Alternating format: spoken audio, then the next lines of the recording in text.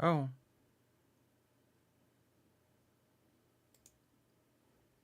Hmm. Okay, we are back. Unfortunately, my thing died, and OBS died. Unfortunate affliction. Details, because you're literally holding your anecdote up as like a warning tale to other people. So those details need to be correct. That's important. We are back.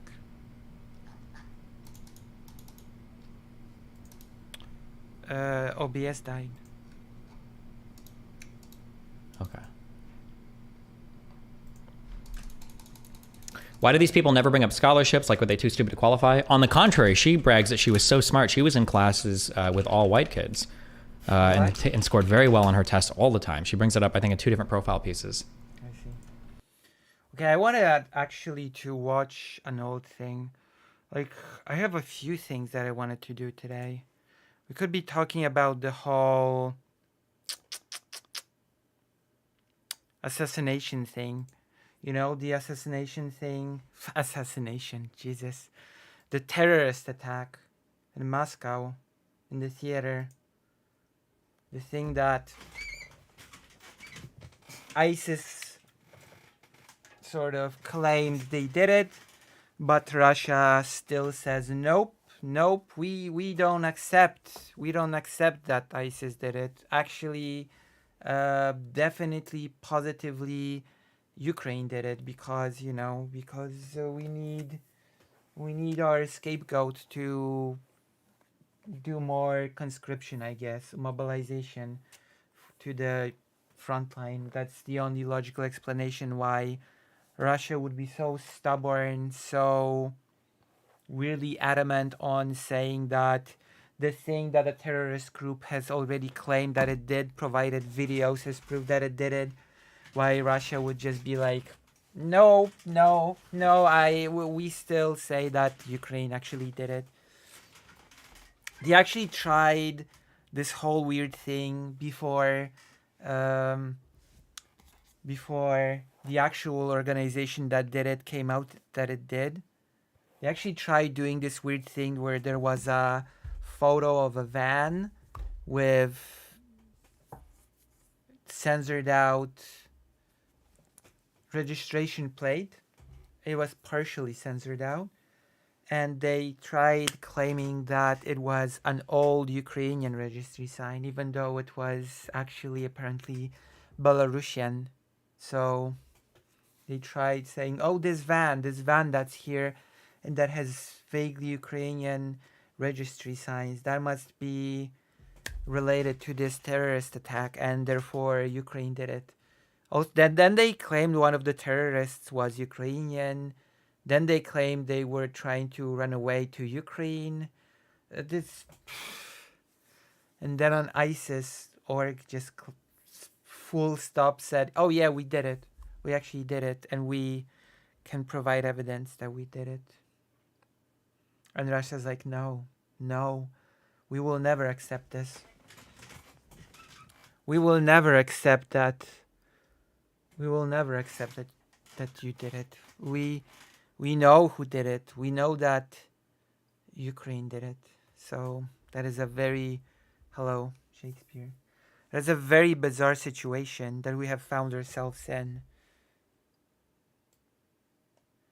A very bizarro situation indeed, in which one group clearly says that it did it, and one group, the government of the government of the country that was attacked by terrorists, clearly saying, no, we don't accept that.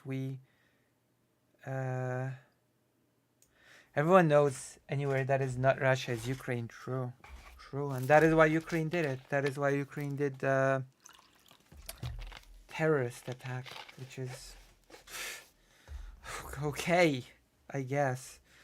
By that logic, maybe Ukraine did do it. Sure. It's just bizarre. I wonder if Russia will just push through their plans and they're just gonna be like, yeah, and since Ukraine did it, that means we must, I don't know, send more people We must send more people to Ukraine now. 5 million, what, 500,000 more conscripts because we've been under attack.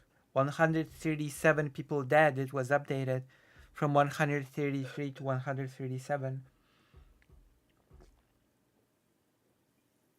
Or even more at this point. I don't know. Last time I checked, it was 137. So I don't know. It's just so weird. It's such a bizarre.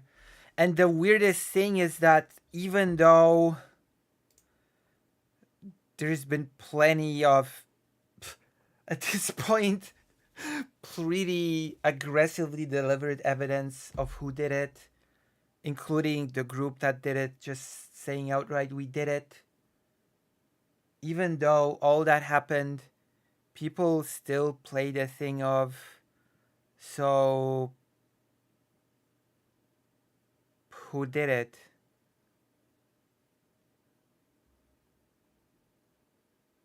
You know?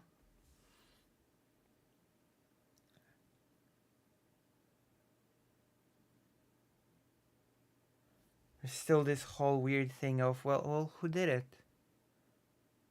Who actually did it? And I don't know.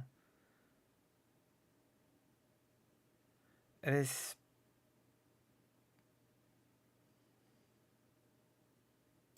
very strange. It is very strange to me to be still sort of discussing who did it at this point. We know who did it. They said it. They said they did it. Why would we, unless some super big evidence to the contrary comes out, which I would not, to begin with, I would not trust Russia to provide such evidence, but unless some huge evidence to the contrary comes out, why would we doubt the word of the group that said they did it and provided evidence that they did it? It's incredible. I guess the only thing that you can discuss at this point is why Russia would be so adamant that Ukraine did it. But even that's a no-brainer. It's to fuel it for more aggression in this war against Ukraine. Which, by the way, Russia has finally admitted that it is a war, so. But they sort of. They drowned it in weird caveats. I think I spoke on this before. They said, now it's war. Because the West got involved, it is a war. But actually, it's only a war on paper. Because factually, it is still a special military operation. And even if we say it's a war, it's not a war in the sense that those weird anti-war people in the West say that it is a war. So it is a different type of war than the Westerners call it. What does that even mean? What does that even mean? So this is where we are. Russia has acknowledged that it's a war, but actually it's not a war. Actually, it's still a special military operation. But it is a war, but not a war how the West understands war.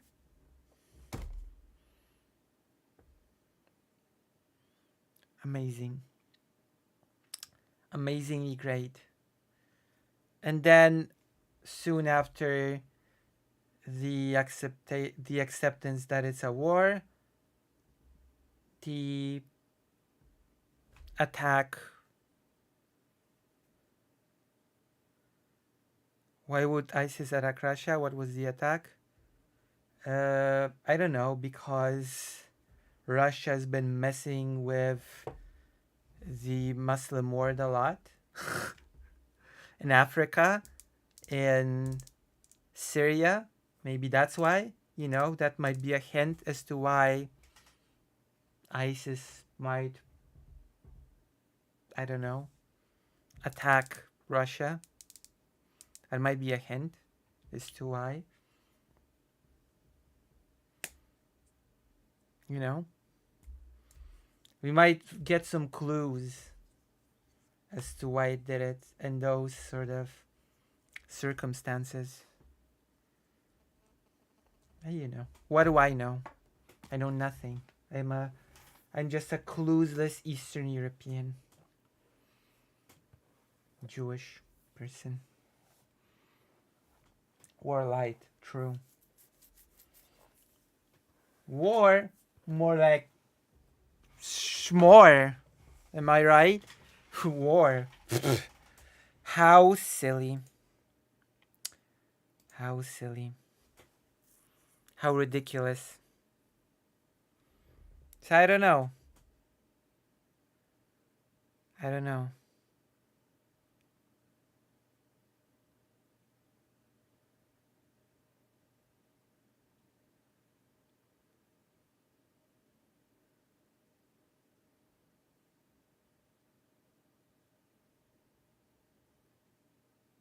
Also, while we're at it,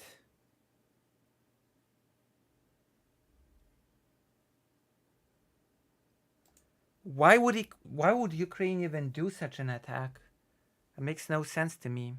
Why would Ukraine even do such an attack, which would basically just jeopardize international perception and aid by extension? I, you know?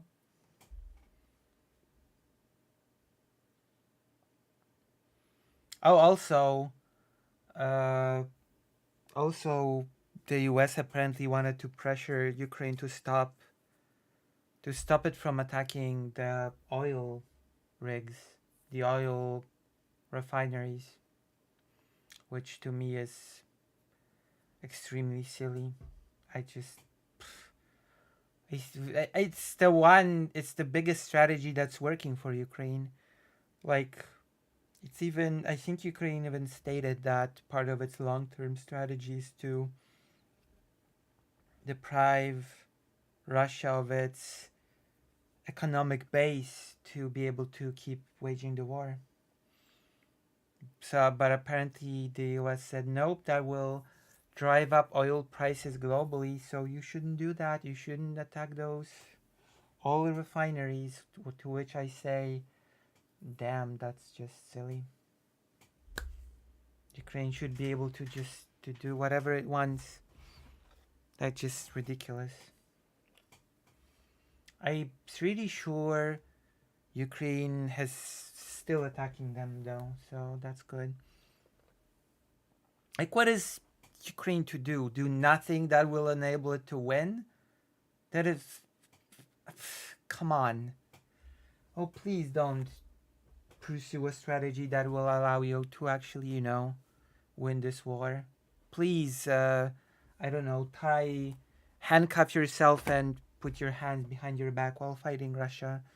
While Russia does basically anything, like it attacked the Dnipro dam, it attacked the Dnipro power plant, no, I think it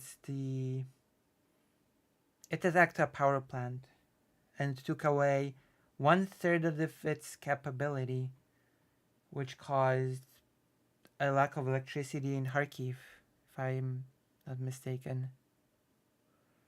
I don't know. Ridiculous. What a ridiculous proposition. If it's true, I'm not even sure if it's confirmed that the US has actually told Ukraine to stop destroying those oil refineries. But if it did, then it's just ridiculous. I just don't see why Ukraine would even listen, considering the fact that right now all aid from the US is simply frozen. There is no aid coming in from the US right now because of Mike Johnson and because of Trump. So why would Ukraine even listen to this country that is providing zero aid? But then again, it also sort of has incentive to listen because because the aid potentially might get unblocked. But if Ukraine does not listen to what the US says, then that would just seal the aid not getting sent. So,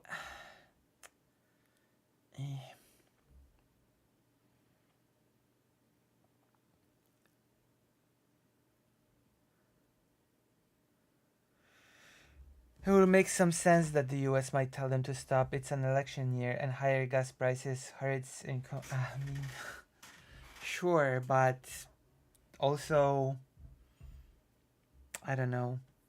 Elections, I, I'm so amazed how the global security, global stability, they can both go screw themselves because it's election year. You know? It is. Mm, it is such a bizarre proposition to me. Election year. Damn, I guess Ukraine is screwed. I guess Ukraine is on its own. We're. First of all, we're not gonna provide any aid, so good luck with that. Second of all, we're just gonna. I don't know. Ask you not to pursue strategies that work. Oh gosh. Oh gosh.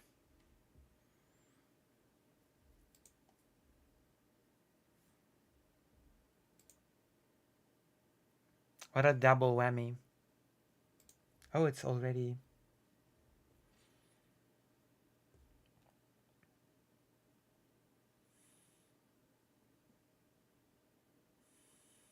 Kharkiv's under attack again as well. I just find it so weird.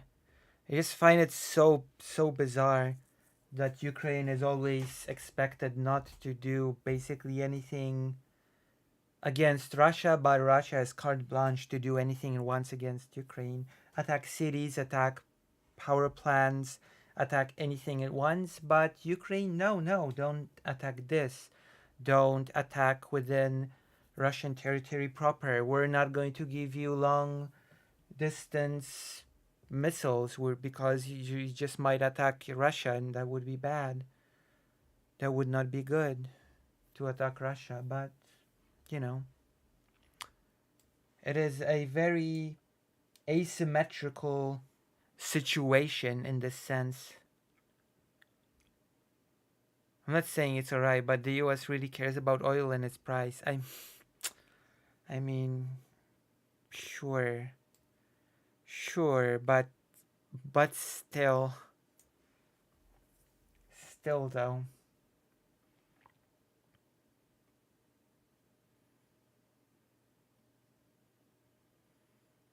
Zelensky has taken a stance. If there won't be a Putin,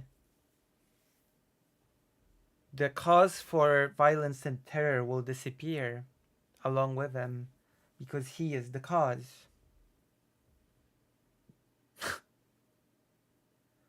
Today, Putin talked to himself again, and it was transmitted on TV again. He blames Ukraine once more.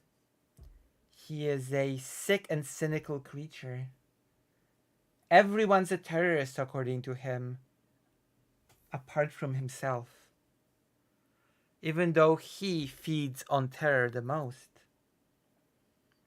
Around 2 decades, in fact, said Zelensky during his afternoon sort of address. As he said, Putin and his special forces are the biggest window of terror. After attack on Crocus City near Moscow, Putin said that the assailants wanted to run through Ukraine, and Ukraine have opened a window for them, which, okay, sure. Any evidence of that? Any actual evidence of that being the case? Because it's, I don't know. It sounds like bullshit to me, but maybe.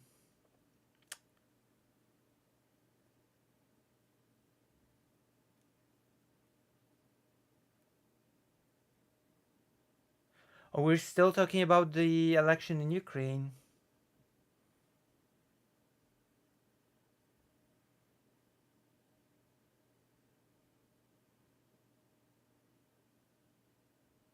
It is so weird.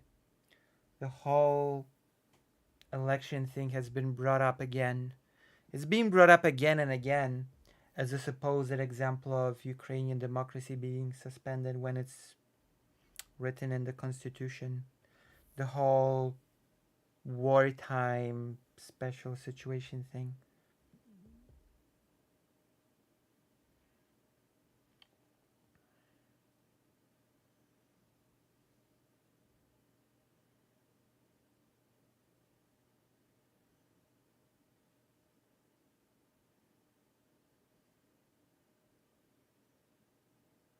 Oh, interesting.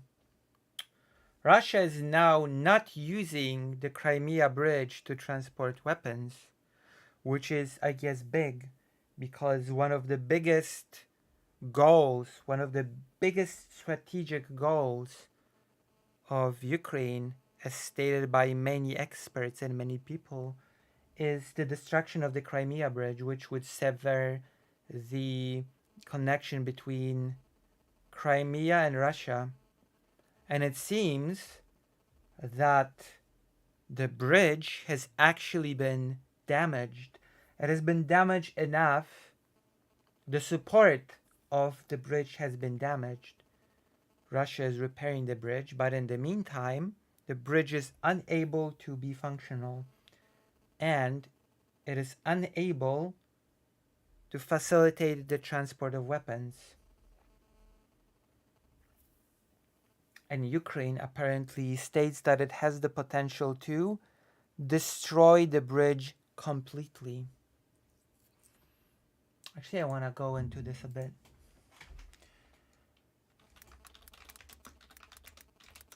Because this is big.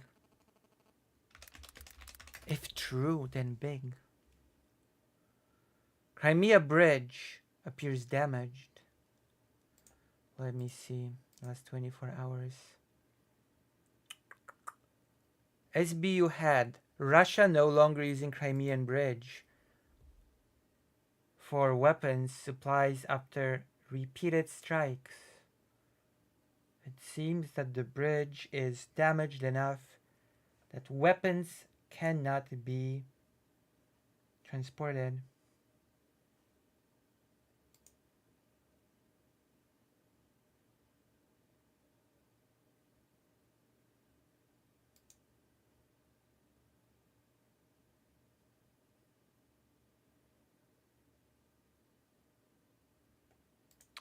Reaction. Hello, Sophie. Hello, hello. Hello, hello.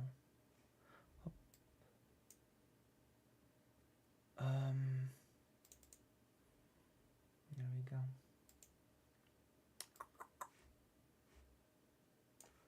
So,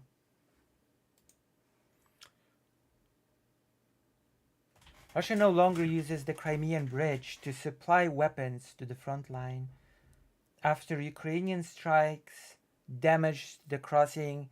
Vasyl Malyuk, the head of the Security Service of Ukraine (SBU), said on air on March 25th. So this is like considered one of the biggest war goals of Ukraine, to destroy the bridge, which would severely hamper Russian logistics when it comes to transportation of weapons and supplies, etc., for the war effort. So that is a pretty big deal, damaging the bridge to the point that it cannot transport weapons for now. They are repairing it though.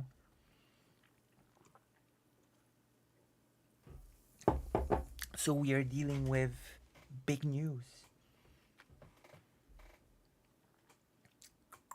The bridge, also called the Kerch Bridge, connects the Russian mainland with the Russian-occupied Crimean Peninsula, making it a crucial supply route for the Russian military in Ukraine.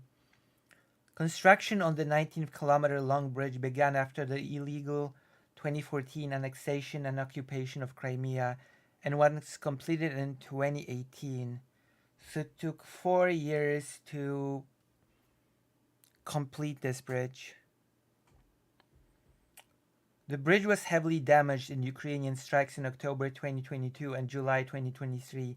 The plan to strike the bridge was first conceived in March 2022, Malyuk said. Oh, so it was heavily damaged before. So I get it was already repaired at least once or twice. Before the bridge came under attack, 22 to 46 trains carrying weapons and ammunition passed there per day, Malyuk said.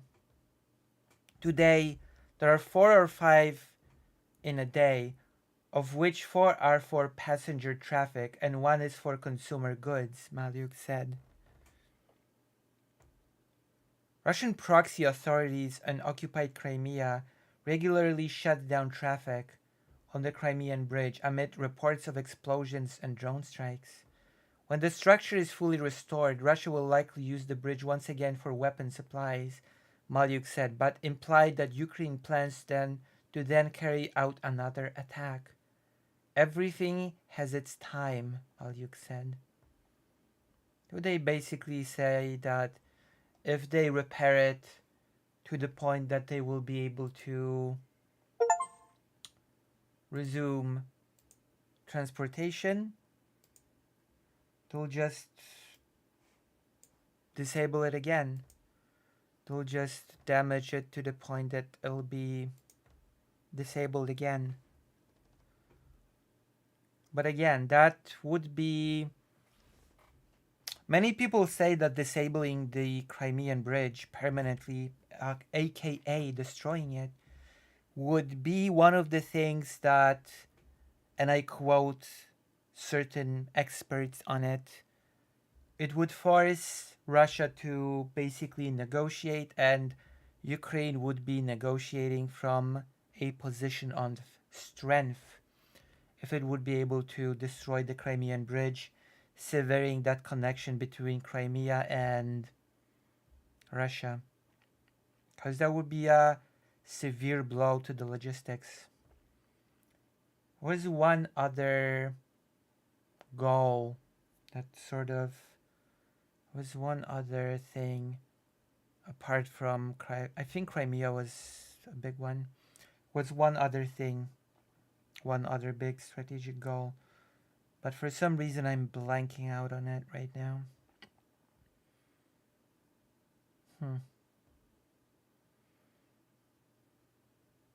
Although, interestingly enough,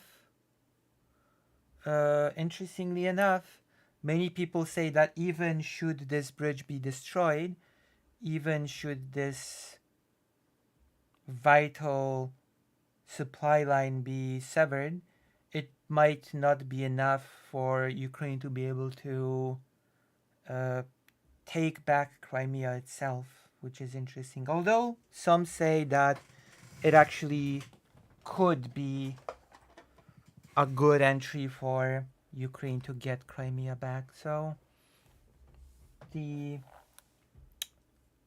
opinions on that are sort of mixed. The opinions on that are varied. Whether or not destroying the bridge, Crimean bridge, could be potentially a road for Ukraine to just get Crimea back outright.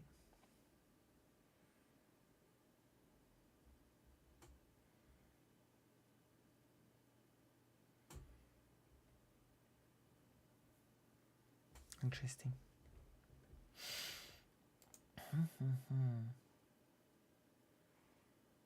Hold on. Hold on to your...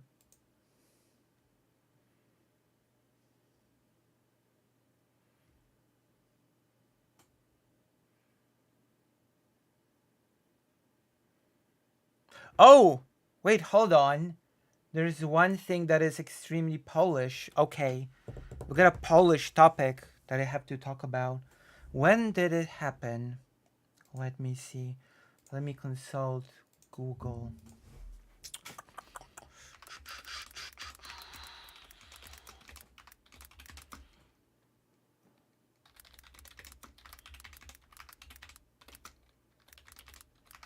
I didn't want to talk about this because I don't think if I won't talk about it, I'm pretty sure nobody else is going to talk about it.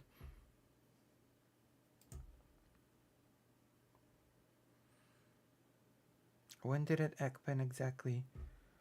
Okay. So on the 24th of March at 4:23, I believe it's AM, once again a Russian missile has entered Polish airspace once again without any consequence. It just sort of entered the Polish airspace and then left to, I guess, hit some Ukrainian target. And this is starting to create sort of conversation. Well, it always creates. It creates conversation every single time it happens, but it has been happening more and more.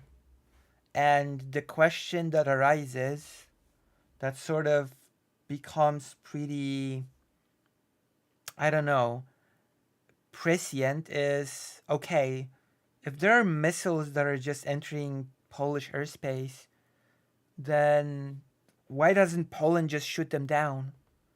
I mean, it's a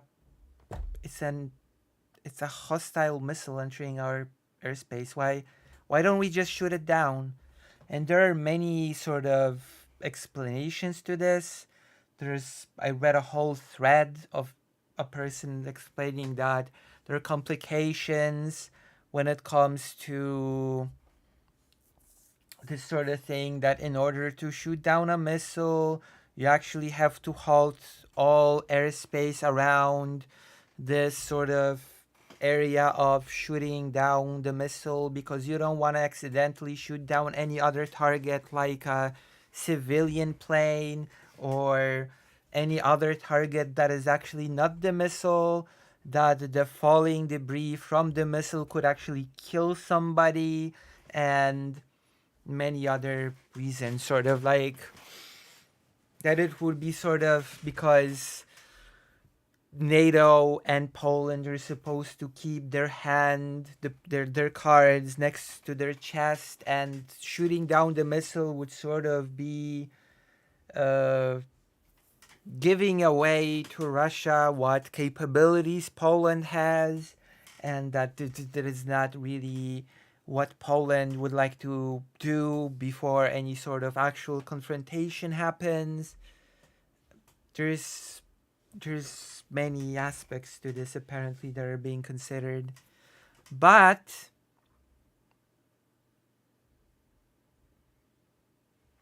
that I've also heard from some specialists, from some actual government specialists, that it would be best to simply shoot it down. So I guess the actual opinions on this will vary. Is there actual, let me see. We're gonna listen to him directly. We're just gonna listen to this dude directly. Of course, I'm gonna translate him. This is Polish, and as you know, the majority of this audience, of my lovely viewers, do not speak Polish at all. Which is a shame, of course. You should all speak Polish. You should all be speaking Polish. Why are you not speaking Polish? Okay, let's see. I'm gonna show you.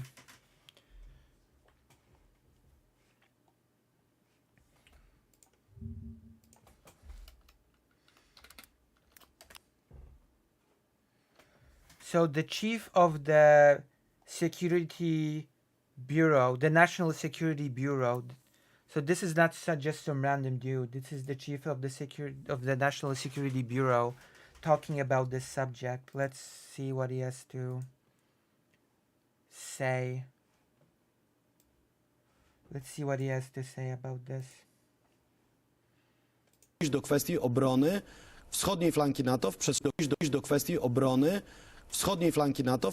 So we need to approach the defense of the eastern NATO flank, przestrzeni powietrznej, to znaczy zacząć and we need to sort of approach the security, the airspace security. wykorzystywać pary dyżurne, We need to sort of put personnel on alert. do realizowania zadań obronnych. And they have to be prepared for the realization of defensive tasks W przestrzeni powietrznej. in airspace. Jeżeli pociski są skierowane i ich trajektoria wskazuje na możliwość naruszenia przestrzeni powietrznej NATO. And they have to be able to perform tasks if the missile trajectory indicates that it will enter Polish airspace. Co pan sugeruje, że Polska One powinna... powinny być strącane. So what are you suggesting that Poland should? Yes, I'm suggesting that Poland should shoot those missiles down. No tak, zestrzeliwać te pociski, Tak. Well, right, shoot them down. które lecą w kierunku... No tak, Terytorium NATO. Yes, all missiles that are entering NATO airspace should be shot down. no tak, ale to jest chyba oczywiste. Well, that's pretty obvious, isn't it? No jak do Well, up to this point, Czy dzisiaj to nie jesteśmy do tego przygotowani? are we not prepared to do this? Gdyby Jak tak było. dotąd mieliśmy z tym bardzo duży problem. Up to this point, we've been having some problems when it comes to this. On wynikał również z regulacji formalnych, It came down to also things like regulations. również z procesu podejmowania decyzji, ale It also came down to decision-making processes. też z pewnej kultury But it also came from a certain culture, pracy the work culture państw pozostających of states that are still in peace mode, basically. w warunkach pokoju. Yeah, it sort of has something to do with states operating within a peace paradigm. So that is basically what we have. We have Russia that time and time again seems to be probing whether or not it can just enter Polish airspace without any repercussion, really, which many state is basically a form of probing and provocation. And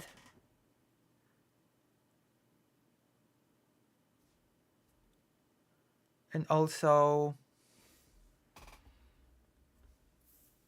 we sort of see this interesting approach that Russia has done this several times at this point. At this point, like, it's been quite a few times when missiles, like, it's from what I understand, it's Russian missiles enter Polish airspace and then immediately go back, because this supposedly is meant to confuse Ukrainian anti-air systems.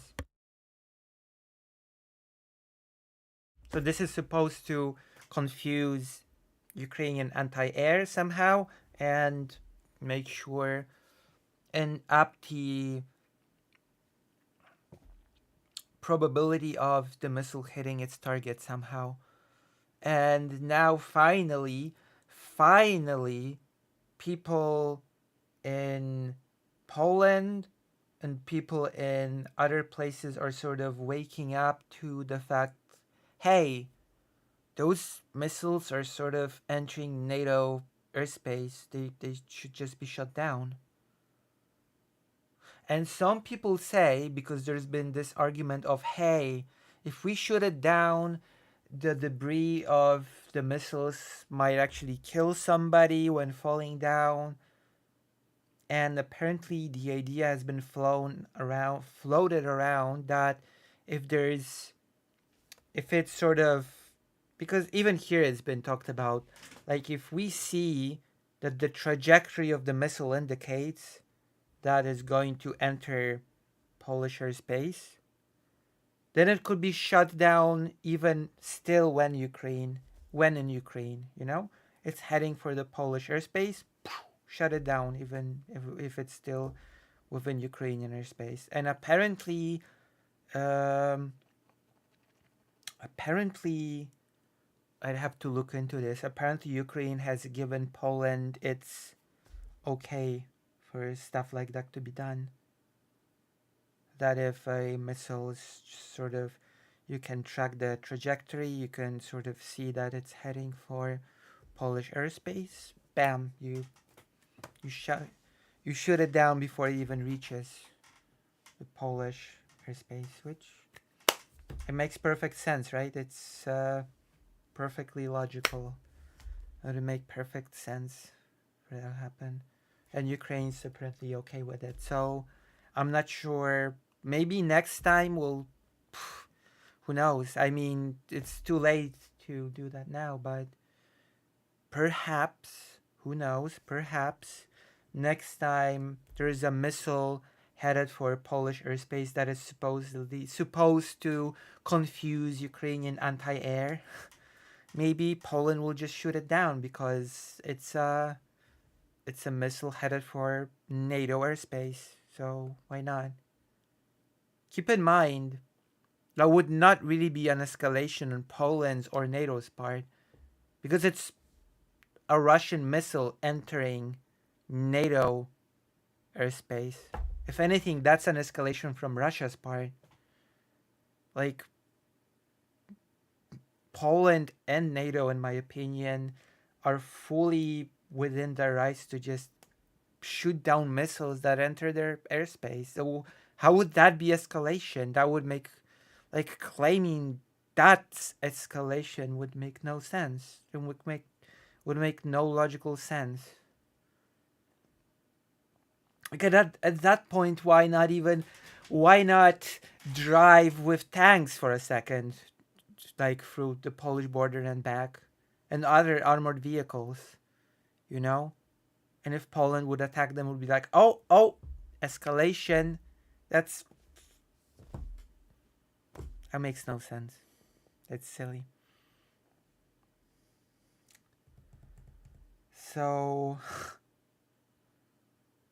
I'm certainly hoping to see future missiles being shot down. I'm hoping that the statement from the chief of the National Bureau of Security in Poland has not just been blowing hot air, that statement actually means something, and that in the future we will be seeing missiles being shot down.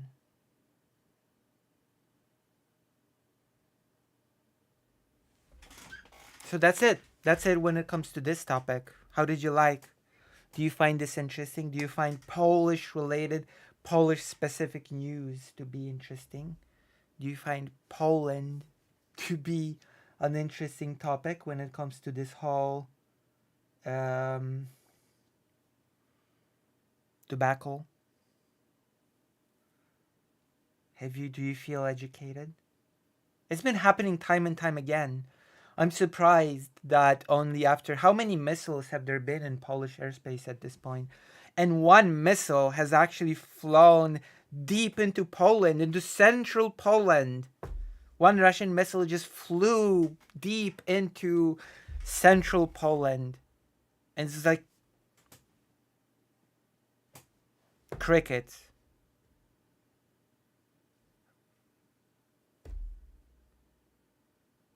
Of course, a lot of it has sort of exposed Polish unpreparedness for any sort of missile-related happenings, but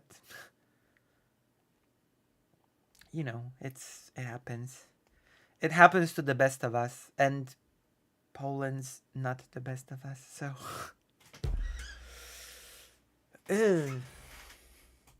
yeah. I'm actually surprised that only now, people have decided, hey, maybe, just maybe, we could think of shooting those down. Maybe that's maybe that's a thing we could consider actually doing. Maybe we'll see. The more worrying news is that, and that's actually okay. That's the next topic, next Polish topic, next amazing Polish topic, because all the countries went into this weird, gloomy mode of, oh, if Ukraine falls, we should prepare ourselves for war within, and people throw into the ether 2 years, 3 years, 1 year, we should prepare for war. And apparently, according to reports from various sources, if Poland would be attacked by Russia, apparently the state would immediately collapse. Because the government nor the local branches of the government, none of them have any sort of procedure, any sort of plan, any sort of knowledge as to how to deal with an invasion. Apparently, the government nor the local structures have any idea how to how it should sort of guide civilians towards evacuation, towards safety, towards anything. It has no guidance to provide for the civilian population. So if a, God forbid, invasion would happen, the Polish civilian population would just be apparently left to its own devices, because the government would not be able to provide anything.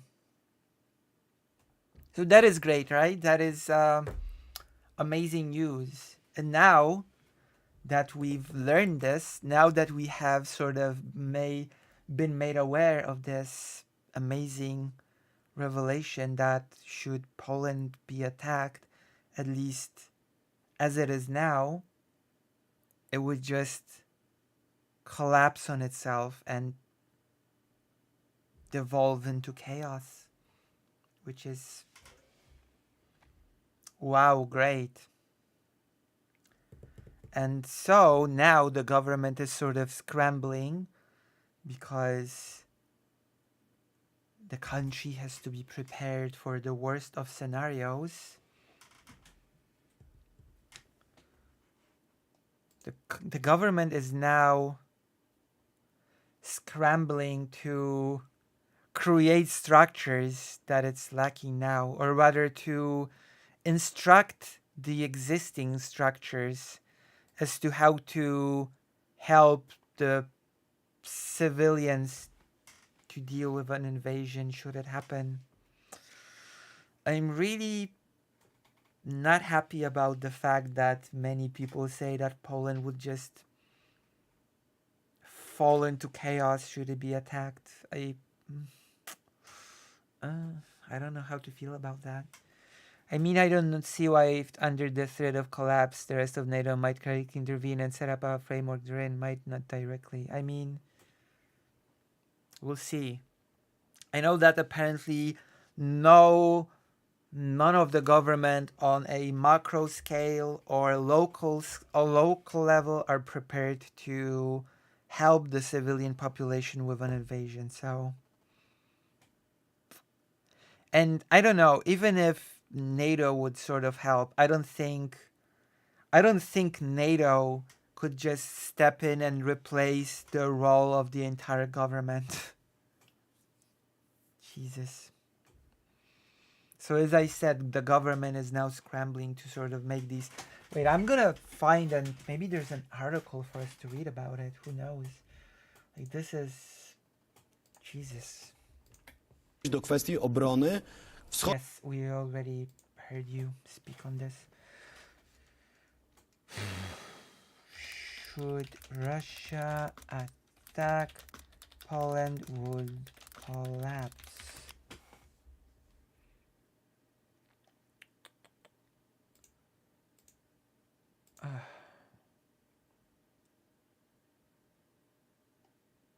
Oh yeah, by the way. Okay, we're gonna go back to the Polish missile thing for a second. Because I forgot, okay. Fake Alec Carl Parker is gonna have a... Fake Alec Carl Parker is going to have to be creative about editing the Polish missile thing and separating it from the Poland collapsing thing, because those are two separate topics.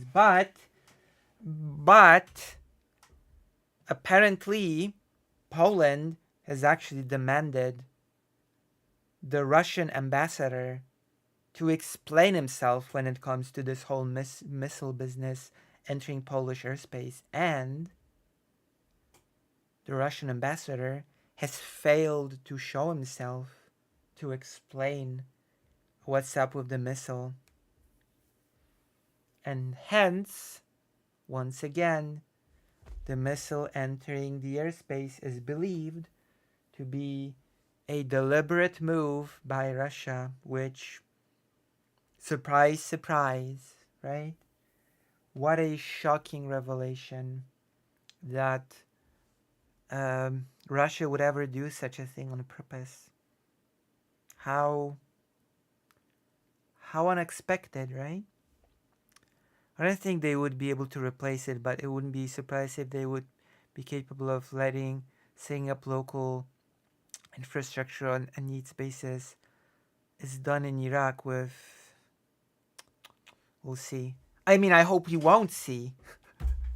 I just said we'll see, but I actually hope we won't. I actually hope Ukraine will just win and we won't see. That's my deepest wish. My deepest wish is for us not to see. Hold on.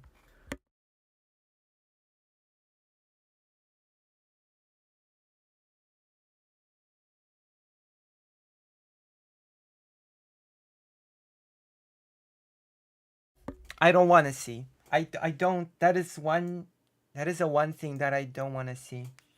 I don't want to see if that's true. I don't want to see if you're right, Moose Watcher. I don't want your theory confirmed in practice. I'd rather it stays purely theoretical. I'd rather it stays purely hypothetical. If it's okay with all of us to keep this in the realm of a hypothetical situation. I'm taking my HRT now. No.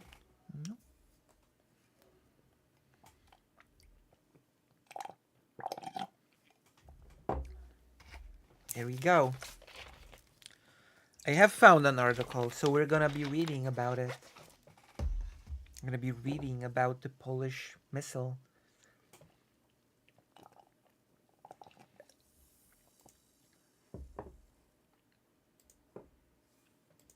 I will 1,000,000,000% guarantee that nobody else is talking about the missile entering the Polish airspace. Polish General Staff considers Russian missiles a violation of airspace to be deliberate, which I'm not shocked by this revelation. Like, it's been speculated for a long time, even if in the past instances of missiles entering Polish airspace, that it's basically just Russia trying to disorientate Ukrainian anti-air defense. So that's not a... Wiesław Kukuła, Chief of the General Staff of the Armed Forces of Poland, has stated that the incident of a Russian missile entering the airspace of Poland was to large extent a deliberate act. Yeah, I, I don't know. It feels so obvious to me that I'm surprised that it even needs to be stated. But I guess it does, you know? Source: European Pravda with reference to Kukua's statement cited by the RMF FM, a radio station, a very famous radio station in Poland. There's a certain interviewer in RMFFN that is always so snarky and sarcastic that I've actually considered covering some of his interviews, but I'm not sure if covering those particular interviews will not kill the stream. So I've been hesitant. One day I might try to do it because it is pretty funny. It is a pretty funny thing to behold that sarcastic person. You can. Details. Kukua explained at a briefing on the 25th March that the Polish airspace was violated by a Russian KH-101 missile with a programmable trajectory. I guess the programmable trajectory is the key aspect here, right? It means that it had to be programmed to enter Polish airspace. It just basically means that it had to be programmed to enter Polish airspace. There's no way, there's just no question of a mistake.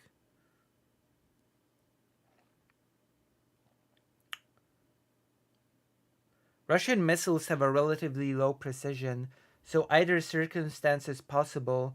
The missile could have been deliberately programmed, or it could have just deviated from the programmed trajectory, Kukua said. The official believes that targets moving on the border of two countries always create a very complicated situation in terms of their destruction, since if we had destroyed the missile, it could have led to undesirable actions by the other party. Which I don't buy this. Like this seems like such a cowardly way to approach things, in my opinion. After all, it is, at the end of the day, Russian missiles entering Polish airspace at this point, time and time again. So what, should Russians just be able to fly their missiles on Polish territory without consequence? Because shooting them down will be escalation. That is such a nonsensical proposition to me. The same thing could happen if Ukraine were to attempt to destroy it with a missile. This missile may fall down on the Polish territory and cause certain consequences. I mean, it sort of did happen before. A stray Ukrainian missile did land on Polish territory before. And a person died even, I'm pretty sure. So it's not a hypothetical.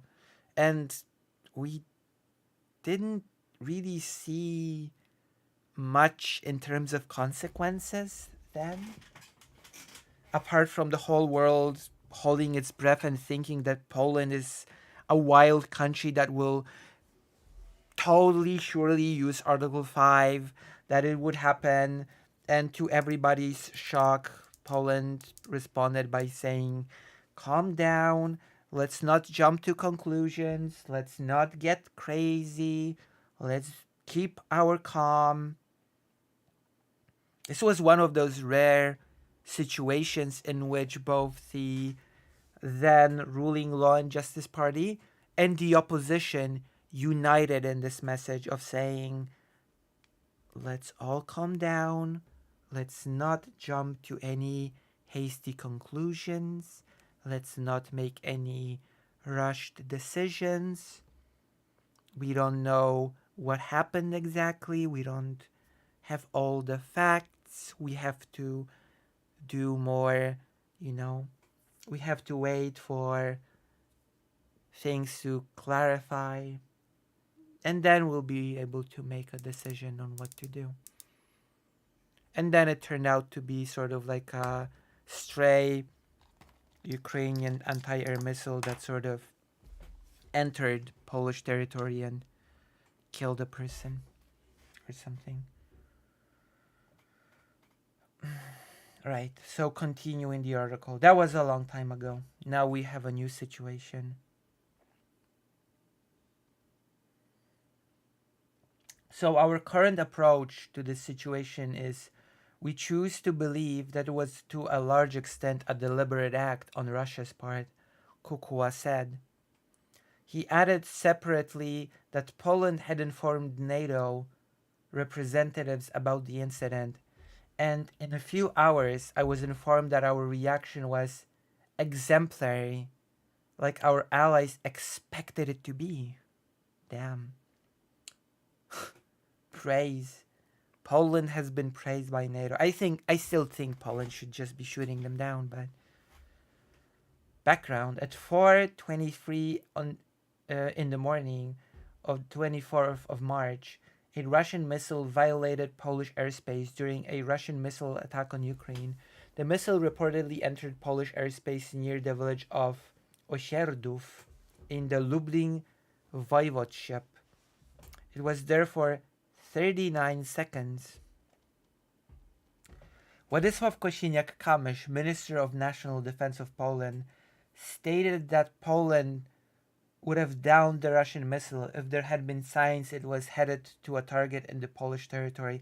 I mean, I highly doubt these sort of missiles that enter Polish territory will ever actually be sent there to hit any target in Poland. At least currently, as long as Russia is busy fighting Ukraine, that would make absolutely no sense. It makes no sense for Russia to attack any target in Poland right now. But it is speculated once again that Russia sends those missiles to Polish territory, immediately turns them back to confuse Ukrainian anti-air systems. How much this theory is true, how much this sort of strategy actually works, that is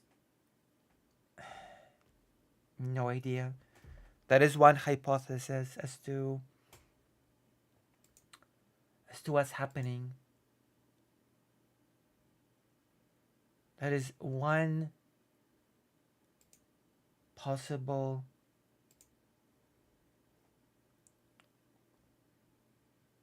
hypothesis as to why Russia keeps sending missiles to Polish airspace. So of course, there are other explanations, like for example, Russia probing how fast Poland can detect a Russian missile in Poland's airspace. Reaction, probing the reaction itself, probing reaction time, probing communication, etc., etc. Those are all also valid explanations as to why Russia from time to time casually violates Polish airspace with its missiles that almost immediately turn back and head towards Ukrainian targets. So what do you think? What do you think? Have we exhausted the topic of the Russian missile entering Polish airspace for 39 seconds? A 39-second violation? Have we done it? Have we covered this topic sufficiently? That one might be a pain in the ass to sort of edit. So it's okay. I believe in fake Alec Kyle Parker. Fake Alec Kyle Parker is a very capable editor. The best of the best, the elite of editing. So I believe fake Alec Kyle Parker will do it. will do the best job possible. Damn. Poland in the spotlight once more. Oh, there's one more topic. One more this is becoming a Polish stream. Wow. I'm keep I started with one topic about the Polish missile. Then I remembered the second topic about Poland crumbling under the hypothetical invasion of the future. That's second topic. But I have now remembered there's actually a third topic. A third topic that is more about the immediate here and now. And that topic is about Poland sending troops to Ukraine. Soldiers on the ground. Officially this time, not like Russia claims that Poland has been sending soldiers to Ukraine from the beginning of the war. Because Russia has been claiming from the very start of this invasion that Poland has been sending whole units, whole groups of professional soldiers to Ukraine to fight on the, on behalf of Ukraine. That the Polish army has been sent to Ukraine, masquerading as a foreign legion, and the way it would work would be like this: Poland sort of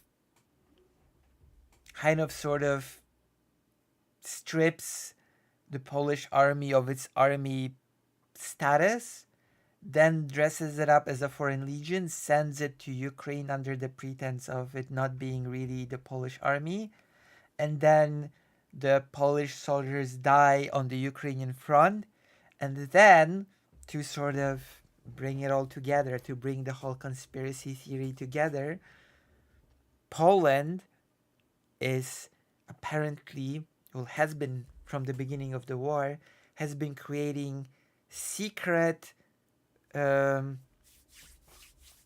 cemeteries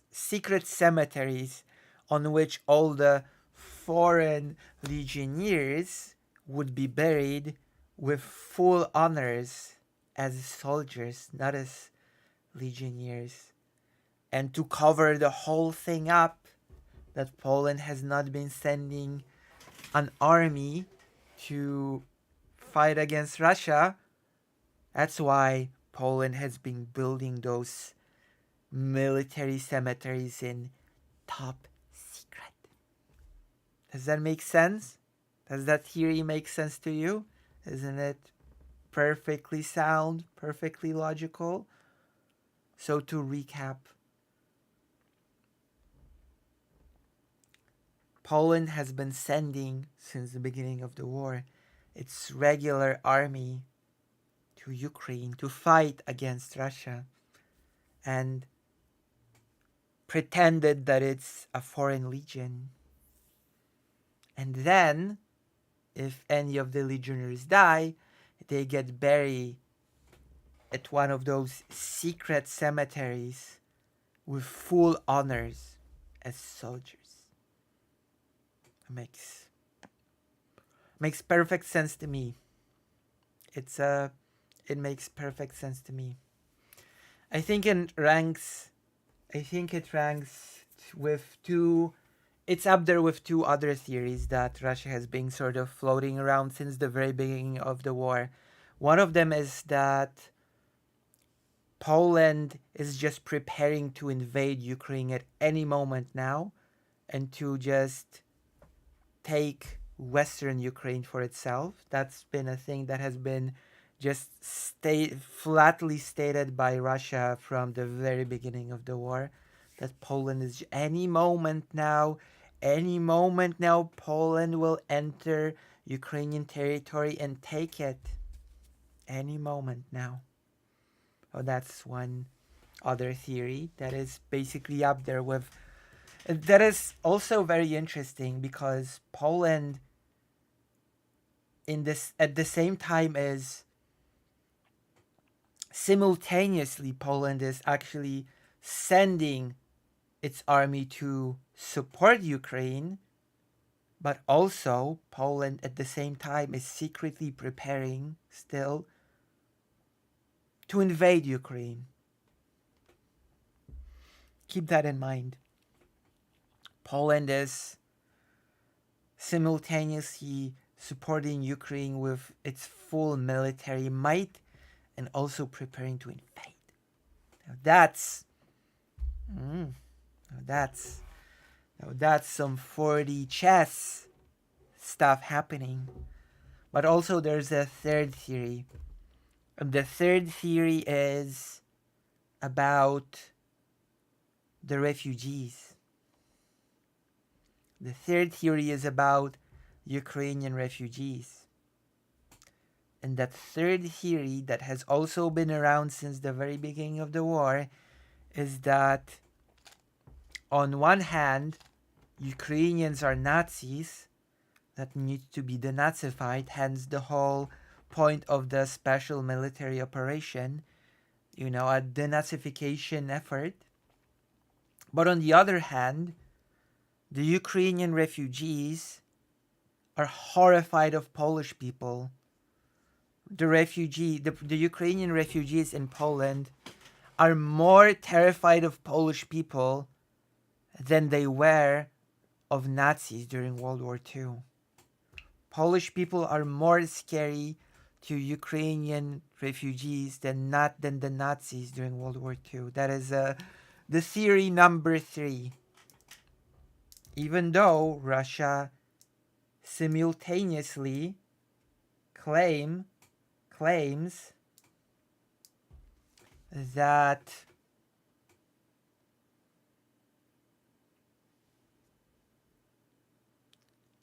Ukrainians are Nazis.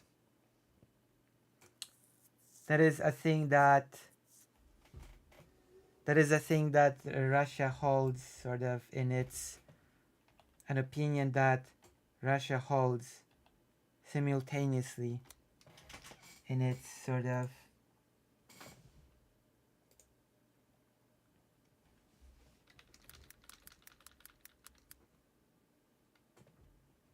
Ukrainians are Nazis that needs to be denazified, but also they are terrified of Polish people more than the Nazis during World War II, which is yeah, sure, great, you know. So there we go. There we have it.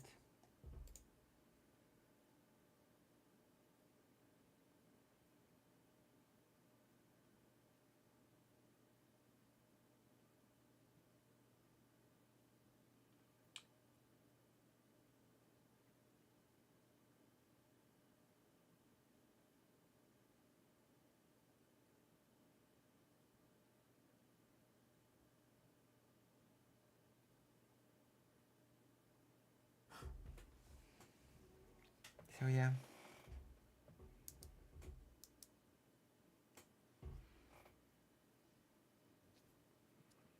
I've shared with you some. Oh wait! Oh god! All this was build up. All this was actual just build up.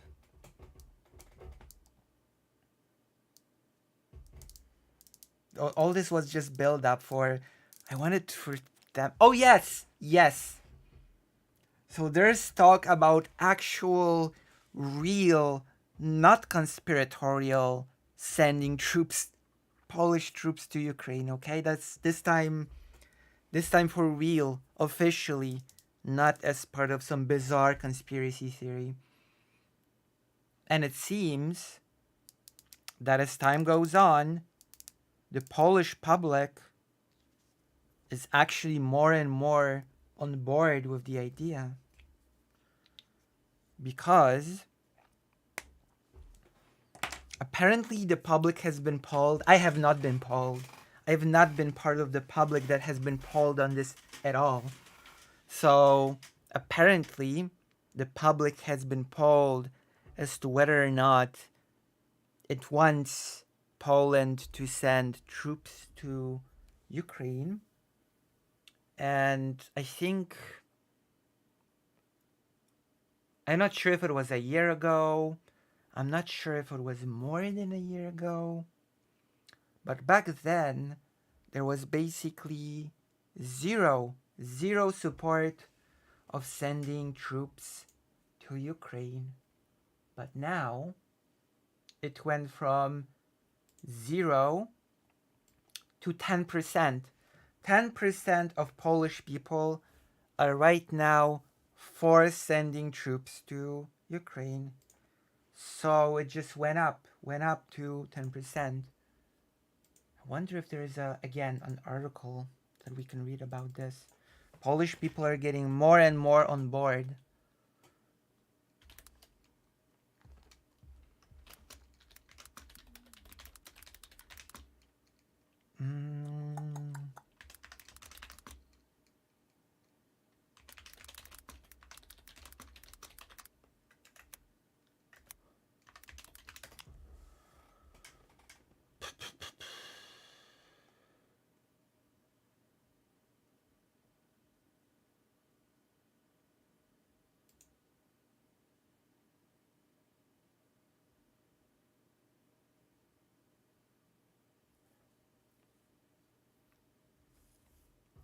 Over 90% of Poles oppose sending troops to Ukraine, polls show, which is basically a way to say the same thing that I did, because keep in mind, apparently not long ago it was 100% of Poles opposing sending troops to Ukraine. So it went from 100 to 90.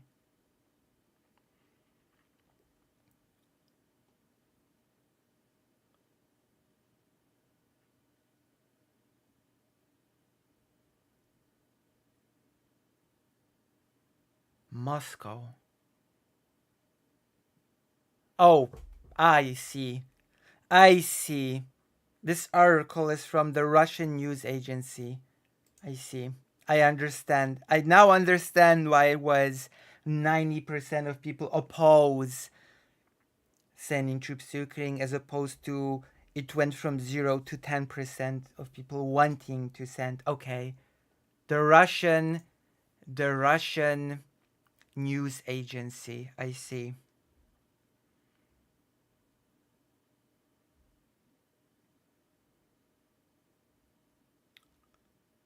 Damn.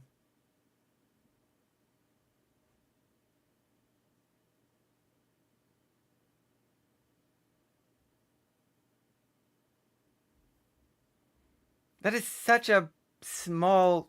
Okay. I want to see something new. Do I have to find a Polish article?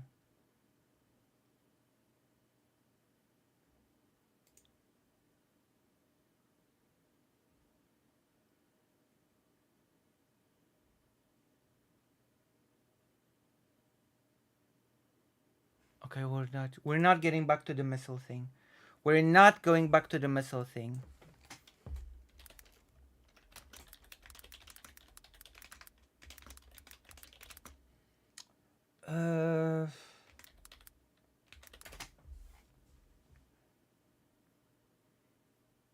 There we go.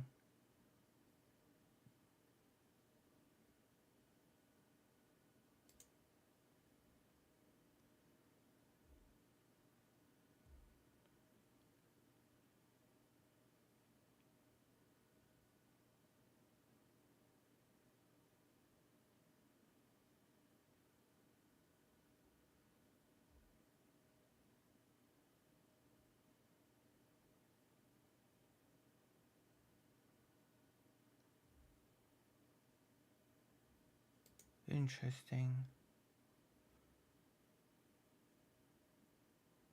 Who is this person?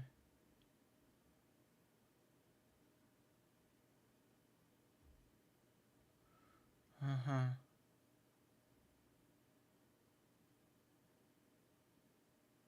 Oh, matko.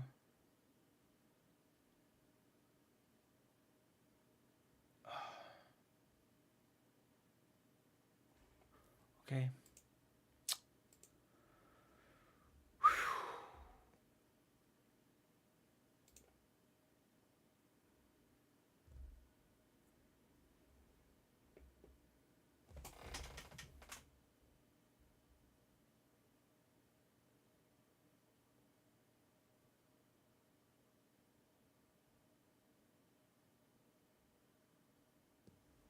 Damn. Okay. According to this, every 10th Polish person supports sending the army to Ukraine.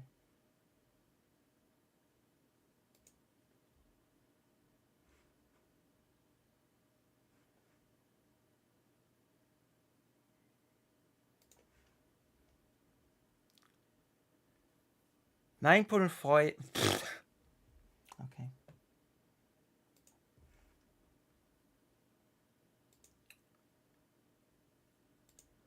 9.4% of people underwent the survey, of Polish people underwent a survey, thinks that we should send our armies to Ukraine. That is what the newest poll has said. The thing has been done by a survey group, United Surveys for, oh, that is actually a pretty reputable newspaper, the Law newspaper, which is a daily newspaper. The Law, that is actually pretty reputable newspaper. Also RMF FM, which is a pretty known radio station in Poland. So according to a poll that has been made for those two reputable places, 9.4% of sort of polled people have said that we should send troops. The biggest amount of those who underwent the poll, 75%, supports humanitarian aid for Ukraine. 67.6% thinks that Poland should support Ukraine by sending ammunition and weapons. 54.1% of the people that underwent the survey has said that Poland should give Ukraine heavy equipment such as tanks and other armored vehicles. 46.8% thinks that Poland should help Ukraine by accepting refugees, and 41.1% of respondents says that there is an option of financial aid to Ukraine. 27.1% thinks that 27.1% people should think that Poland should officially allow its citizens to fight in Ukraine. This is an interesting stat to me. 27.1% of respondents think that Poland should officially allow its citizens to fight in Ukraine. Just a year ago, only 3.4% of people had this opinion. So it jumped from 3.4 to 27.1. That's a pretty big jump.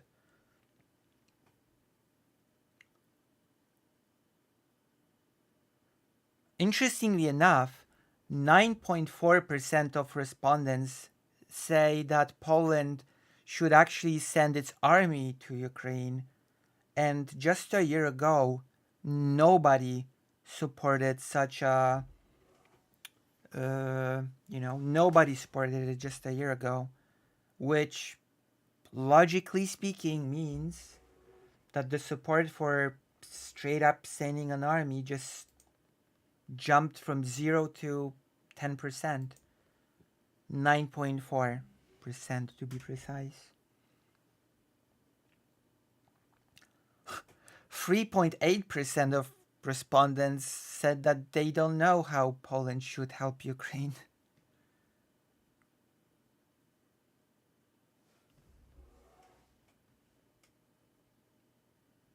So there you go.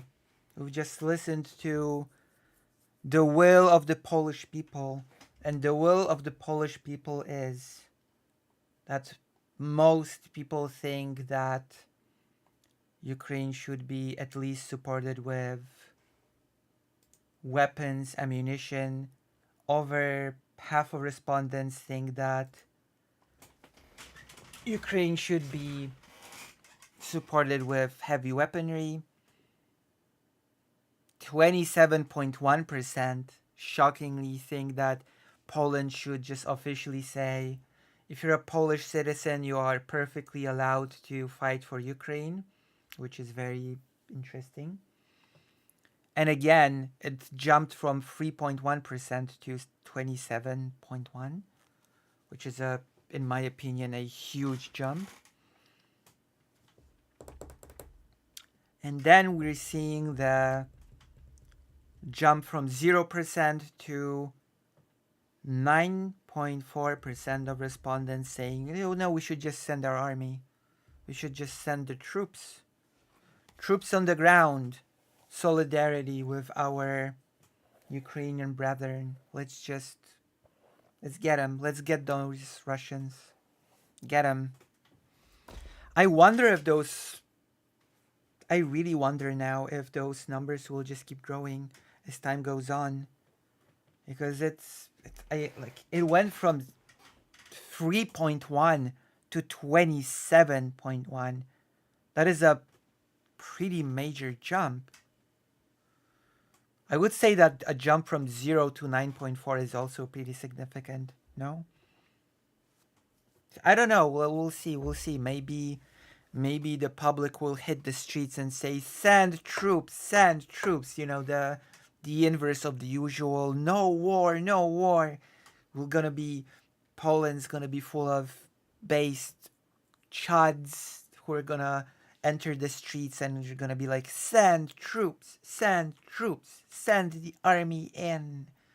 And Poland's gonna send its supposedly magnificent army that is preparing using 4% of its GDP. Are you telling me that Poland does not want to prove itself on the battlefields against Russia? That is the perfect opportunity. 4% of GDP. That is such a big number. Maybe Poland should just send troops. We'll see. The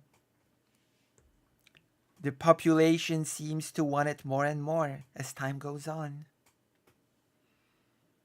I wonder what the age demographics are with these answers. That is an excellent question. That I unfortunately have no answer to.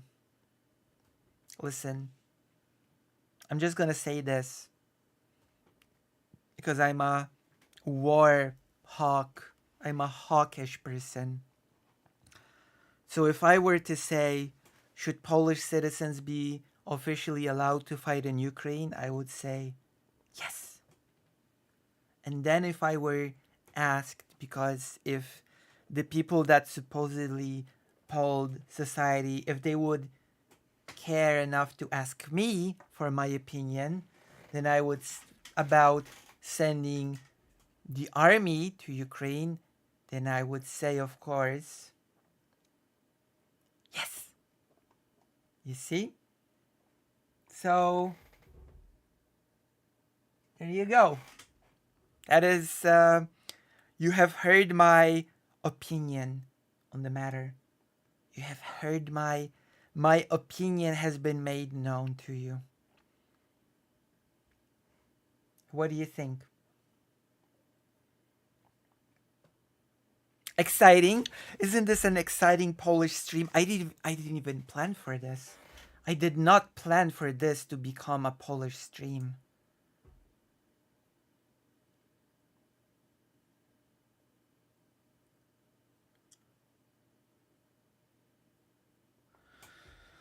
Because I see younger people being more pro-Ukraine than older generation, but I could be wrong. I'm not so sure.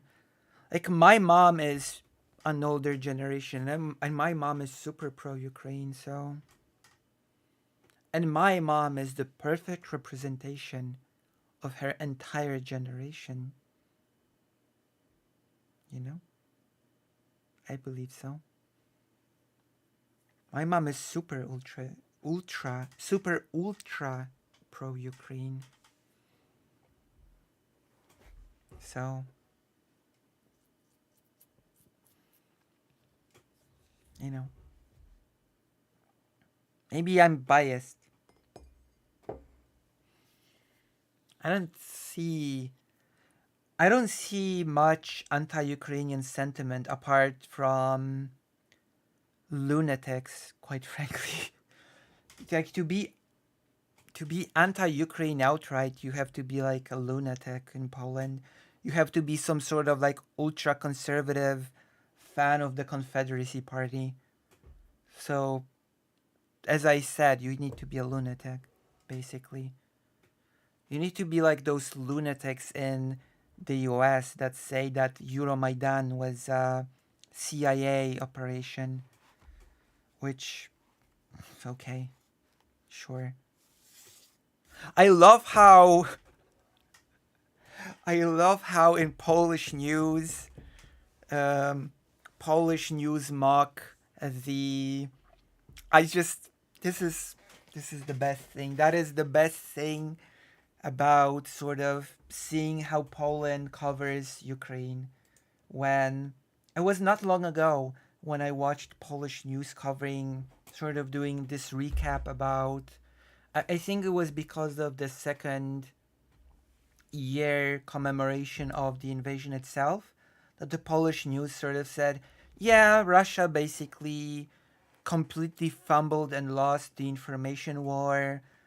Nobody who's not a lunatic believes in the narrative about Euromaidan being done by CIA in any way.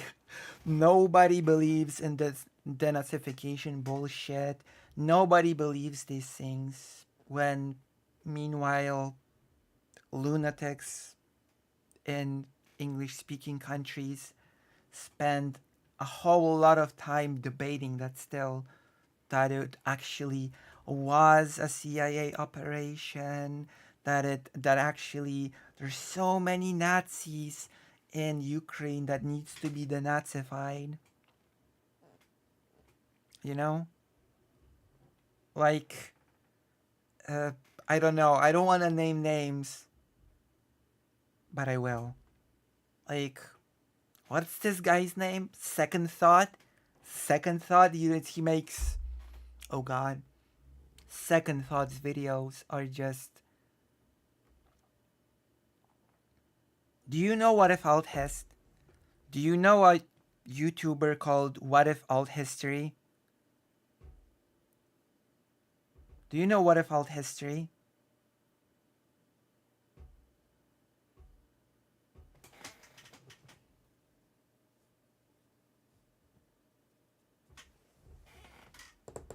So basically, Second Thought is like, hello Archive. Second Thought is like What If Alt Hist. But What If Alt Hist has the decency of presenting his bullshit as alternative history, while Second Thought presents his alternative history as factual history, which baffles the mind. At least it baffles my mind. So that's Second Thought. That's on Ukraine. He basically just gobbles up all the Russian propaganda and vomits it back in the form of a video. That's basically what happens. That is basically what happens with Second Thought video about Ukraine. It just eats up all the Russian propaganda and just vomits it out in form of a video. Then we have, who else do we have? Non-smoker. The non-smoker person that just enters panels and spouts complete horse shit about Ukraine. That is another excellent example of a person that just eats up that propaganda. That just, that is full of crap when it comes to Ukraine. Are there any honorable mentions that I could name? Oh yeah, that's right. There's also the expert on Israel-Palestine that suddenly decided that he needs to throw his head in the ring and debate Ukraine and say that that Russia had the moral right to invade Ukraine. And we're talking about FinkleStein, was it? Is it FinkleStein? His field of expertise is Israel-Palestine.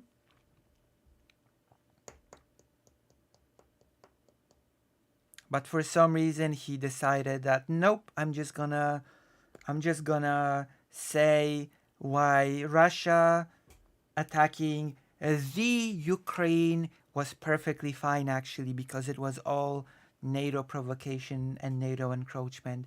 And it is interesting how people from the US say NATO encroachment, and in reality what it actually means is post-Soviet bloc states scrambling to get into NATO to be safe from Russia. That was the case with Poland. That was exactly the case with Poland. Like, Poland wanted to get into that NATO action as fast as possible. Like, once it got free from its regime, and it got free from its regime only and only because the USSR at the time was just too weak to do anything. It had its own military crisis. It was in its own sort of trouble, and it just couldn't do anything to stop Poland's admittedly very peaceful revolution, very peaceful sort of transfer of power from the quote-unquote communist government to the new solidarity government. And that only could happen because the USSR was at the time far too weak to do what it does best, what it did best when countries wanted more democracy: invade. Like, the USSR was just not in a position to do another invasion a la Hungary or Czechoslovakia, which Poland was lucky, I guess.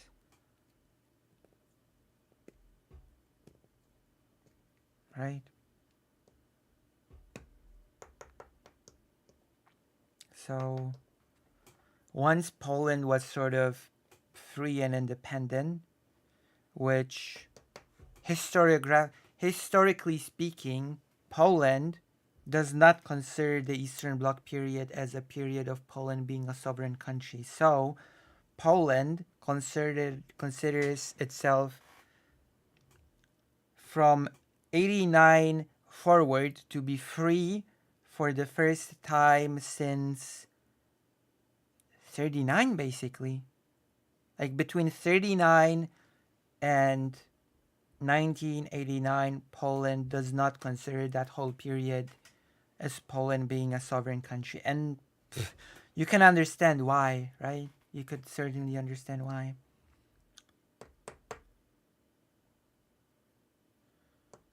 So, of course, once Poland got its sovereignty back, it would scramble to get into NATO, because why wouldn't it? Like, it's experienced quite a lot from Russia, so why wouldn't it scramble to get to NATO? And many other states thought the exact same thing, which, by certain people, is read by, oh, it's NATO encroachment on Russia. NATO is just encircling. No, it's countries wanting to get as far away from Russia as possible, as physically possible, to some sort of like a safety alliance that would allow them not to be invaded. You know what? Maybe NATO would not encroach Russia if Russia would not to conquer every neighbor that it has. Just something to think about. Just some food for thought on the matter. Maybe that would be a great idea, you know? And I'm not sure about his analysis, FinkleStein's, on Israel and Palestine, but I am told that he is an expert on that particular topic. So I will assume that he at least knows what is. I mean, I heard some statements that he made on Israel Palestine, and they were perfectly fine. So he did a good job on that. Like when he said, I saw a fragment of the debate with Destiny when he said that that the Zionist project is fundamentally a nationalistic project, which is absolutely true. It's been a nationalistic project since it's been. Some Zionists of the old guard have actually rejected Herzl. This is an interesting history because Zionism has actually, unlike many people believe, it has not started with Herzl. There were Zionists before Herzl. They wrote books, they created sort of movements, they did their own work. When it comes to Zionism, but Herzl came into the scene after he became disillusioned with the idea of assimilation, and he sort of restructured or changed the meaning of Zionism. He changed it from a pretty religion-based dream of going back to the homeland to a purely nationalistic project of Jewish people basically being a nation like any other. That Jewish means basically the same thing as German, Polish, French, etc. It is just a national identity, which explains why many people sort of try through this lens to say that all Jewish people are Israeli and all Jewish people are Zionists, because the Zionism project itself, sort of at its inception, has made this claim, this hypothesis, this proclamation that being Jewish is basically being part of this Jewish national identity, and that the Jewish national identity needs its own state, and that that state would preferably be in Palestine, which would be then called Israel. So according to at least the very conception as Herzl saw it, all Jewish people are basically a national identity of Jewish people as a nation, not Israelis, right? Jewish people, and they would have a state. The state is Israel. Jewish people are a modern nation like any other. That was the premise. And many Jewish people did not agree with this premise. Many Jewish people were simply not very comfortable with sort of radically changing what it means to be Jewish. Like changing it into this whole modern national identity thing that many, especially in Poland, many Jewish people did not like this idea and actually actively opposed it. And interestingly enough, in Poland, both the poor Jewish people and the rich people sort of opposed this idea identically, basically.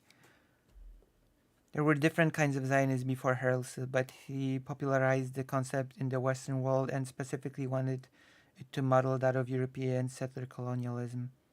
Well, he also wanted it to model. He also wanted it to model the European nation state.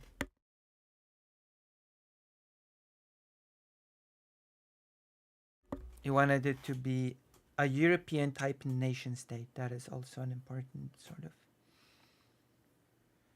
And interestingly enough, as I said before, as I said many, many times, as I said 1 billion gazillion times before,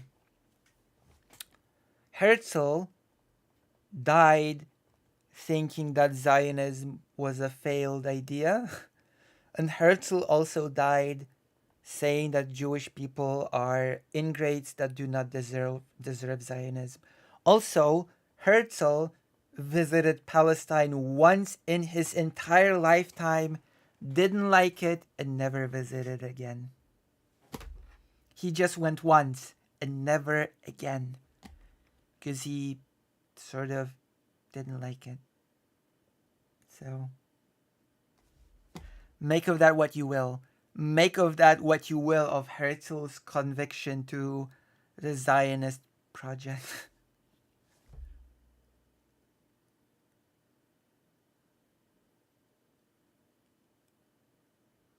And this concept was good for a lot of European powers because they got an ally in the Middle East, and we had a convenient way to get rid of all Jewish people who are looking anti-Semitic. It might have been a good proposition for European powers, but the problem is, as much as a good concept it was for European powers, during Herzl's lifetime, no European power backed it. Not one. Not one European power actually agreed to back the project. Not Germany, not England, not really, even if in England it spawned this sort of weird Jewish Christianity thing that became a thing in England via Zionism. England still didn't really back Herzl in any substantial way. The Ottoman Empire did not back Herzl either, even though Herzl had at least 2 or 3 talks with the Sultan about the Sultan sort of backing the Zionist project. And the Sultan said, oh, sure, we will allow you to sort of start mass settling of Jewish people in the Ottoman Empire in Palestine if you can help us fill our budget deficit. And then Herzl would awkwardly say, oh, sure, we will definitely do that with all the money that we don't have, which he did not say out loud. So he would just basically promise the Ottoman Empire that it would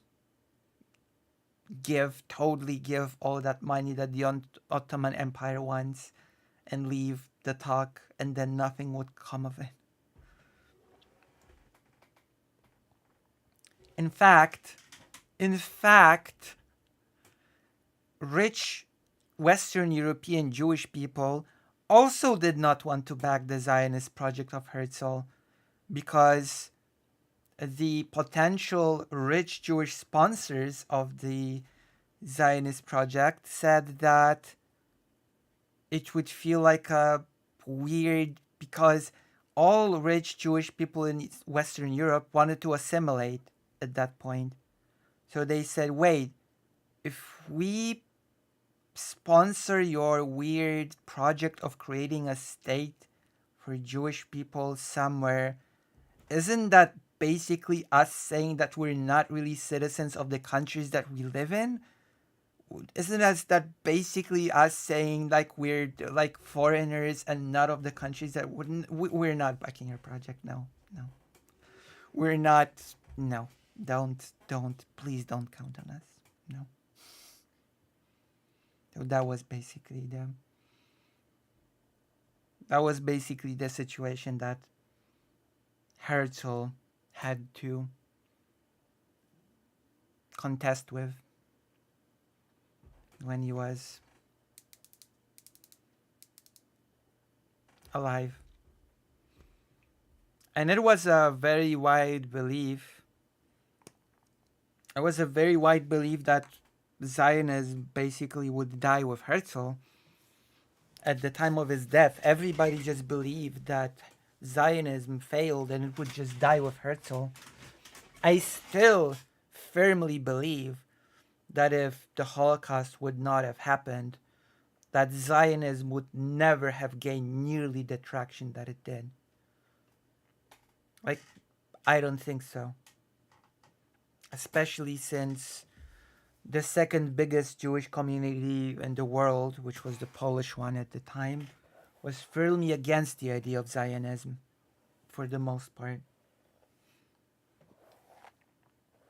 So I just don't think, I mean, this is all speculation. This is me doing my alt history bit, but I just don't think it would have gotten as much traction as it did in our timeline, I guess.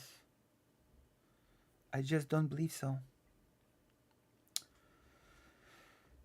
Now this is my what if alt has moment.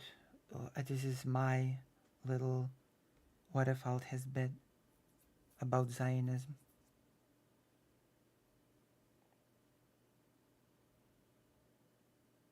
So yes.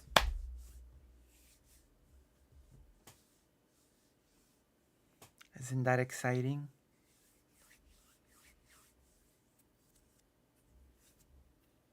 Isn't that exciting? I agree with you, to be honest. Yes.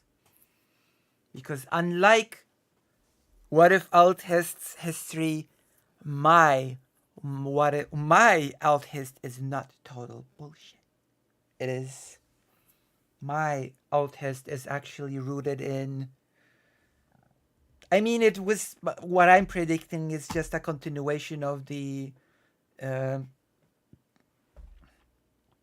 overall trend, overall opinions that were already there without the Holocaust happening. So I'm not making some wild sort of speculative thing, considering that I just think that certain trends that already existed would have probably continued. For example, the Bund. The Bund was a huge movement in Poland. And you know what the Bund was, right? I talked about the Bund on stream at least once. At least on one occasion I talked about the Bund on stream. So you should be familiar. If you're a regular watcher of Lucy Hazet, then you should know what the Bund was and how the Holocaust basically completely eradicated it.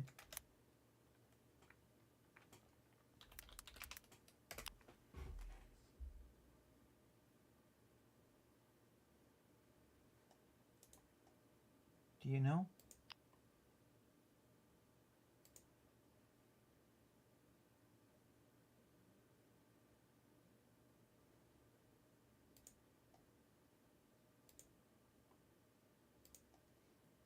It was the socialist movement. It was the socialist movement of the Jewish people. You know? And that movement especially didn't want Zionism. The Bund was super against Zionism because the Bund said we Jewish people should not build any homeland on a desert where there already are people living there. We should just fight to better our situation here. We should fight for the working class, basically. That was what the Bund called for. Interestingly enough, the Bund was a thing that existed also within the Soviet Union But within the Soviet Union, the Bund was quickly eradicated. The Soviet Union eradicated their sort of branch of Bund. So Bund became a thing that only existed in Poland, which is quite ironic because Poland was not a socialist country by any stretch of the imagination.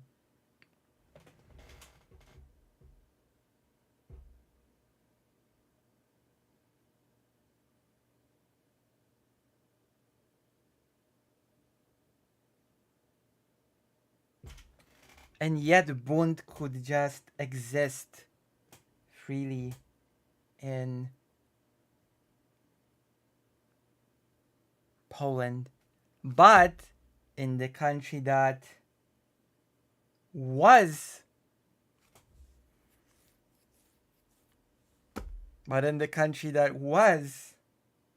socialist allegedly, or even communist, the Bund was just eradicated of it from wiped off the face of the earth. Please make it make sense. Please make it make sense.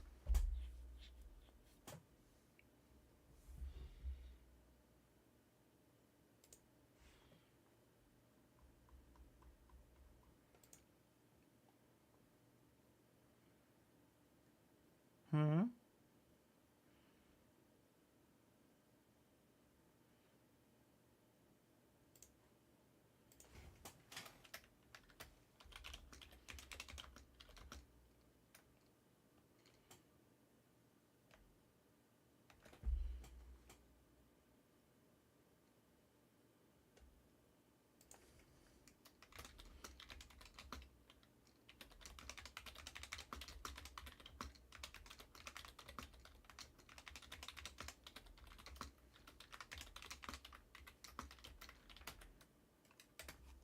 There we go.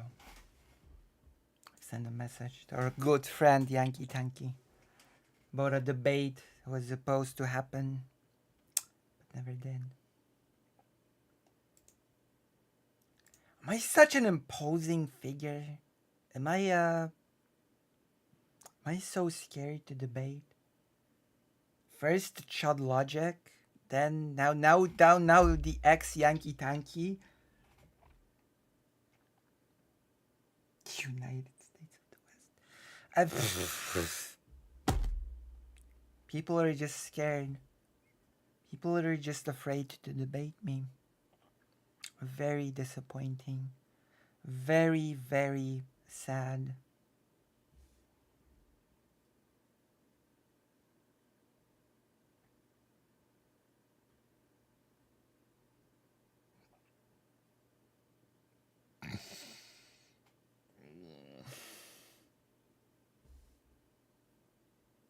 Now you're very nice. I mean, Chud Logic ran away from debating me.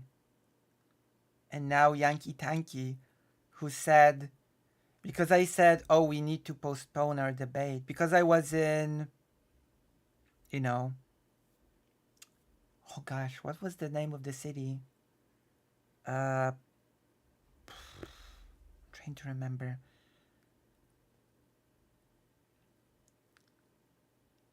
The city where the medic thing happened.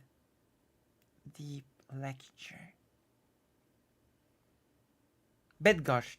That's right. I went to Bydgoszcz that day. And I had a direct train to Bydgoszcz, which took me about 3 hours. And then I thought to myself, there's no point in buying a return ticket to Warsaw.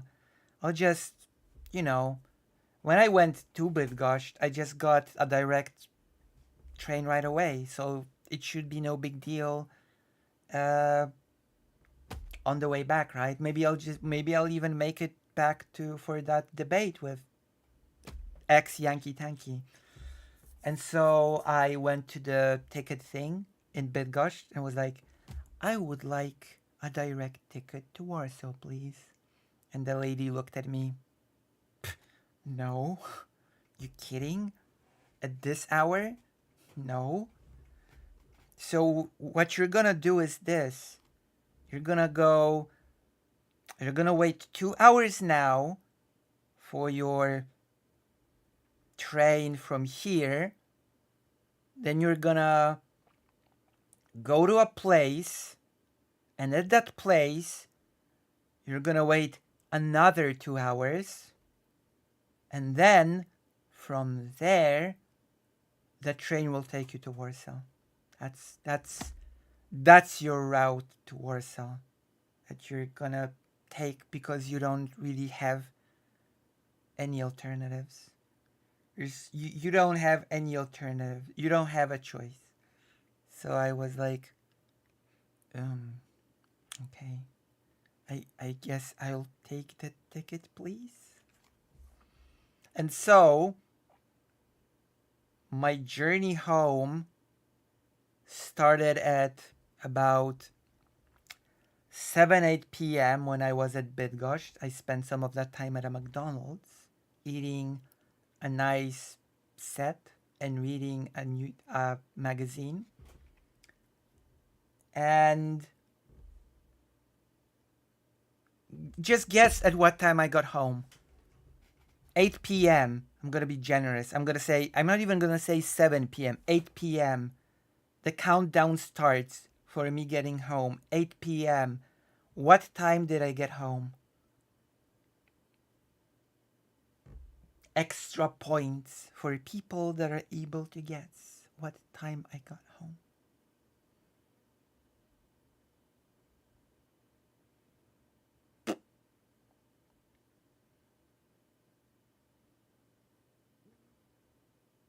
Yes, nobody will guess.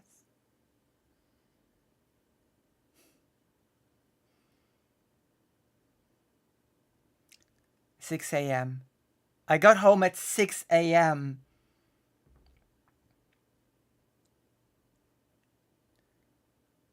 6 a.m. That was when I actually got home. Because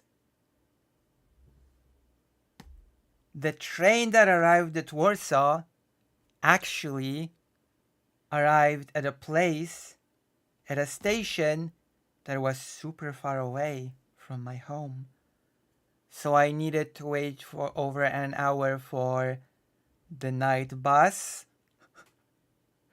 And the night bus, I think, took over an hour to get to the subway, from which I could go to my mom's because I just gave up on going home.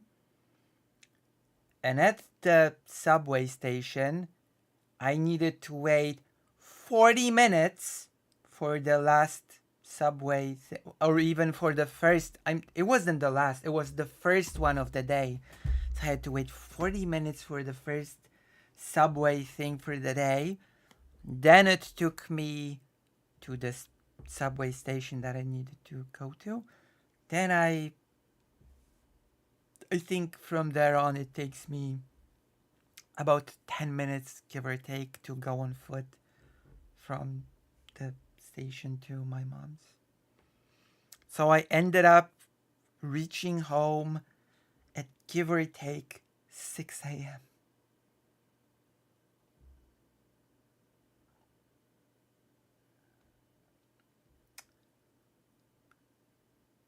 That was my adventure. But thanks to that, you can now watch and will be able to watch even more exciting things from that lecture. I hope you all watched, that are watching me now. I hope you've all watched.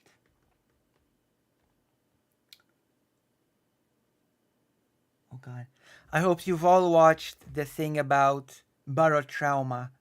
Have you watched the video about barotrauma? It now has English subtitles. Have you watched it?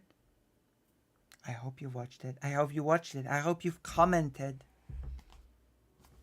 It was through my sweat, blood, and stuff that it was uploaded.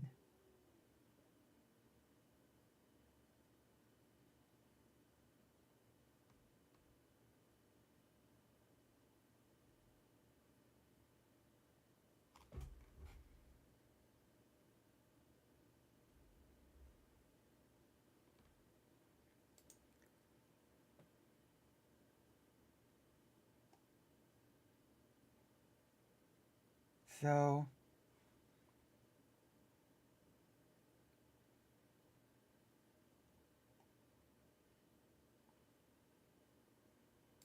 there you have it. Have you done it? Have you done this for me?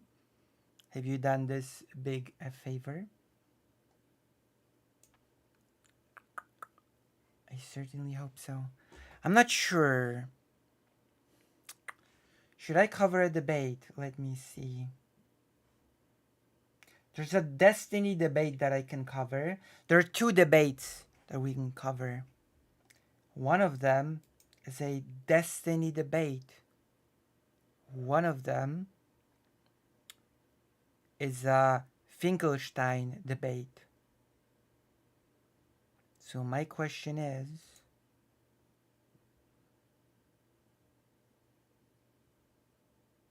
do you want me to cover a debate?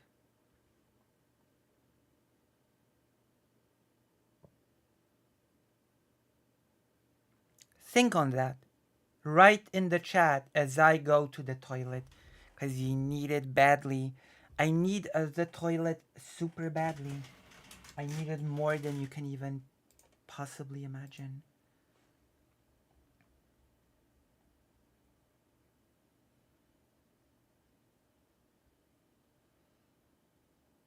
So there we go.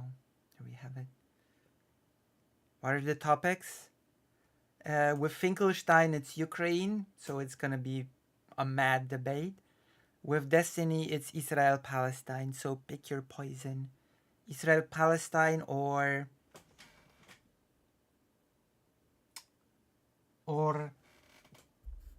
Ukraine. I'll be right back because I'm going to the toilet. Should go and get more people in here.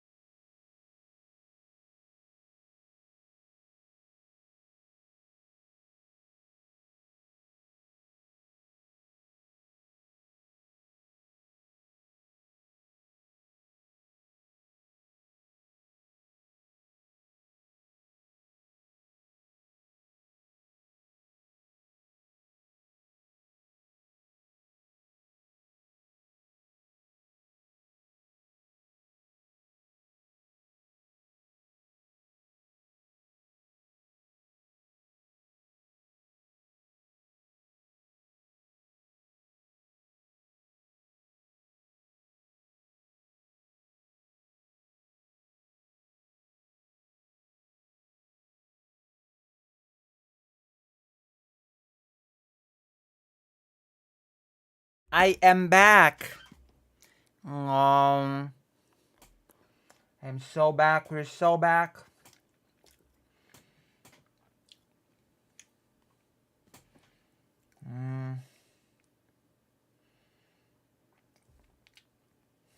So do we want to debate or no? Nobody, blah. Nobody said anything. Nobody said anything.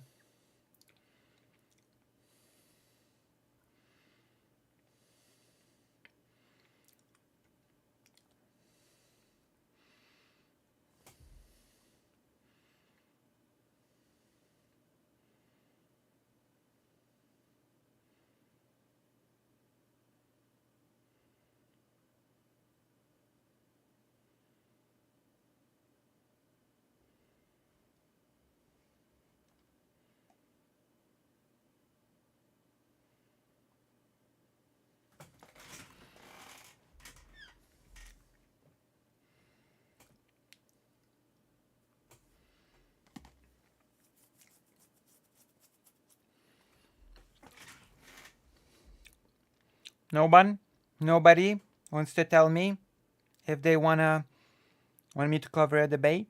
No one. I need some interactivity from the chat. Hypers in chat if you want to debate. I'm doing the Zanderhal. Doing the Zanderhal style propaganda now.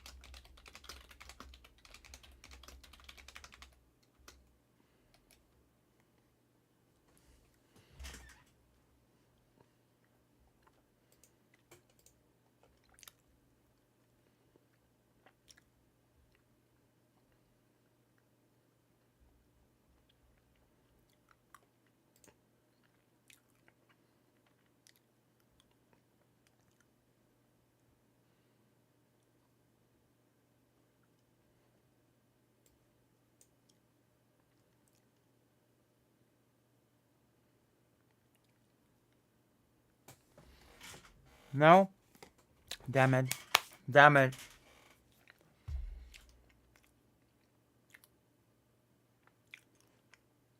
Okay.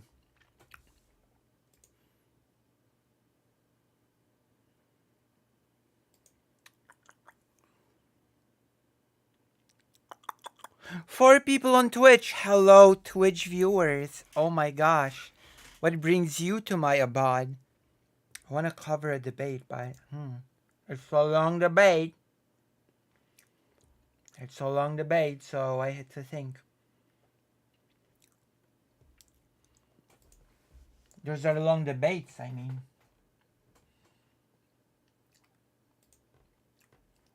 So one is a debate of an actual analyst versus Destiny on Israel-Palestine.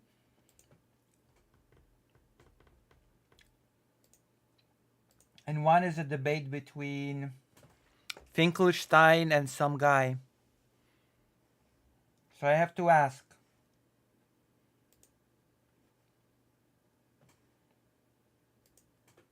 Do you want me to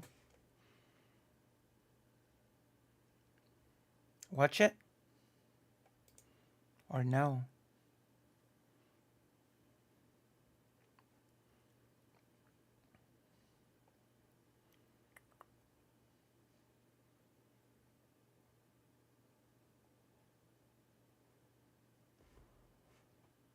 Okay, let's see. How long's the FinkleStein one? We'll just watch that one. Hold on.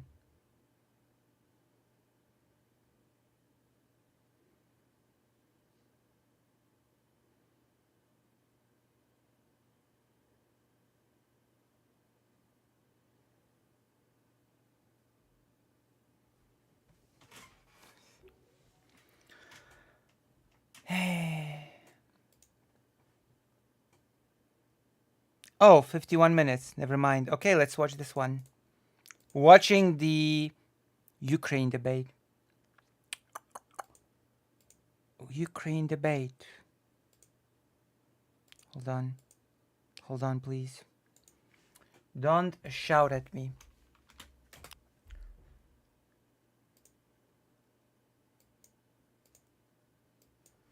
We're watching a debate.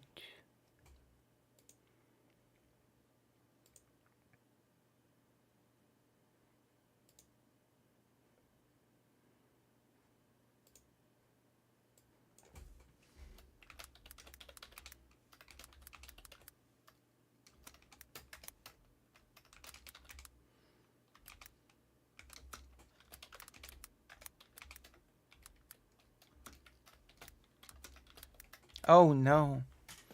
FinkleStein debated Ukraine. Oh no. FinkleStein. I am home now. Welcome home, noble voyager. As they said in the Transformers Generation 1 version of the cartoon. Welcome home, noble voyager. Okay, we're ready. We're ready to start watching. The context is FinkleStein has a weird hatred for Ukraine, and some guy called Ben Burgess is gonna debate him on it.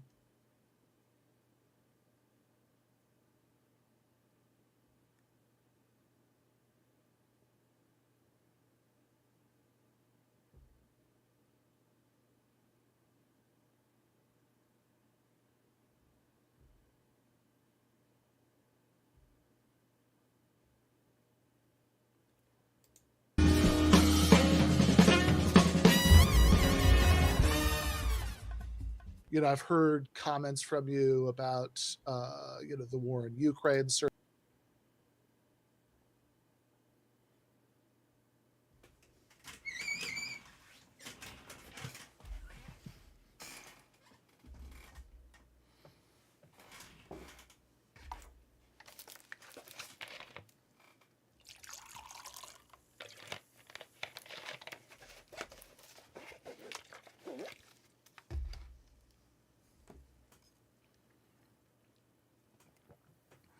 Ben Burgess has coin flip politics. He's good 50% of the time. Well, he might be good here then, so brace yourselves. We're not going to be playing a game for this one. This one's like we're focusing.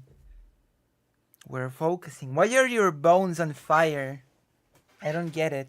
I don't understand this.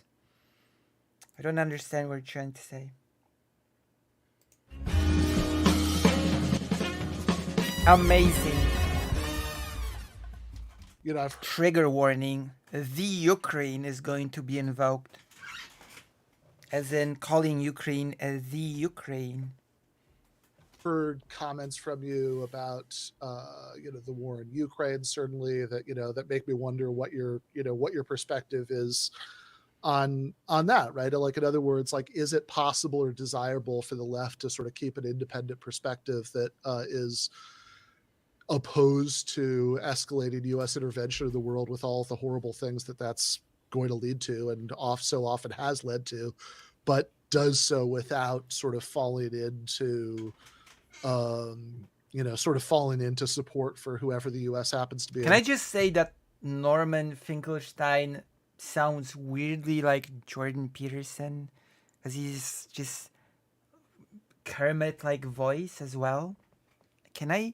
Is it okay for me to say that? Opposition to, if that question makes sense to you? Yeah, of course it makes sense to me because I came from a generation where we, it was... I did some landscaping, actually, so I know it's tough work. Believe it or not, I actually did some landscaping, sort of.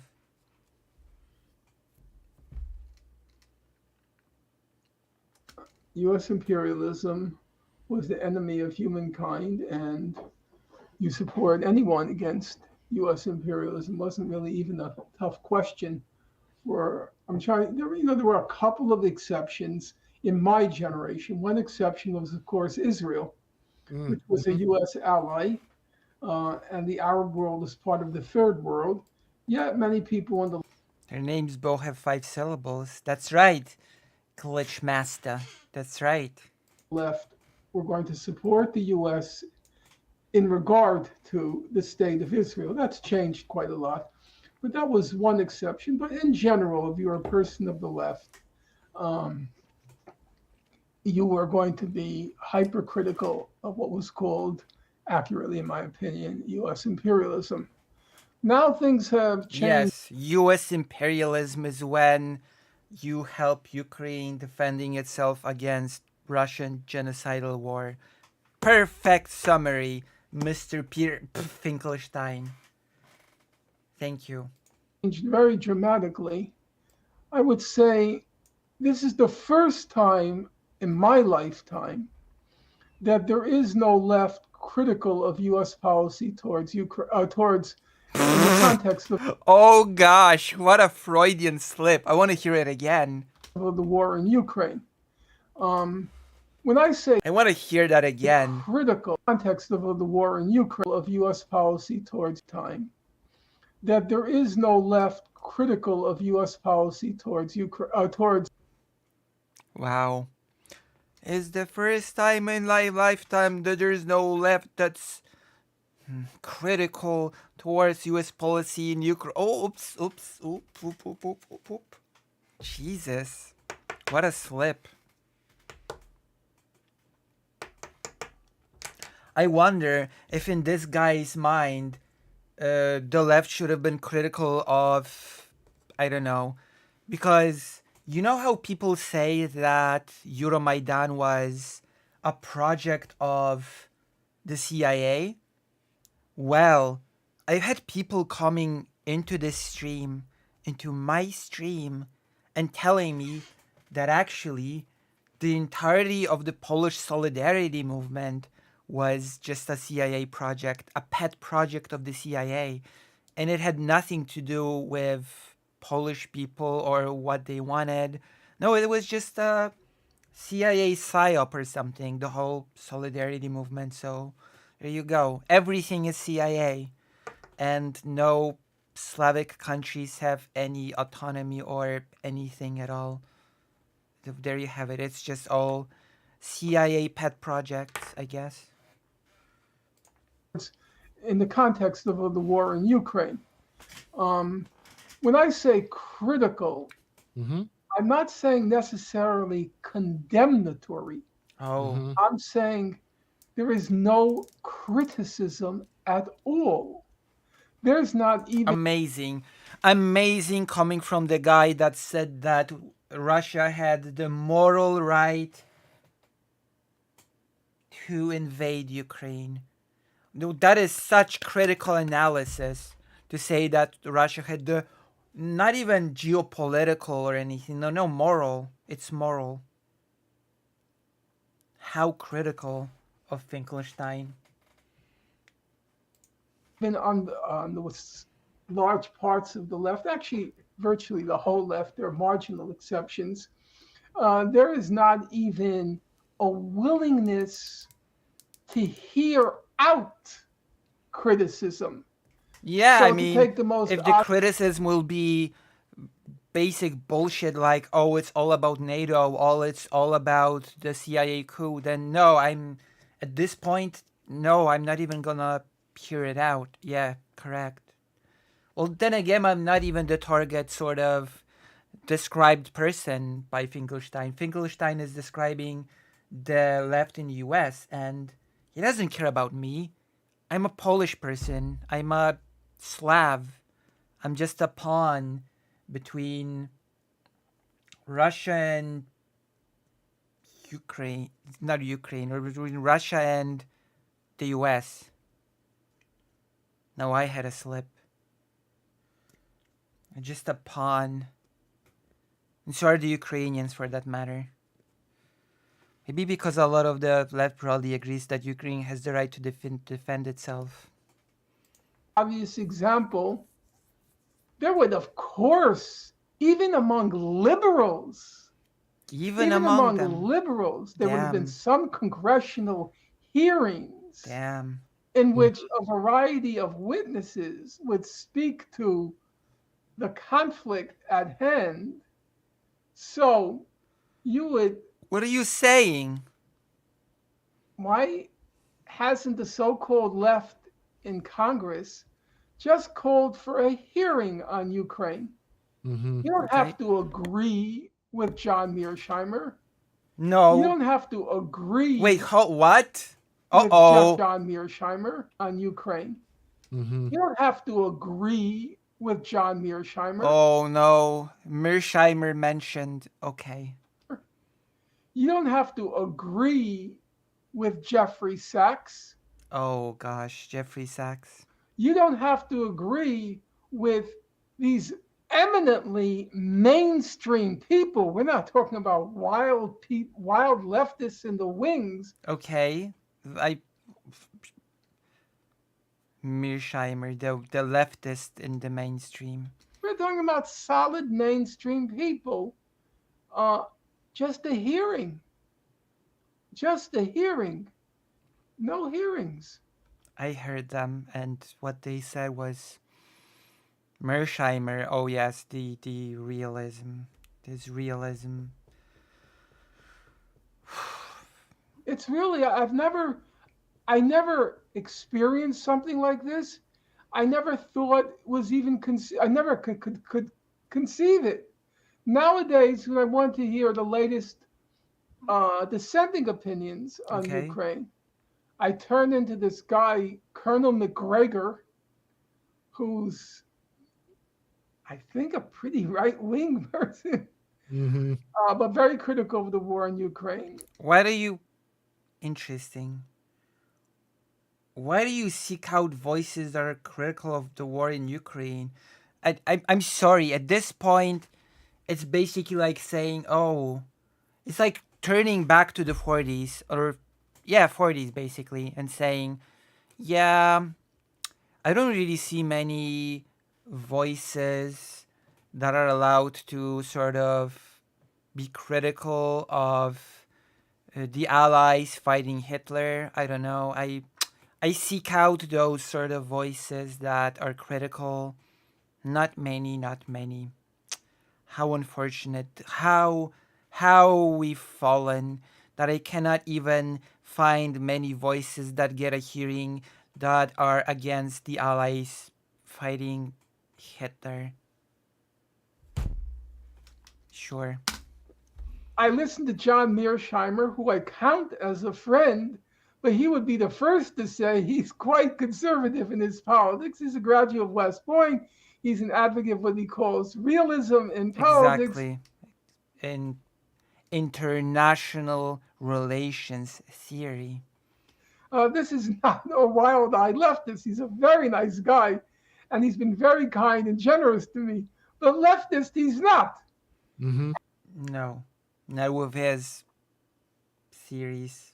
No. And Jeffrey Sachs is just a solid liberal.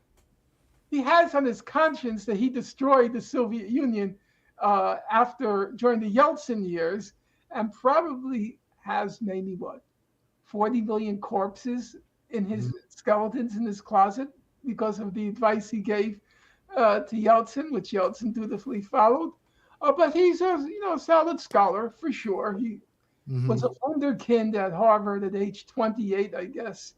He was already a star. So you don't even invite them to a hearing? Yeah, so I wonder if there's a distinction here. Whenever Bernie or AOC get a criticism on their Ukraine, their blind support, what do they say? Quote, who's paying you? Who's paying? True. It can only be somebody who's being paid. Oh, Jesus, get to the point. Like, this is so...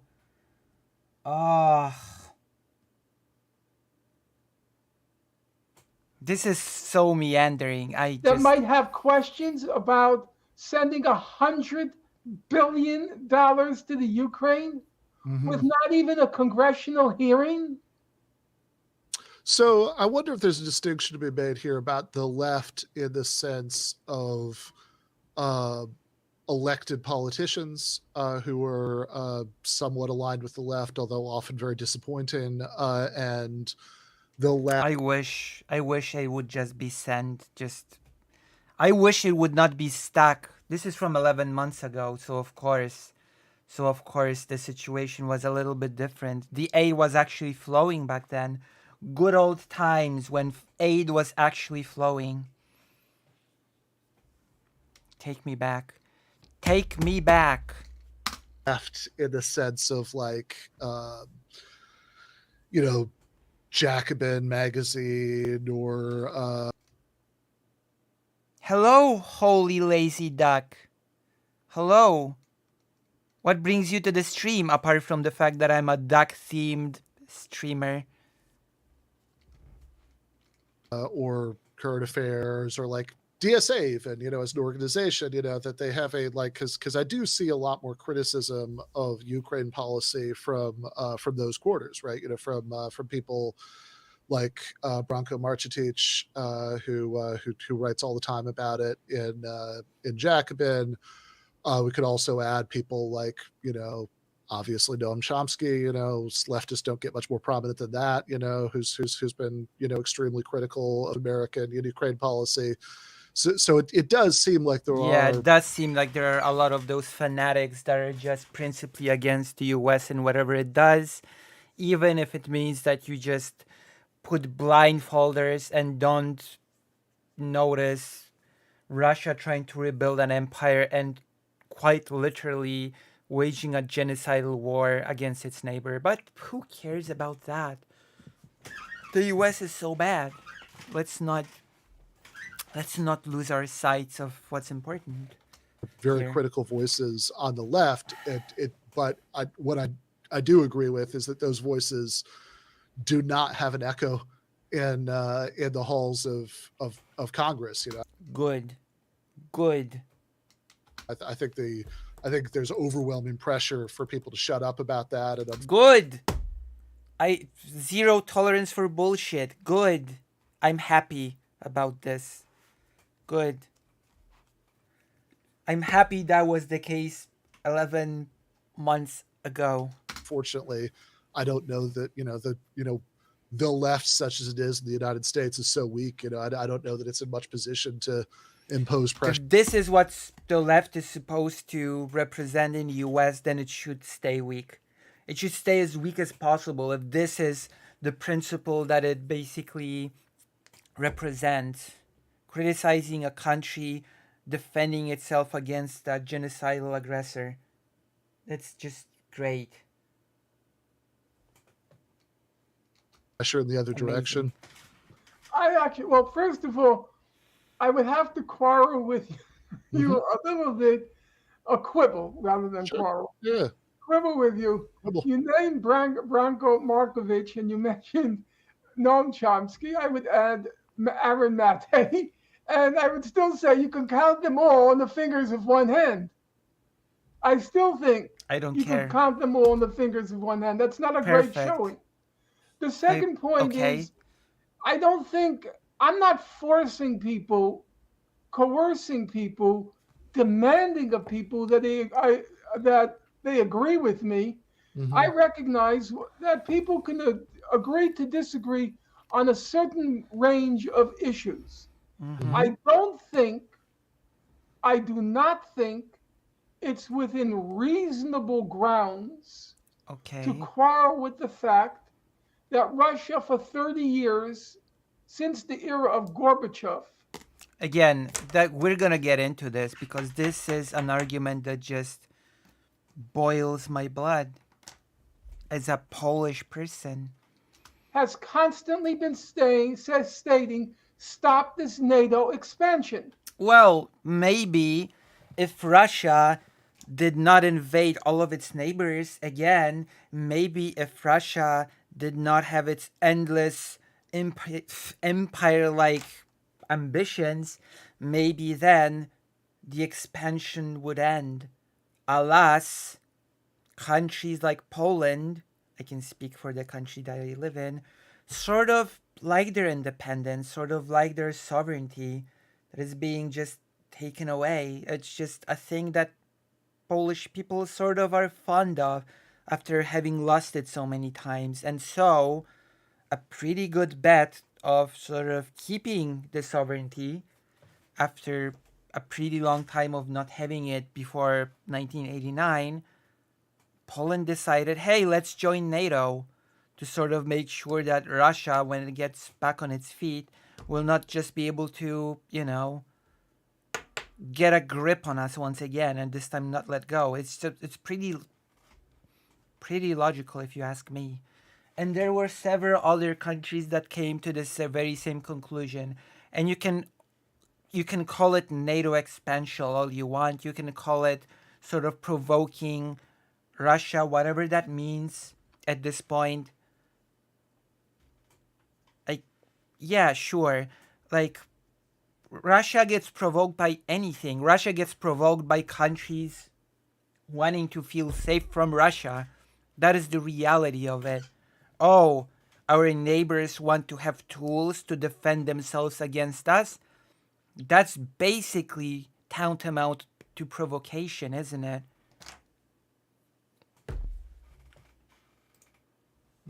Stop this NATO expansion. I thought that we were going to now create a confederation. And interestingly enough, very interestingly enough, in 1993, I believe, there was a meeting of Boris Yeltsin and was it Lech Wałęsa? Jesus, I think it was Lech Wałęsa. And Yeltsin basically said, "Oh no, there's no problem in with Poland joining NATO. It's actually not a threat to Russia at all, and everything's cool. It's all good."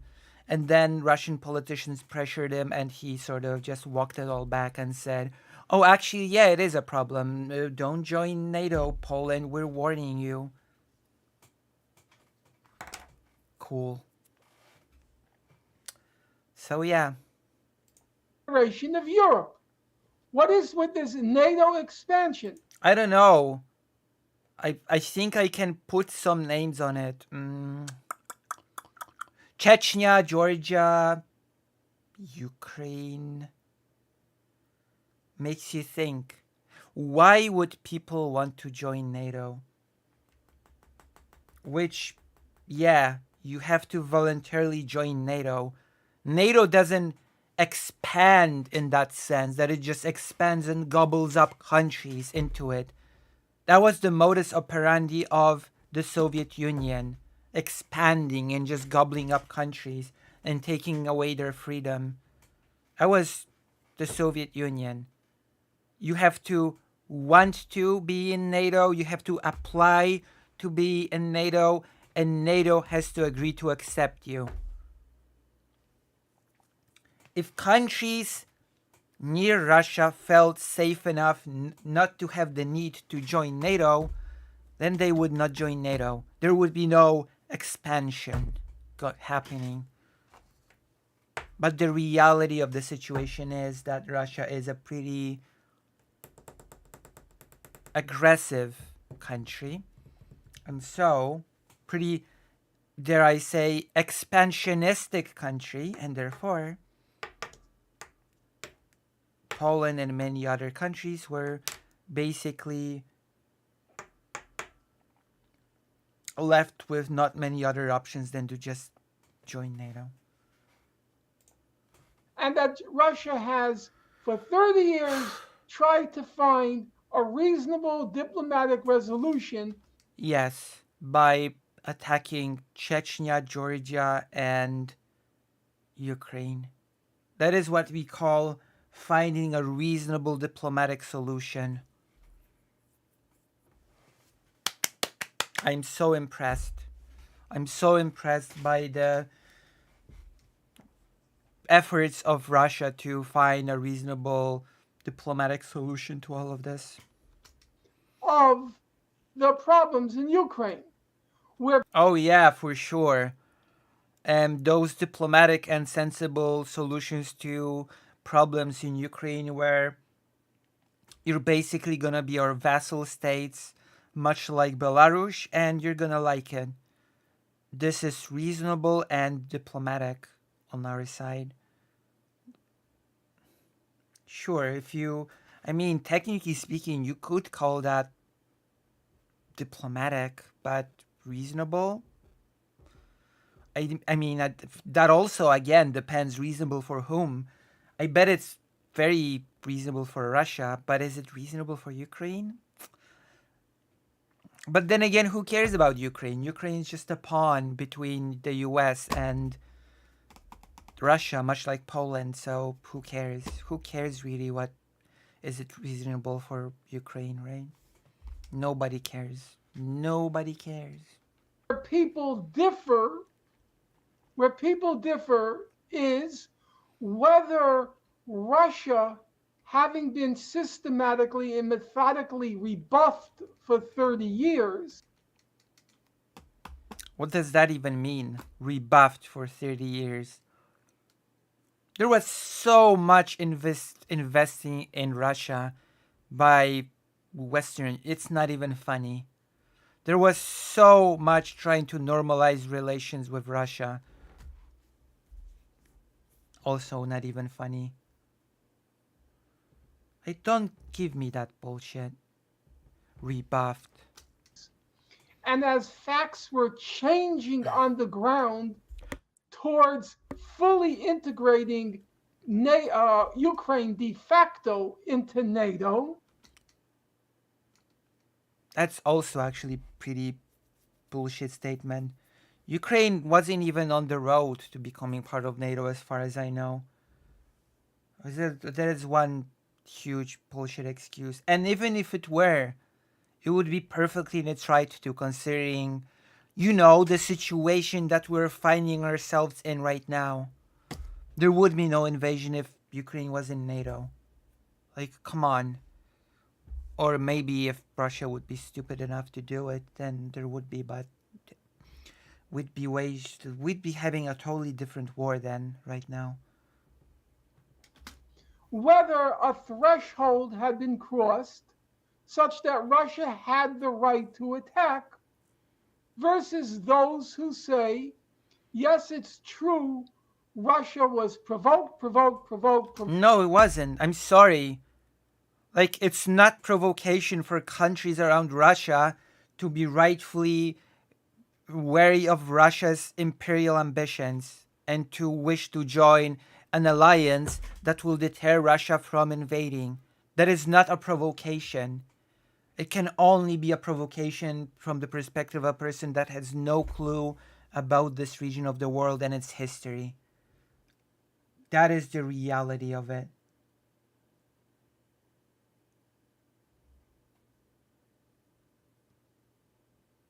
That is just the reality of it.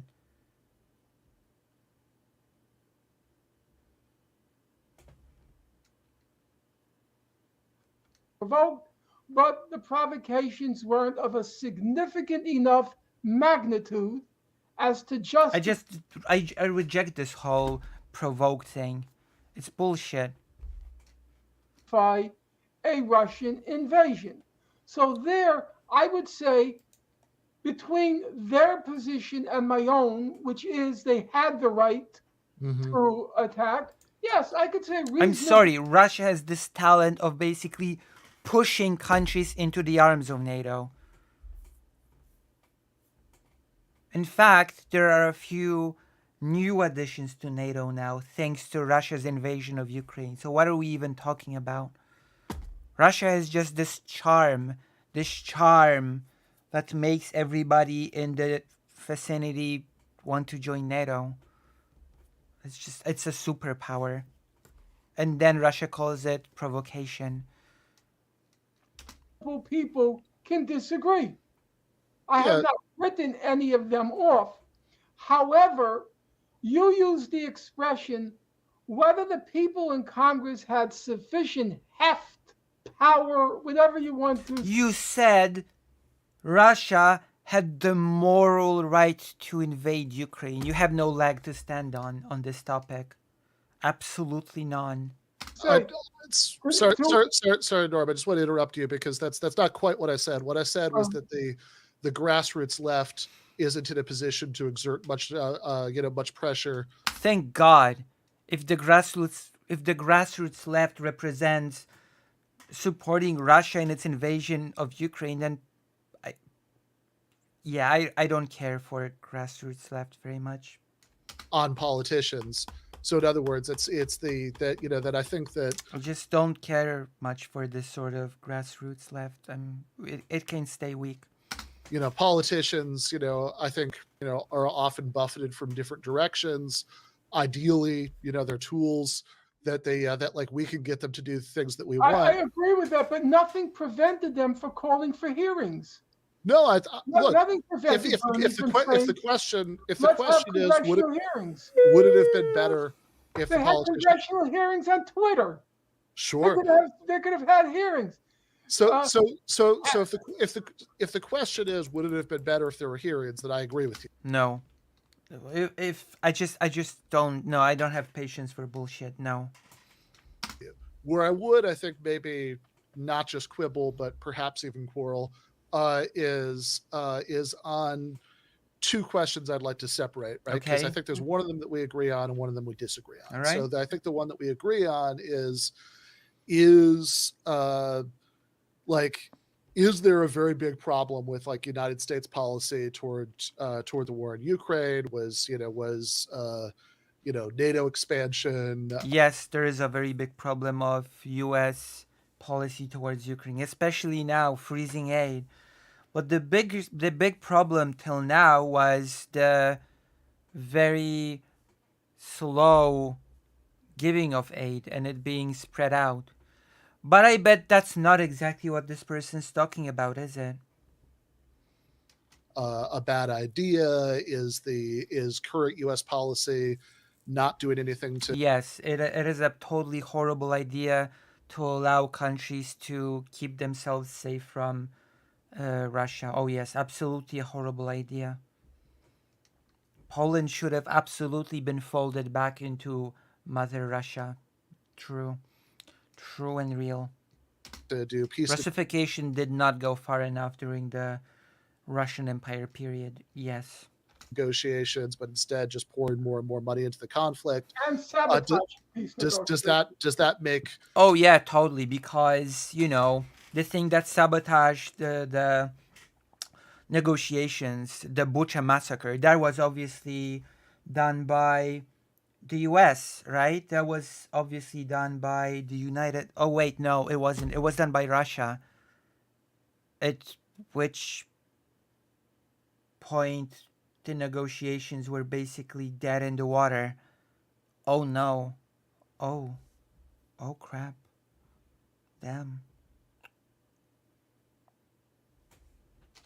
Escalation to potentially terrified levels more likely. All of that stuff, I think you and I agree on. I think that what we do disagree on is the justification question. In other words, that you could say that as a separate issue from whether U.S. policy towards Russia and Ukraine was justified, you could say, was Russia justified in invading Ukraine? And I would just posit that, if we imagine a directly, as parallel situation as we can come up with, that there was like there was a civil war in Mexico and there were like American-backed separatists who were on one side of it. And then there was like a leftist government in Mexico City that wanted to join the Warsaw Pact on the other side of it. Wait, what? What is this weird hypothetical? What? Civil war. Just pause. Justified. Could say, was Russia justified in invading Ukraine? I'm sorry, what? And I would just posit that if we imagine, Jesus, what am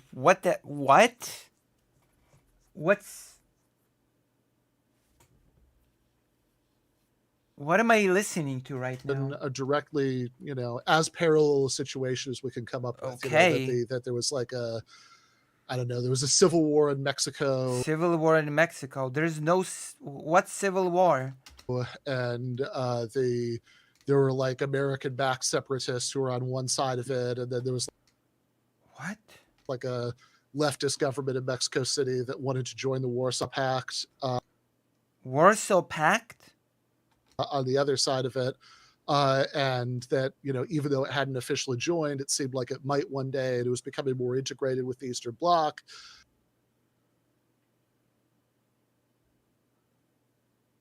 There was no civil war in There was no civil war in Ukraine. What the hell are we talking? What civil war in Ukraine? Under those circumstances, There was no civil war in Ukraine. might the U.S. invade? Yeah, I think it might invade. But you and I would be marching in anti-war protests. We would be opposed to that. Before I What a tortured comparison. I know. It's...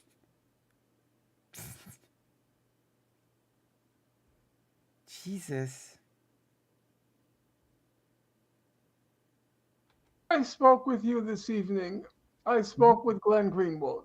Yep. And of course, the question of Ukraine came up. Yeah. And everybody makes this analogy. And as I said to Glenn, and now I'm going to say to you, What is this the analogy? question is, does the analogy work? No, it doesn't. It's So- a shit analogy, but it doesn't change anything. Actually. It's... I...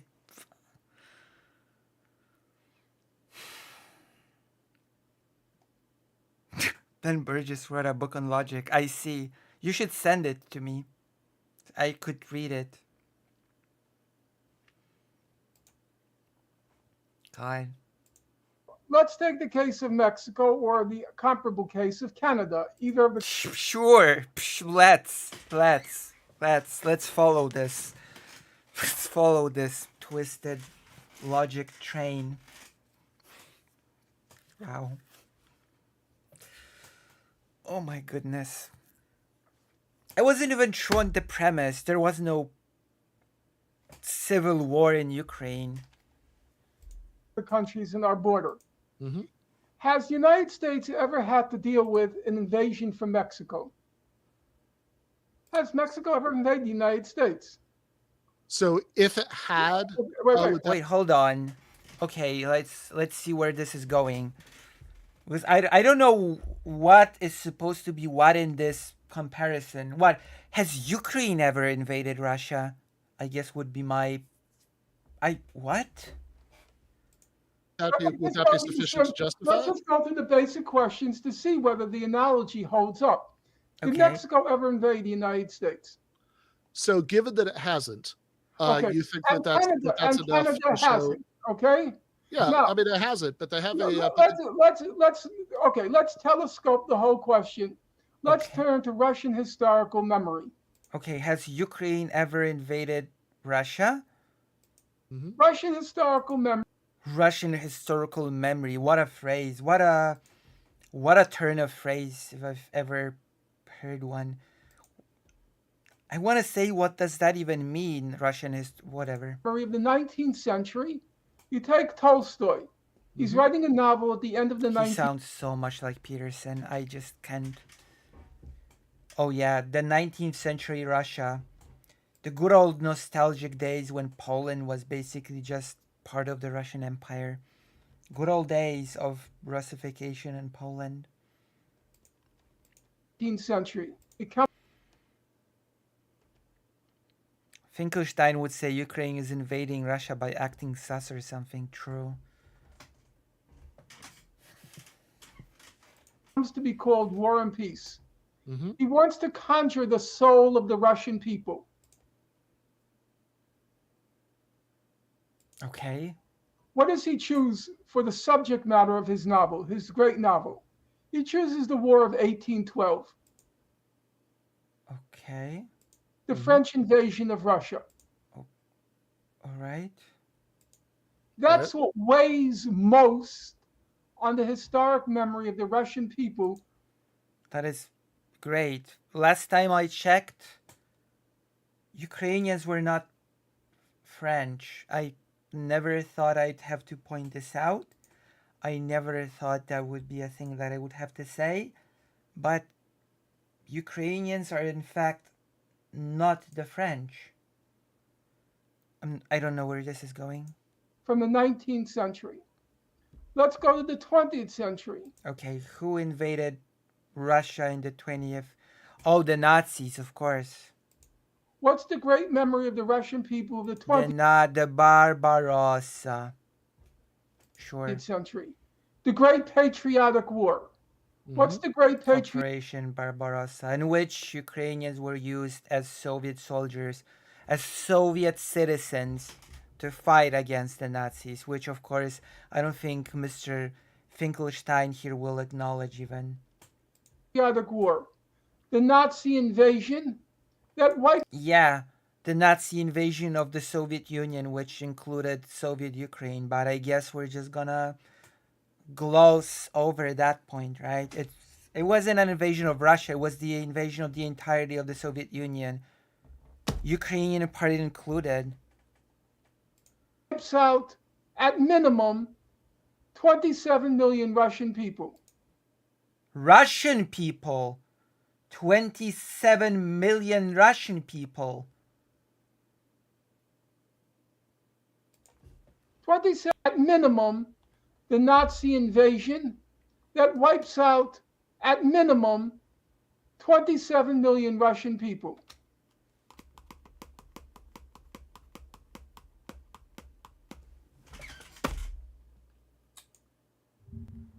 Fuck me.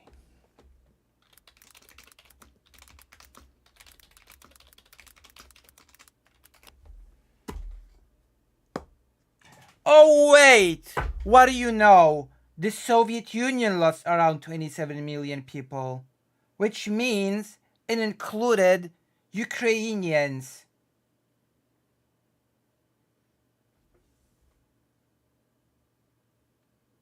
Well, holy shit.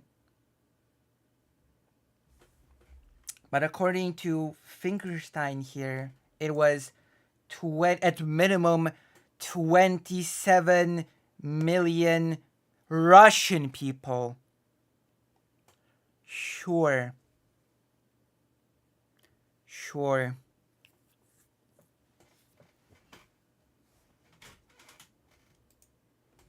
$27 million is not a trivial figure. The United States lost about... Shoot me, please. Shoot me.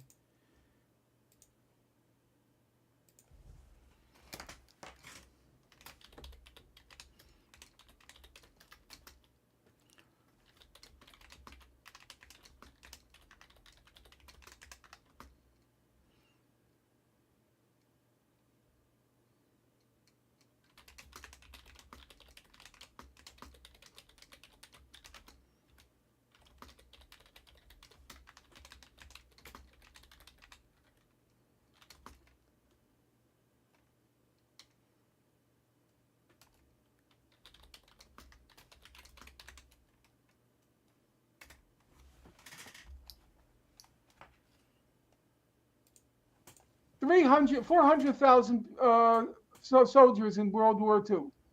Great Britain lost about 400,000. Altogether, about 800,000. Just in the Battle of Leningrad, what's called the 800 Days, the Siege of Leningrad. There was a famous book by Harrison Salisbury, the foreign editor of Hold the New York. on. I gotta look it up. Oh, Jesus.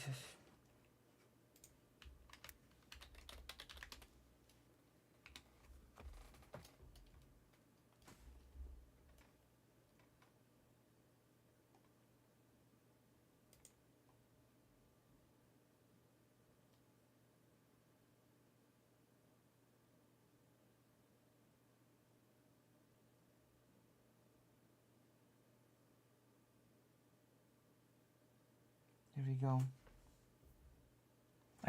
Wow. New York Times called the 800 Days. Just in the Battle of Leningrad, just one city, about, the estimates are 1.5 million people were killed. 1.5 million, that's... I have no idea what that has to do with Russia having the right to invade Ukraine, especially since Soviet Ukraine was part of the Soviet Union that was being invaded, part of the casualties. It was not 27 million Russians. twice 10 super bad. Like I'm sorry, the 27 million Russians sealed it for me. It's very bad. It's the worst. It's the worst crap.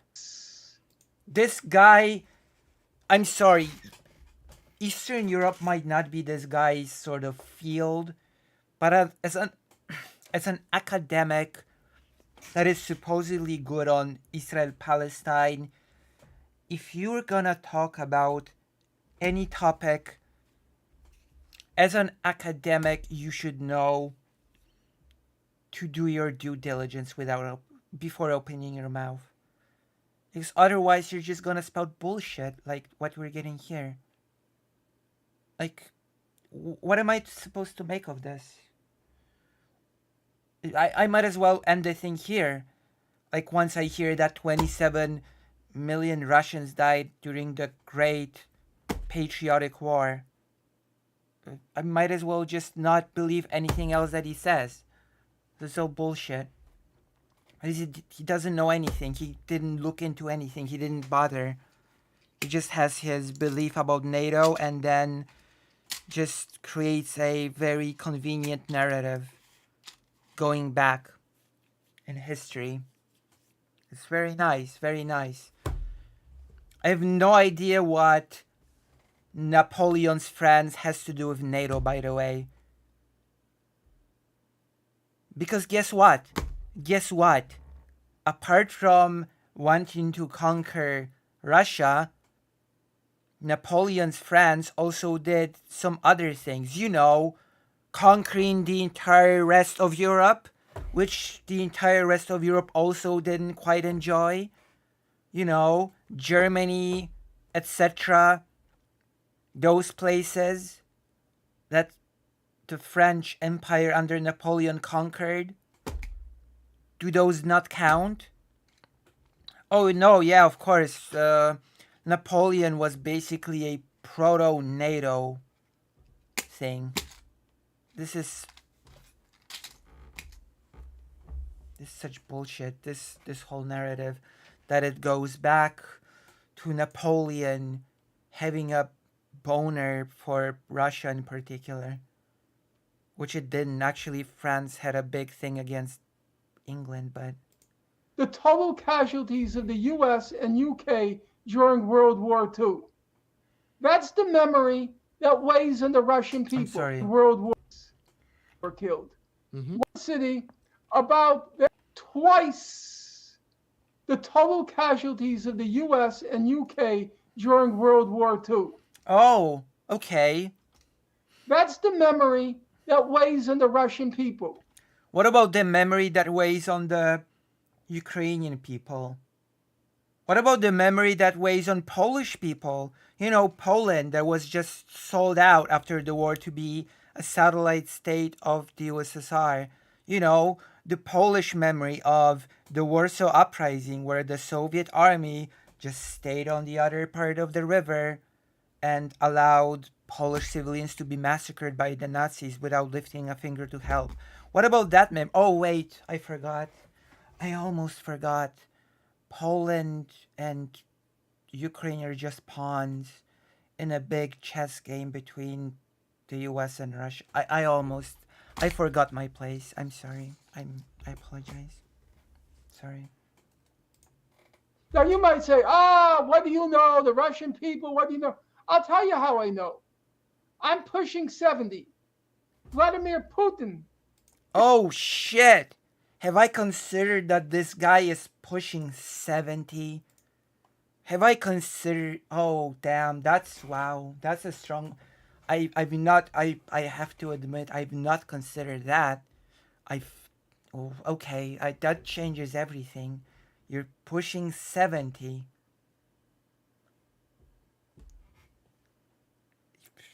What am I to make of this? Okay, you're pushing 70. Is 70 years old. Oh, so you're similar age to Vladimirovich Putin.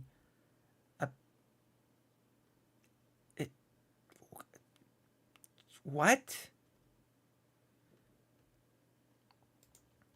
He's my age cohort.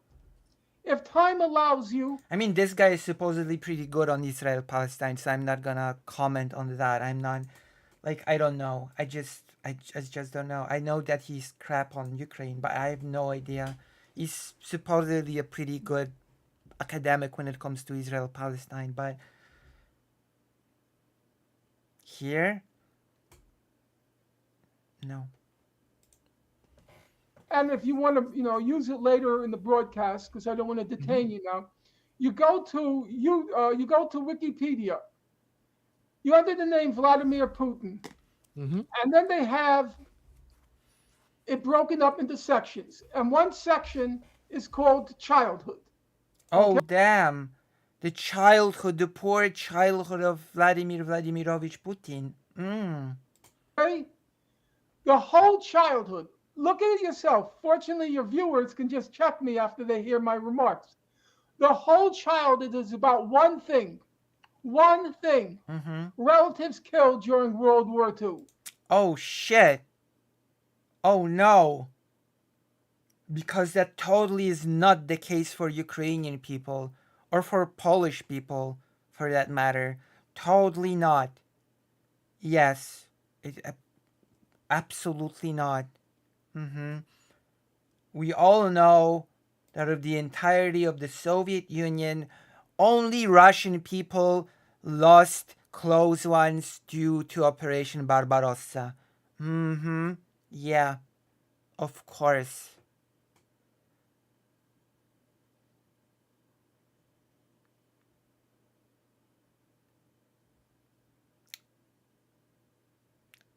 What am I even supposed to say to this bullshit? It just baffles the mind. Yes, Russian people were uniquely targeted by the Nazis in Barbarossa because just the Nazis had this instinct. They just avoided and spared all other ethnicities of the Soviet Union and just laser pinpointed Russians only. So by that quirk of history and nature, only the Russians have lost relatives during Barbarossa. Yes, that is what many historians say in their famous books. That's it. About the father, about the mother, about the brother, about the sister. That's it. Yes, uniquely Russian perspective of World War II.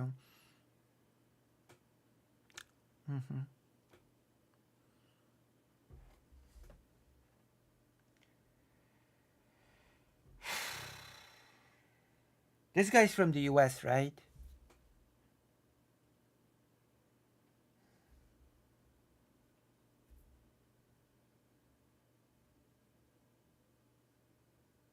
It's fine. It's not like, for example, my great grandfather was shot in the ghetto. It's not like my grandmother's brother was shot during the uprising in Warsaw. It's fine. It's like only Russian people lost relatives during World War II. It's known. It is known.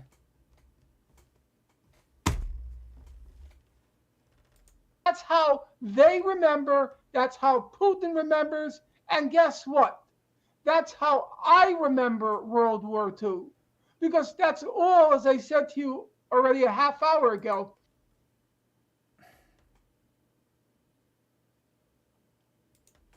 That's all we talked about at home. That's the only memory. And so now, what do the Russian people see? What does the Russian government see? Not just Putin, the whole government. What do they? Hold on. Oh, let me check. Wait, hold on.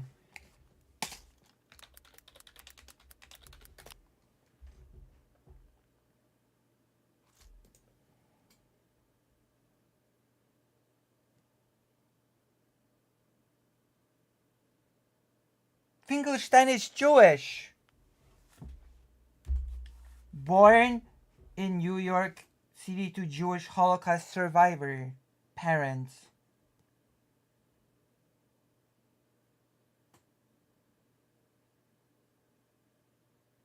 His mother grew up in Warsaw, and survived the Warsaw Ghetto.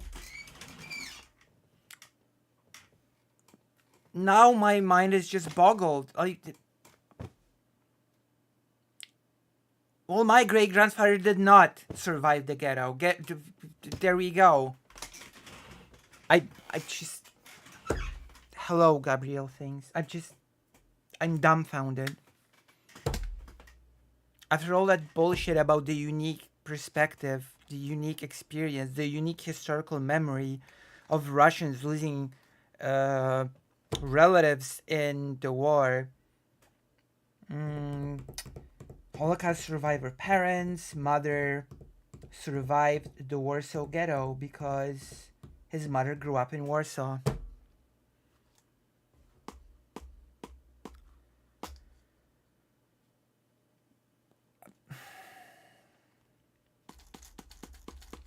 Amazing. This is just fantastic. They see a Ukraine which has an oversized Nazi presence in it. No, it does not. Bullshit. Give me some citation on this.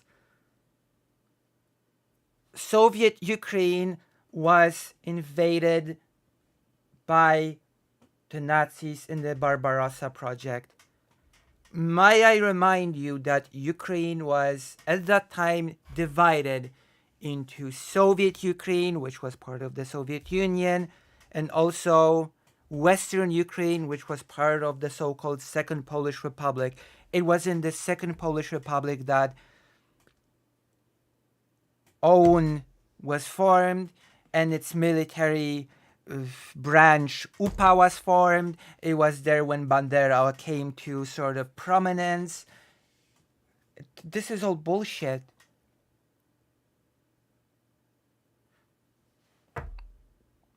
Yes, the super prominent Nazi presence in Ukraine. Have I already mentioned the brilliant conspiracy theories of Russia where Ukrainians are simultaneously all Nazis because there's this huge Nazi presence in Ukraine, but also at the same time all the Ukrainian refugees in Poland are terrified of Polish people more than the Nazis? Like, sure. Can I get some evidence on that super big presence? It was part of the Soviet Union. How did the Soviet Union sort of grow this Nazi presence in Ukraine? In the army and in the government. In the government, there's a big presence. There's a big Nazi presence in the current Ukrainian... Now I really need a citation on this. Who are the Nazis in the current Ukrainian government? Who are they? Because as far as I know, the Ukrainian government has not really changed in significant ways since 11 months ago. So who are the Nazis?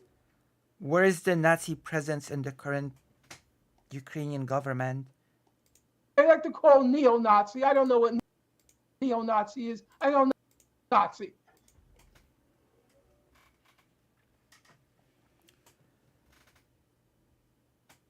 Oh boy.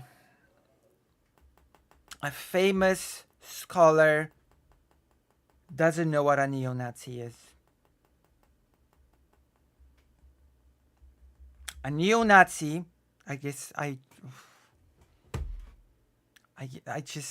I'm okay. We have to explain what a neo-Nazi is for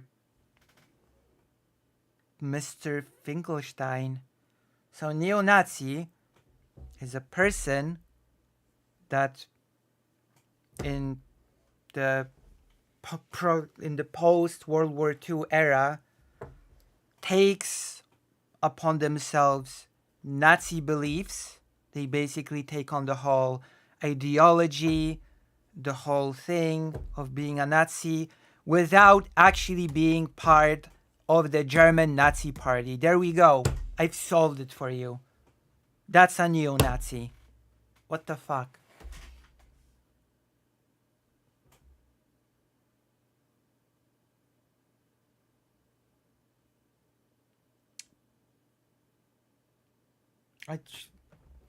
What is going on here?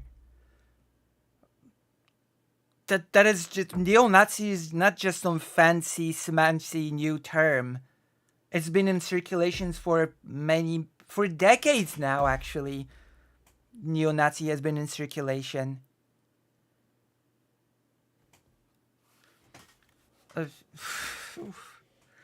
I don't know what a neo-Nazi is. Is it a spice? Is it a country? Is it edible? They have an oversized Nazi presence in their armed forces, in their government. Yes, one unit within the army that makes, I don't know, some minuscule percent of the Ukrainian army. That's this huge presence within the Ukrainian army, the over-representation of Nazis in the Ukrainian army, a single unit. Okay, perfect. Yeah. I guess that unit is the brain of the entire Ukrainian army. They see that this government, which came to power in a coup, which was backed by... Yes, the current government that came to power in a coup, which which I guess is a synonym which I guess is a synonym for what we call democratic elections, because that is basically how the current government came to be. Because you had the Yanukovych that fled, then you had that temporary president that was sort of chosen, that he reigned for, I don't know, I think he reigned only for a few months. Then there was an election and a new president was actually chosen. That president that was chosen for a few months, he's not even listed on as he's not even given a number as a president. He's just sort of listed as like an in-between temporary president. There were elections. Come on.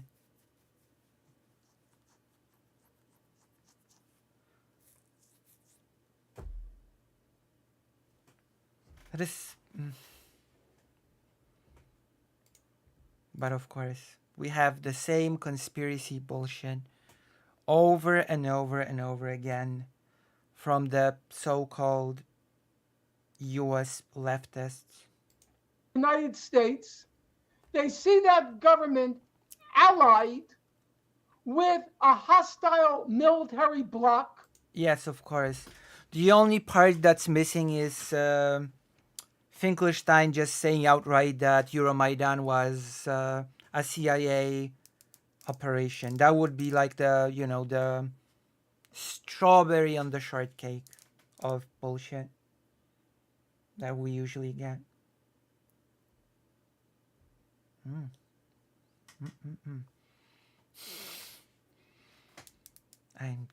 This is so annoying.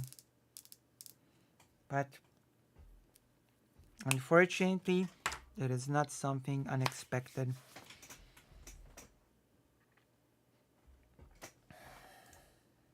They see this hostile military bloc moving step by step, step by step. Step by step. Ooh, baby. Oh, see? I know my songs, I guess. This is bullshit once again. Step by step, countries choosing to join NATO because they don't want to be invaded by Russia. Is what you mean, but whatever. Whatever. Closer to the Russian border. Yes, NATO clearly has a big plan of invading Russia. They see weapons being poured in, advisors being poured in. They see... Yes, there's... clearly there was a big invasion coming from NATO. Clearly that was the plan all along. Military exercises between the Ukrainian government and this hostile military bloc called NATO. This is such... We're just entering fantasy now. We're just entering, like, La La Land. No, wrong. We've been in La La Land long ago with the 27 million Russians dead. Sure. And they see that it's only a matter of time before there are Before what? Before NATO invades? nuclear-tipped missiles within 5 minutes range of Moscow. Yes, that makes perfect sense. That makes perfect sense that in the Budapest memorandum, that makes perfect sense to ask, was it 94? To ask Ukraine to get rid of its nuclear arsenal in 94, only to actually bring it back. That's perfect. That's what.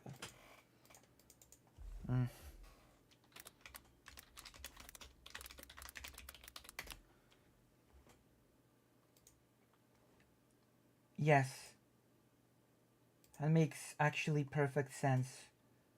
To make Ukrainian give up all of its nuclear arsenal in 94 in the Budapest memorandum, because the actual plan all along was to actually install the nukes again in Ukraine.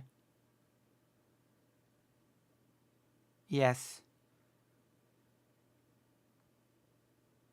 I see you have another second thought. Basically, yeah. Also, I gotta ask, okay, it might be a stupid question for me to ask. Wait, how? Okay, I actually have to look this up now because I'm.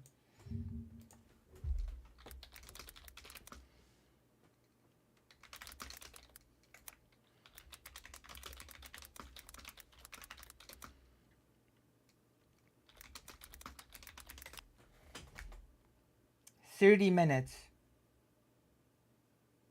Oh, because he's crying here that there would be nukes in the range of 5 minutes from Russia.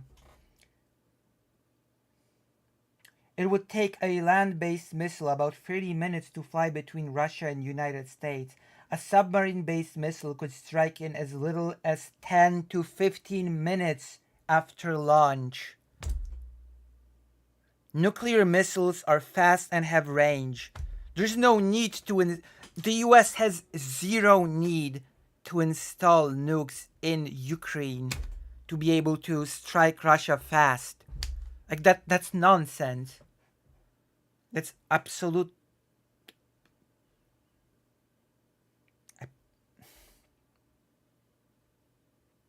This is brainless from a supposed... This person is a respected academic, at least when it comes to Israel Palestine, but I guess his brain just switches off when it comes to Ukraine for some reason. Like, what sense would it make for the US to push Ukraine to give up its nuclear arsenal, only to supposedly have this grand plan to install it all again? It just makes no sense at all. On their border. Now, yes, Ukrainian...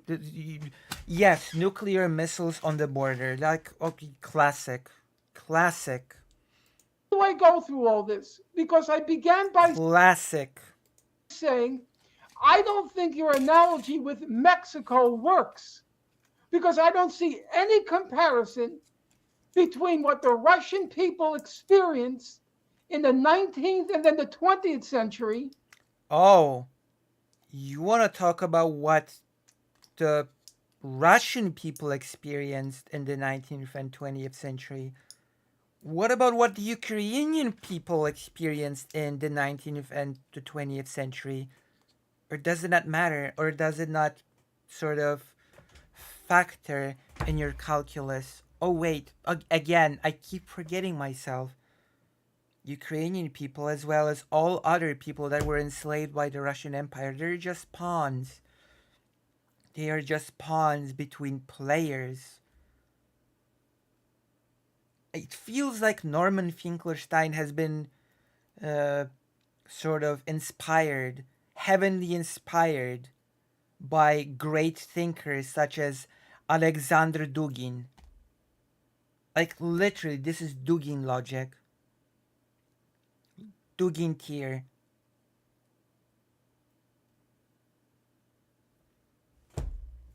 I might as well be listening to Dugin right now with this level of analysis.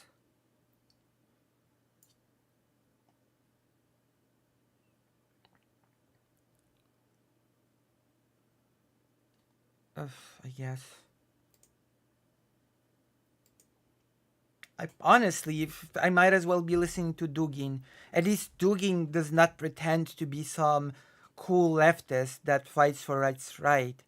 At least Dugin outright says, I'm against human rights, I'm against democracy, I'm against all these things. At least Dugin has the balls to outright say, oh yeah, Ukraine should be attacked because Russia needs to rebuild its empire, and that's that. That's at least, at least I get some honesty from Dugin.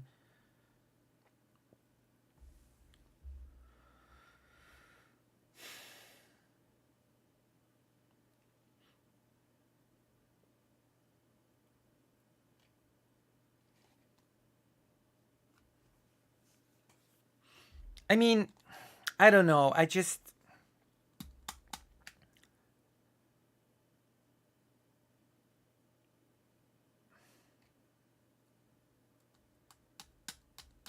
simply think that people should be able to uphold a certain level of consistency when it comes to their own beliefs.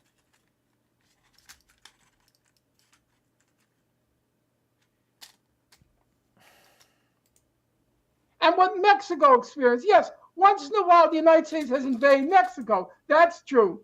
And 2/3 of Mexico was annexed by the United States. That's true. That part, yes. But what does that have to do with comparing the threat of Mexico to the United States? Yes, the threat of Ukraine to Russia. With the threat of NATO against Russia. This is bullshit. This is such a bullshit comparison. Because Mexico would not be NATO in this comparison. It would be Ukraine. Like, this whole NATO line is just... it's just...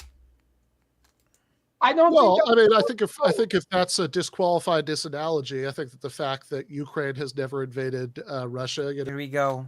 What's the answer to this? Oh, Ukraine doesn't matter. It's all about NATO. Would be disqualifying for a lot of the historical argument. I would also point out that if we're just sort of endorsing now, Jesus, is he not gonna mention that that Soviet Ukraine existed, that Ukrainian people died in World War II, bled for, the fight against Nazis, all that stuff? No, we're not. No, okay. nationalist narratives based on historical memory, then Ukrainians too have been traumatized by the experience of World War II. Absolutely. And so you could equally say, if you're talking about, well, if you agree, then how can you pull that number of 27 million Russians dying in World War II out of your ass? Ukraine's government, wanted to have the protection. He's talented in one regard, but what makes him a hack is that he's lazy, dishonest, campist in every other regard. You want a hot take? You want a hot take from me? No, he's not talented in one regard. Okay, it's time for a Lucy hot take. He's just a lazy, dishonest, campist hack. It just happens that his dishonest, campist hackery has landed him in a correct position in one instance. In which case, he could go on and formulate his thing correctly on the basis of that. That is my opinion. There you go. You can fight me. You can debate me on this. That is my opinion. That is just a hack that is campist, and his campus hackery has landed him on a correct position in one instant, which aligns with his camp. Here we go. I did it. I did a hot take.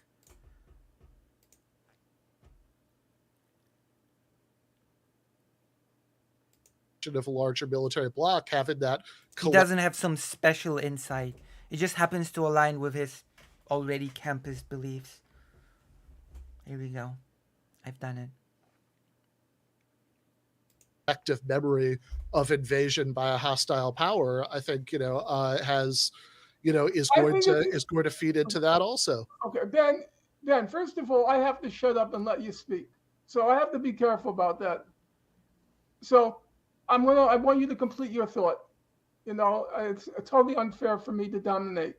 Is your thought complete? Dominate. Dominatrix FinkleStein. Well, the thought was just that they have that I don't think that the fact that there is a nationalist narrative that makes some internal sense here on one side, I don't think that's dispositive. I think there's actually a very similar national narrative on the other side of the war that makes a lot of sense internally, and I also think that Shaking my head. I also think the left should be the left should be skeptical of nationalist narratives in general. That I think that there's a value to maintaining Uh-oh.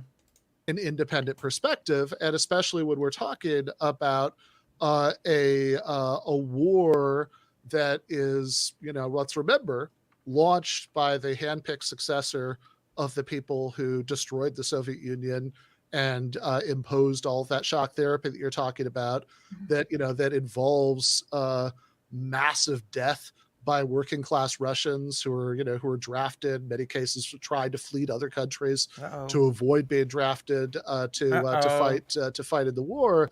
I think that I've probably read him, so I have to defer to your knowledge. the mere fact. So what I'm saying is he might be good and correct on Israel-Palestine, but I'm starting to think that's just because it aligns with his campus beliefs.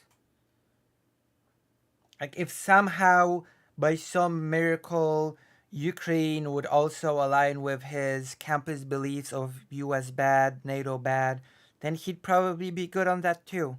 It's just I don't know. I think there's dishonesty here. Quite honestly. And a lot of ignorance, like 27 million Russians killed in World War II. That's just laziness, which is very weird coming from an academic. Like, I had academics in my family. Like, my grandfather would never approach a topic and just spout bullshit like this. Never. Like, even if something was not in his field, in his direct field, like, I'm gonna give you an example. My grandfather was a professor of law, primarily. Law was his thing. In economics, he wanted to marry the theory of law of economics together, and he sort of worked around that, around the theories of sort of marrying the concepts from law and economics. That was his field. But he was also interested in history, and he didn't approach history in this bullshit, half-assed way just because it was not his primary field of expertise. He actually took it seriously enough to, actually read it. Like, you cannot enter a new subject and talk about it with a huge amount of authority, a huge amount of confidence, while saying things like 27 million Russians died in World War II. Like, you just cannot. It disqualifies you from the conversation, in my mind, immediately.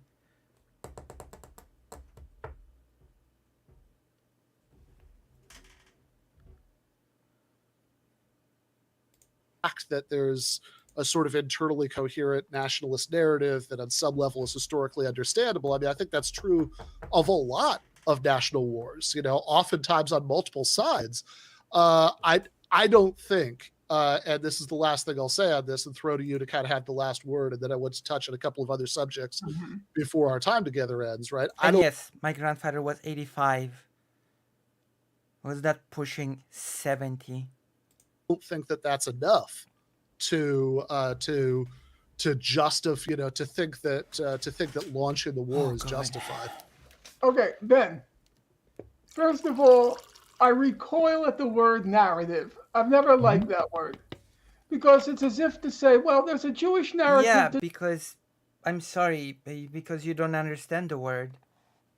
Let's hear you out. the Nazi Holocaust, and there's a Nazi narrative to the Nazi Holocaust. Well, but No, no, that's bullshit. Again, that's bullshit. And actually, you know what? Yes, I'm gonna say it. Yes, there is a Jewish sort of narrative, Jewish understand is when we take, because I know what's happening here. He's taking the word narrative as in to mean conspiracy, sort of plot, narrative. You're spinning a narrative. But if we take it as to what it actually means, then yes, there is a narrative, the perspective of the Jewish people when it comes to the Holocaust. And yes, there is a narrative of the Nazis about the Holocaust. But guess what? One narrative is the lived experience of the Jewish people that experienced the Holocaust, and the other narrative is the bullshit that the Nazis span in order to do the Holocaust. And in order to fully understand the Holocaust, you do also need to understand the Nazi narrative about it. Like, it's unavoidable. There you go. let's I've said it. explore that. I mean, you Wait, know, wait, you were wait. just talking about the weaponization There you go. I've said it. Okay, of so the memory of the Holocaust, that they have a that like Yeah, that you know, say I- look at what happened to us before, look Okay, at this okay, okay. traumatic event, never again is so often Okay, used to just allow justify me- Israel's crimes. I mean, like I'm gonna beg you. I've engaged with the whole narrative thing, the Nazi and the Jewish narrative. I've engaged, and I don't think I even, yeah, I stand by it basically. My another hot take for the night. Even though I've hogged the show, I'm gonna beg you, I'm gonna beg you to just hear me out. sure. Hearing you out. 27 million people killed is not a narrative. That's It is a narrative. When you claim that it was all Russians, yeah, it automatically becomes part of a narrative. Also, all history is a narrative. You have to narrativize history in order to make any sense of it, because otherwise it's just a collection of events. So actually, you do need to narrativize history to even be able to comprehend it in any way. But that's a whole other topic.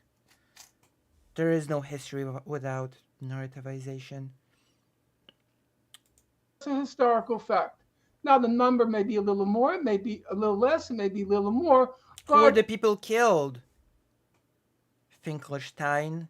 Who are the people killed? Norman. nobody quarrels with the order of magnitude that we're talking about, somewhere in the origin, in the area of 27 million people. Now, Ukraine has its corpses. Yeah, within these 27 million that you've just quoted. You idiot. And I have to acknowledge that. I don't agree it was a genocide, but something horrible happened during the during the 1930s in the Ukraine. I'm not going to dispute that. In the what? During the 1930s in the Ukraine. In the Ukraine, of course. The Ukraine. Ukraine. I'm not going to dispute that. I'm not going to quarrel with it. And yes, it was a genocide. The basic facts, as I say, it's not a narrative, it's a fact. Large numbers of people were killed. Okay, the FinkleStein just doesn't understand what the word narrative means. Got it? I got it. Okay. Whether it was 8 million or 1 million, I don't know. And I'm not saying that because I'm being glib. I've just not studied it closely enough. I don't think you've studied it at all. To be bluntly speaking, I don't think you've studied it nearly enough to be speaking on it, at least. You should, after the 27 million Russians, you should just gracefully excuse yourself from this topic and, I don't know, read a bunch of literature documents or whatever to actually know anything on the topic. This is quite embarrassing. To pass a judgment. We could just say large enough that it's a national trauma. No question in my mind about that. But Ukraine got its independence in 1991 or 1990 and 91. I can't remember right now. Well, and yet Russia did all in its power to undermine it at every step of the way. How can you have independence and sovereignty if you cannot choose what alliance to join, if you cannot choose what sort of economic bloc you want to be a part of? Then I'm sorry, what sort of independence is that? Oh yeah, it's worth shit, isn't it? That sort of independence. Oh yeah, you're independent now. You're separate. The USSR is done. Oh yeah, that's total independence. So I guess yeah, No. sure. So if the former Soviet Union denied Ukraine its right to independence, I would say that's a real problem. Yeah, it didn't. Russia did. Russia did deny Ukraine its independence by having a problem with it joining NATO, by having a problem with it joining the European Union, by having a problem with it distancing itself from Russia itself. Yeah, it basically did deny Ukraine its independence by doing those things. Yeah, that's right. Correct. They suffered enough. They have the right to their self-determination and their independence. Both historical facts. I No, you're not. won't call them narrative. Ironically enough, you're actually spinning a narrative here. You've actually been spinning a narrative all this time with the whole Napoleon thing, with the whole Nazi thing, with the whole historical memory thing. You've been spinning a narrative, whether you acknowledge it or not. All that you've been doing all this time.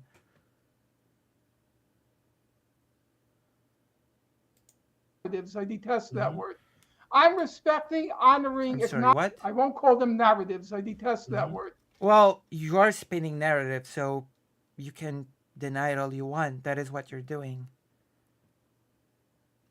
Right? If you tell us of being killed and traumatized and that this memory has sort of carried through to their fear of NATO, that is a narrative. That is a narrative. I'm sorry. You can just cope about it all you want, but all that's yeah. Yes. I'm respecting, honoring, acknowledging, and not conceding, acknowledging both historical facts of what happened to Russia during the Soviet Union during World War II, and also what happened to Ukraine in the 1930s due to policies by Stalin. In my opinion, they weren't genocidal. The fact of the matter is that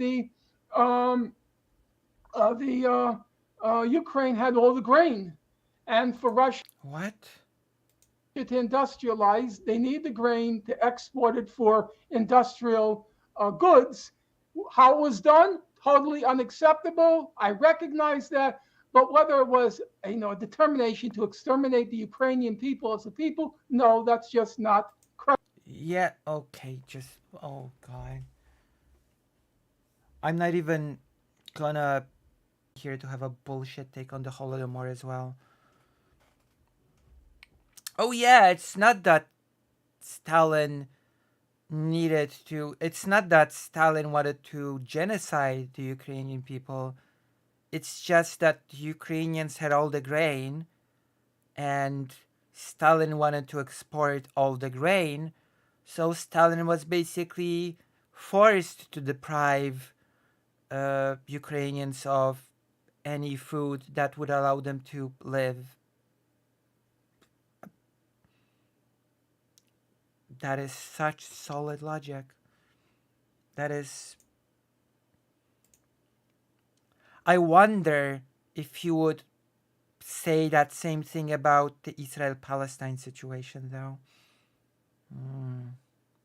I wonder.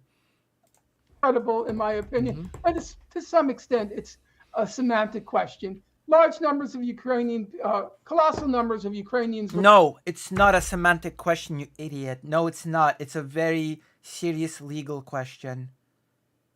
It's a legal question on how we look at intent, how we derive intent, how we come to the conclusion on what we consider a genocide, because it also influences how tried. No, it's not a semantic question.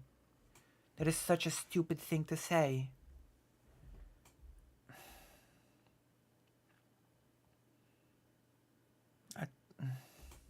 Let's move on. Were killed. Let's move on from the Holodomor. I acknowledge that fact, acknowledge what happened in Russia. They had their independence. Now, if Russia were threatening denying Ukrainian independence in the interim between 1990 and today. Oh, are you saying they didn't? Like they totally did in their documents, that if they do this or that, there will be trouble, they will be forced to act. You mean like that? By saying that Ukraine is not a real place, not a real country. Like that. This is just... I would say then Russia has a large amount of culpability about what happened. Oh, it would then just become a large amount of culpability. Got it. Got it. But Russia demanded two things. Two things. Yes, it basically just demanded Ukraine to be relegated to a puppet-like state. It's just great. That's the only thing. A neutral Ukraine. So basically that already throws out the window. That already throws out the whole argument about independence of Ukraine, because if Ukraine cannot do what it wants, then it's not really independent, is it? Oh, we're giving you your independence and sovereignty, but you better be neutral. You better not go against what you want. We're basically gonna dictate your international, like, foreign policy. How is that independence? How is that independence in any way, shape, or form? Like, how is that independence? We're gonna dictate your foreign policy for you. You better be neutral or else.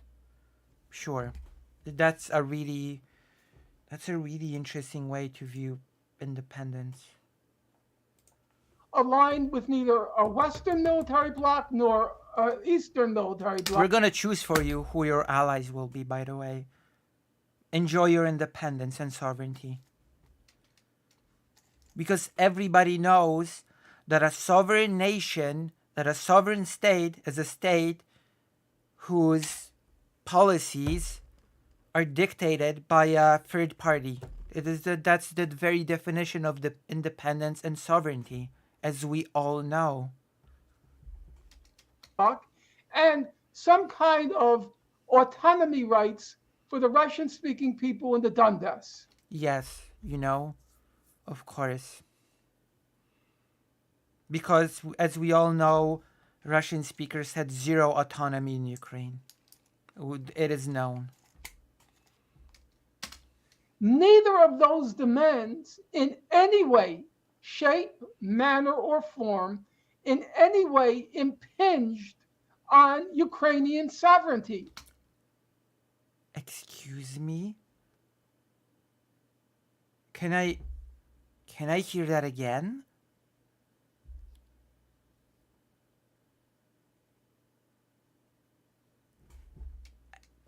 I need to hear that again. In any way, people in the Donbass, some kind of autonomy rights for the Russian-speaking people in the Donbass. Neither of those demands in any way, shape, manner, or form in any way impinged on Ukrainian sovereignty. Let me get this straight. Russia wanted to directly dictate Ukraine's foreign policy, what its allies can be, what sort of blocks it can sort of integrate itself with, what sort of markets it can function in, but it does not in any way interfere with Ukraine's sovereignty?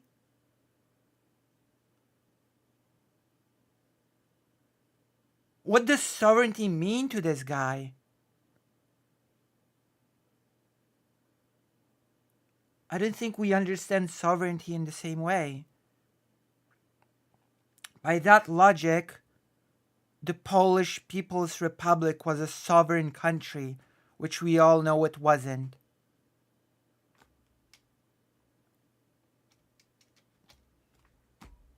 The decision of It's just whether to join NATO could just have been made by NATO. NATO could say, thank you for the application, but we're not prepared to process it right now. That's all. That's not impinging on NATO's sovereignty. what? If I- you, if you I apply- agree that it if would you, have. if you That is what?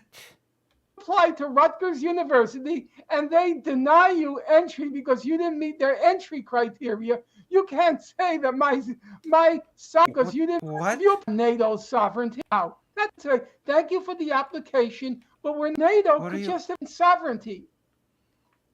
The decision of whether to join NATO could just have been made by NATO. NATO could say, thank you for the application, but we're not prepared to process it right now. What does that have to do with what? What are you?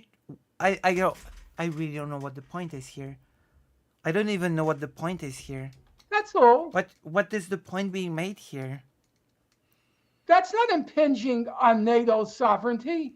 Yeah, because NATO is not a sovereign state. It's an alliance of.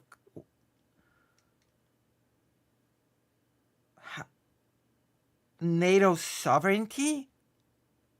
If I- you, if you I apply- agree that it If would you, have. if you apply to Rutgers University and they deny you entry because you didn't meet their entry criteria, you can't say that my sovereignty has been violated. What is your point here? What? That's a I just decision that want Rutgers. to point out. I just want to point out, Norm, that quite a bit of this is directed against things I haven't said. So that they have a in fact, one of the first things I said is I agree NATO expansion was a bad idea. I agree that NATO. Yes, allowing countries to seek safety from Russia was clearly a bad idea. Like I swear I love when, no offense, I love when Americans speak of those things without understanding any of it. I just love it. It is so easy for two dudes from America to say, oh yeah, it was such a horrible idea, this NATO expansion thing. You know, this thing that countries depended on to actually free themselves from Russia in their minds permanently. Not seeking or allowing Ukrainian membership would be a good idea. That we agree on. The question that What does that have to do with anything? With the fact that Russia directly wanted to dictate what bloc, what alliance Ukraine can and cannot seek to join? Nothing. And that is actually directly interfering with Ukraine's sovereignty. 1,000,000,000%. that we disagree on. The central question is The whether threshold question.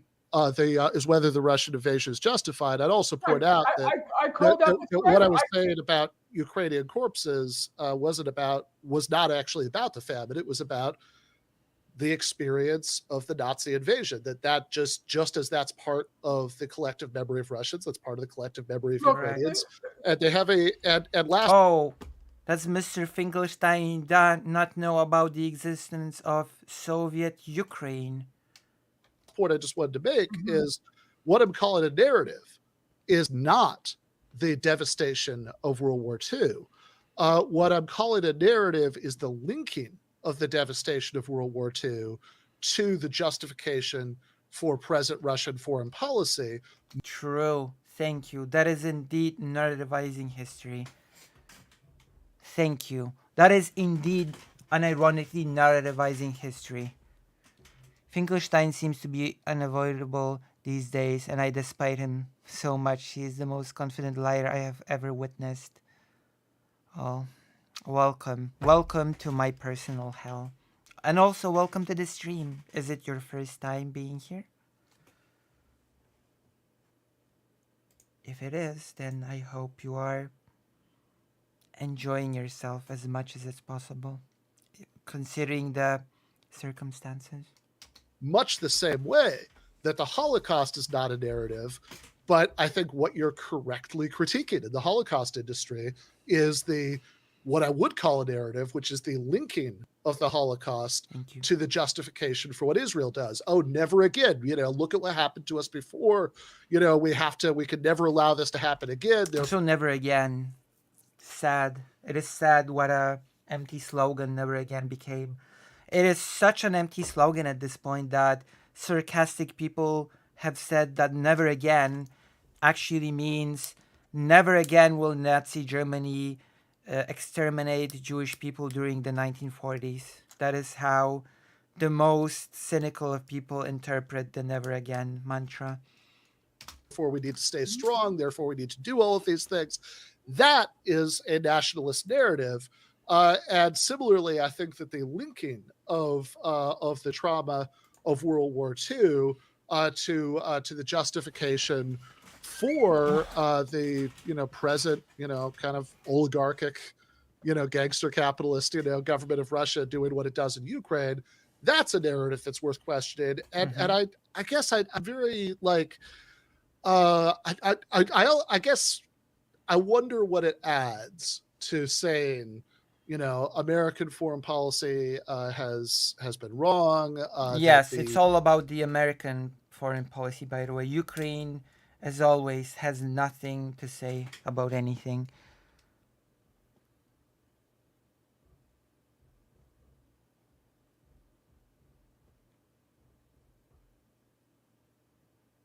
I actually don't think FinkleStein is a Zionist, so surprisingly enough, FinkleStein is actually, I'm pretty sure, anti-Zionist in his whole body of work on Israel Palestine. No, isn't he?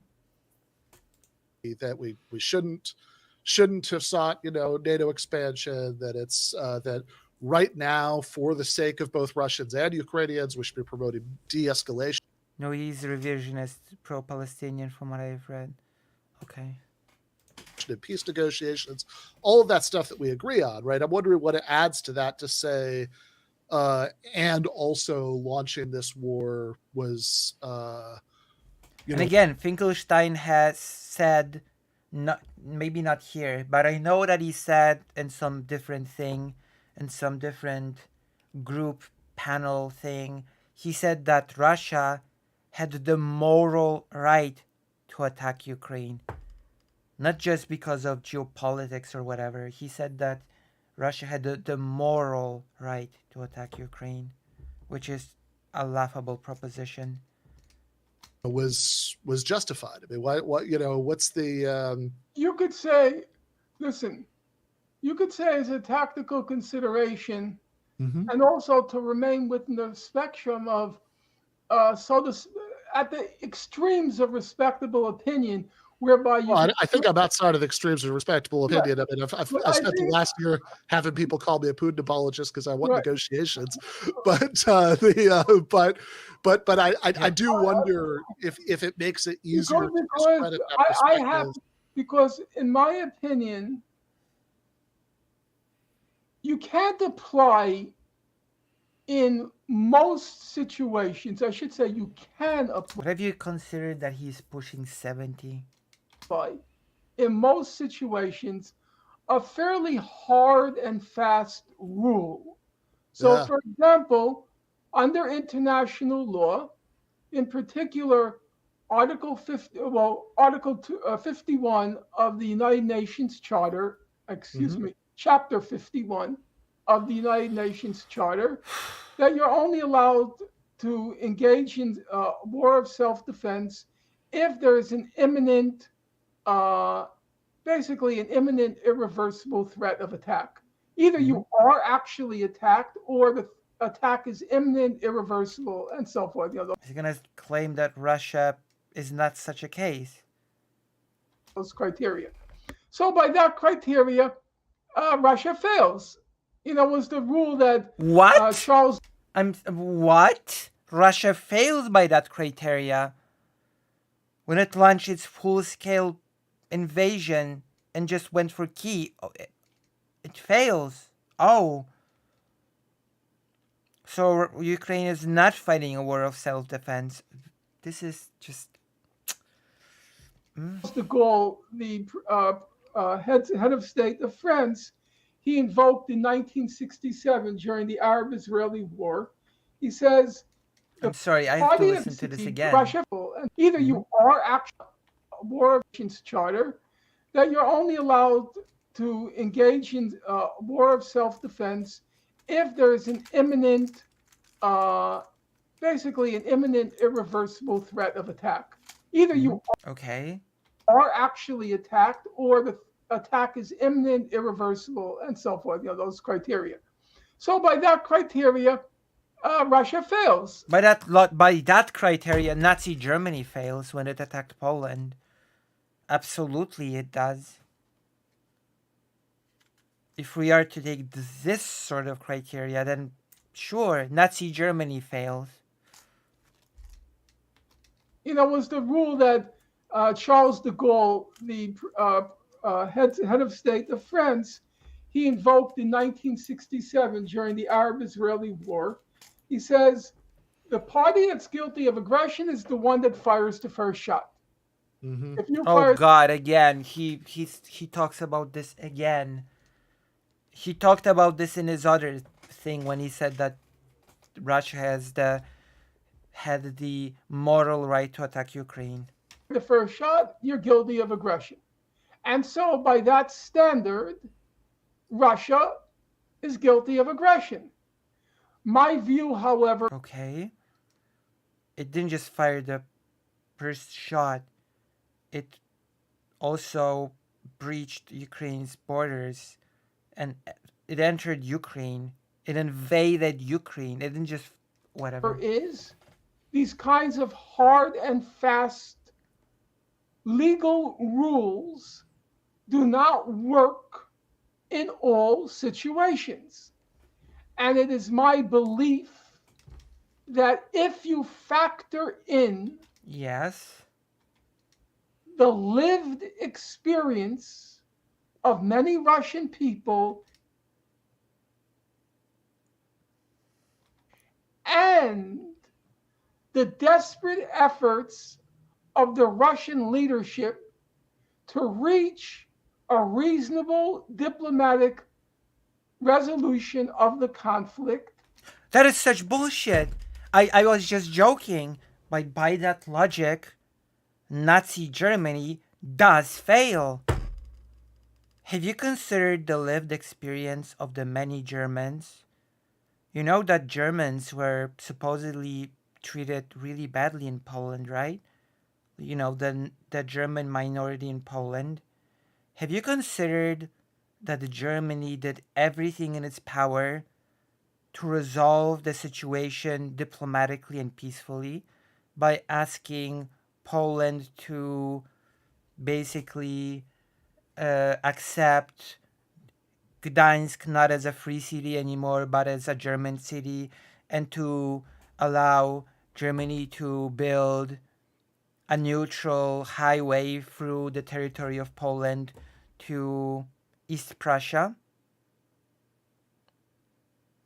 Have you considered that actually Nazi Germany, by this logic, fails the invasion test if you take into consideration the lived experience of Germans and Germany trying the route of diplomacy with Poland, which Poland failed to accept? Oh, that's amazing. I'm learning today, watching this debate, that Poland actually did not fight a war of self-defense against Nazi Germany. That is That is interesting. That is indeed interesting. And factor in the rejection by the US effectively, because many of the NATO countries like Germany and France would have gone for it if it weren't for the US uh, rejection. Of course, because Ukraine is not even a factor. It's about the US rejecting. Because, of course, uh, yeah, Ukraine is totally independent and sovereign, but not really, right? The rejection of all these reasonable diplomatic initiatives by Russia. Yeah, all these reasonable diplomatic initiatives by Nazi Germany towards Poland, sure. And Poland so ungratefully just rejected them all. And so basically, if you think about it that way, then you have to come to the conclusion that Nazi Germany was basically forced to invade Poland in 1939. There's no,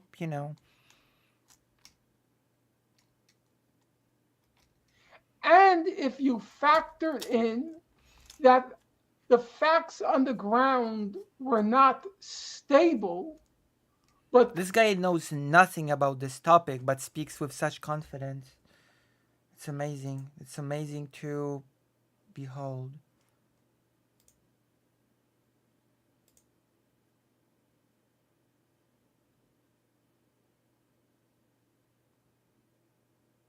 It's just, wow. constantly shifting against Russia to the point that there was a real fear that unless they did something now, there would be nuclear tipped missiles on their border. Again, the US was the party that pushed for Ukraine to give up its nuclear arsenal. Maybe you would know it if you'd learn anything about this region of the world.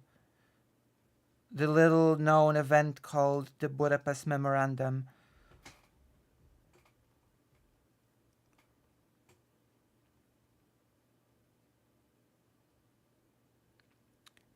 Well, the word politically falls into three diplomatic spheres now: China, Russia, and America, EU. Well, there's also the growing power of India, but that's neither here nor there. So you get why he ignores Ukraine's actual government to an extent, but he's doing it to ignore the on the ground facts. It's so infuriating. Within 5 minutes range of Moscow. That argument is totally bullshit. That the whole 5 minute range warheads, that's just total fiction. When you factor in all of those elements, it seems to me that they prevail over that Article 51 stipulation. That's how I reason it. Yeah, and you could reason it for Nazi Germany in the exact same way. Interestingly enough, Nazi Germany also prevails. Wow. But I have said I can understand where others feel the threshold of provocations had not reached a sufficient Again, provocation is when countries want to join NATO because they want to feel safe from Russia. Just a reminder. Degree as to warrant a Russian attack. I do, however, put a challenge to those who hold that view, like Professor Chomsky, even Aaron Mate, presumably yourself. My challenge is very simple. At what point in your mind do the provocations reach a degree, a magnitude, as to justify a Russian attack? Never, because those are not provocations. This is such a dishonest question that I'm not even gonna engage in the way you want. Never. The answer is never. Do you know when Russia, the provocations end when Russia stops being such a messed up country? This is when the provocation of countries joining NATO of their own free will end. That is my answer.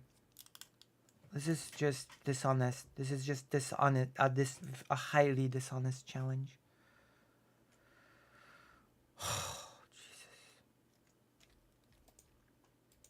Would you say that if missile launchers were placed on the border, Yes, because totally nuclear missile launchers would be placed on the border of Ukraine and Russia. That's a totally reasonable inference to make based on the history of this region. but not yet the nuclear tipped missiles, would that be sufficient warrant Yes, totally that would happen. for a Russian attack? No, just like I don't think that the United States had a right to interfere in Cuba Yeah, but I don't because think- of missiles being placed there. Uh-oh, the Cuban Missile Crisis. Oh no. Oh crap. Ooh. don't think that the situations aren't analogous at all. In the case of Cuba, the United States was preparing for an invasion of Cuba. At that And yet it didn't.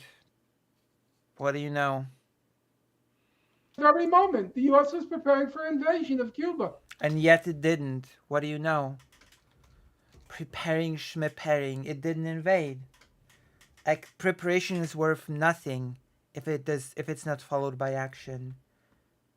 Did the US invade Cuba? No, it did not. I think that So the it's an empty argument at the end of the day. I think that that nuclear deterrence has is obviously a horrible game to have to play. It's awful, but it has been, the track record, has does suggest that countries being in a position to immediately wipe each other out. And by the way, I think by the time we're getting to 2023, the significance of exactly how close it is to the border has gotten just logistically much less relevant to that. True. Exactly. I've been saying this a long time ago. It's not even relevant if the nukes are near the border for like the striking capabilities are quite. How does he imagine nuclear arsenal to work that he thinks that it needs to be placed at the border for some reason? Threat that It's just ridiculous. that no, I don't think that justifies the changes invasion, nothing. and I'm also not. I'm also it literally changes nothing. I'm also not very sympathetic to giving too much weight to lived experience when it over principles, which is by the way where we agree on the primary thesis of your book. I find it very difficult, and it's actually I don't want to dramatize it or be emotive, but it would Oh no.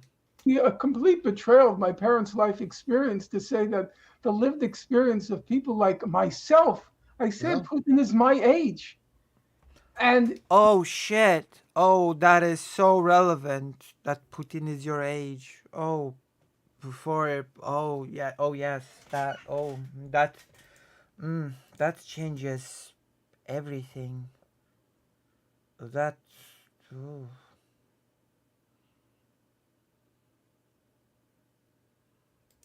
go look at that Wikipedia. It's just 4 sentences about his childhood. It was all about people who were killed during the war. That lived experience has very deep resonances in me. I mean, to the point that it makes me kind of Sure, I mean, it angry. also has very deep Well, Yeah, because this is so stupid. I'm sorry. Like this is brain dead. resonances for Ukrainian yeah, politicians but who have Ukraine got who are worried about invading. Yeah, and Ukraine got independence, like controlled independence, just like in Helldivers 2. It's like controlled democracy in Helldivers. You have controlled independence in Ukraine. You're sort of independent, but then again, if you want to step out of line, then we might need to invade. Like, for example, if you choose to, I don't know, enter the European market, or integrate yourself with the European Union in general, or maybe join NATO. Um, in that case, your independence becomes a little bit, controlled, for the lack of the better word. Asian by a for Right, but they got their by their independence. neighbor and They, seek out military alliance. I mean, I think lived experience can't decide this there question. I was think there's too there much of was it going around. as John Mearsheimer pointed out numerous occasions. Oh God, Mearsheimer. Of course, Mearsheimer's being. Oh God. Yeah, the realist. Sure, go on. What does he point out many times? Up until like 2014, 15, nobody even talked about a threat posed by Russia. Excuse me?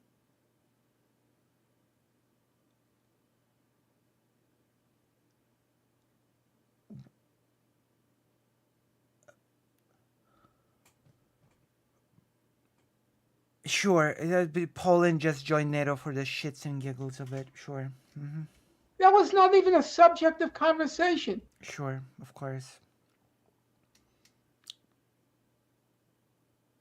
Especially for Chechnya, Georgia. Of course. This whole thing about a threat posed by Russia has been just conjured out of thin air. Oh yeah, of course.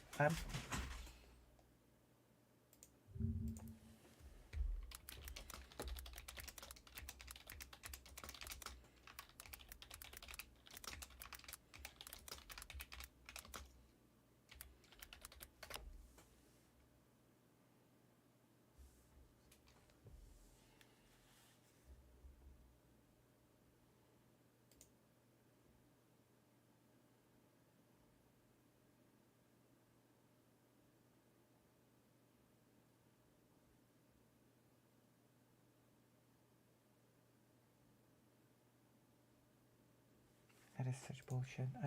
Wow. There was no threat posed by Russia. Go back, look for evidence that the United States regarded Russia as an expansionist power trying to restore the Holy Russian Empire. There was no such thing as the Holy Roast, whatever. Okay, I guess all the countries that joined NATO did it for shits and giggles because they felt totally secure in the presence of Russia. Oh wait, actually to this guy it doesn't matter. What matters is what the US thought. Well, never mind. There was nothing like that. I think that you'll find Ukrainians in the 90s and 2000s, And the Poles and the Lithuanians and the blah blah blah blah blah. Yes. did think they had something to worry about there. And I don't think that you need to go all the way to trying to restore the Russian Empire to have that be the case. And remember, my point here is not that Ukraine totally had nothing to worry about. Chechnya, Georgia, nothing. it was therefore a good idea. Are these things gonna be, I don't know, mentioned, pointed out, talked about? Nothing. No. That's no. For NATO to expand into the region. I mean, if I had my way, NATO would have, they could have done a joint ceremony the day that the Warsaw Pact was dissolved, where they also dissolved NATO. They have a Benjamin, but then you have to ask yourself a basic question. Why are they doing it? Doing what? Why are they expanding? Because countries want to join, because they don't want to be invaded by Russia. Okay, let's find out.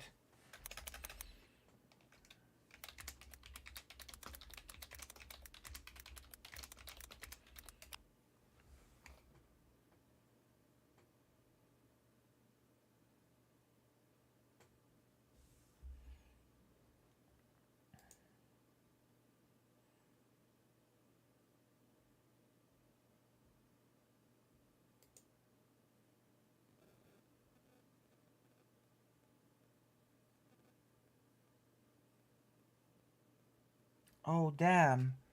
it feels like countries like Poland that were pretty defenseless joined a higher alliance, sort of a bigger alliance, in order to be able to defend themselves against threats, no matter where they came from. Primarily from Russia. What do you know? Such a mystery. Why do they do it? Why do they do it? Why do they do such horrid things? No way. keeping moving east? No If way. they didn't have hostile, aggressive intentions, Totally not. Totally did not show any hostile intentions by again invading Chechnya twice and Georgia. Just peaceful. Peaceful Russia. Dude, are you gonna say something? why are they doing it? Is that a question that causes you to wonder? No, because I'm not an idiot. There was no desire on the part of Russia to come into collision with the West. They wanted to join the West. Oh, sure. They had this crazy idea that now the Cold War was over, there would be a continental wide security system. Oh, yeah. And yet, along the way, Russia decided to do a little invasion here, a little invasion there, but, who doesn't do that, right? Mm-hmm. Why did the West persist? Why does it keep pushing further and further to the east?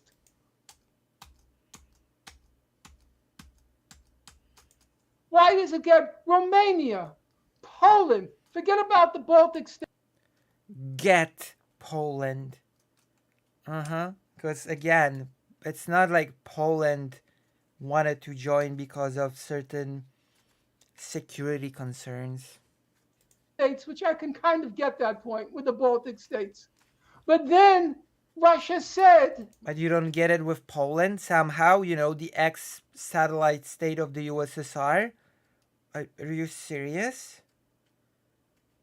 The country that was supposedly among the victors in World War II and yet got sold out to the USSR? Okay. Georgia and Ukraine, they are red lines for us. Georgia and Ukraine, those are red lines for us. Stop it already. Stop pushing us. Mm-hmm. And as Stop provoking. This is just, wow. Lavrov, the foreign minister, said a week before the attack on Ukraine, we've now reached a boiling point. You won't stop. So the question I have is, if they didn't pose a threat, if they were just innocent... I've already talked about this. This is total horseshit. Yes, Watcher 900. FinkleStein has always sounded like this. Which is why I compare him to Jordan Peterson. Babes in the woods. Which, to be clear, nobody here has remotely implied. Why are they doing this? I don't know, because some countries wanted to join NATO because of a certain invasion trigger happy neighbor. Doing this, there was a reasonable, easy solution. Yeah. Yes, there was a reasonable solution to just leave all of those countries for Russia to reclaim. Simple as. Say that Ukraine would have the same status as Austria did after World War II, that Finland had after World War II. They would be neutralized. And again, just to reiterate. And just basically brought into the fold, like Belarus. One more time, what you're expressing is the part that we agree on. They have that would have been better. I mean, I certainly don't require any convincing that the U.S. military-industrial complex is dangerous. Of course, Ukraine has no say. Of course, it doesn't matter what Ukraine wants to do, but it's totally independent and sovereign, you guys. Totally. Chris, Totally. that there's always a very powerful hawkish lobby in Washington for for feeding the coffers of military of military contractors, for throwing around America's weight in the world. And that is exactly why the US is blocking aid right now. And then all of this makes the world profoundly more dangerous, and it would have been much better. Yes, it's all about the US and the CIA, let's not forget. The CIA is the ultimate culprit behind everything in the world. For that that there are ample reasons to oppose U.S. I policy hate these people. in this regard. Whether those ample reasons to oppose U.S. policy add up to a reason to either in putting aside the pragmatic question, just in principle, whether they add up to a reason to endorse Russian policy is a different question.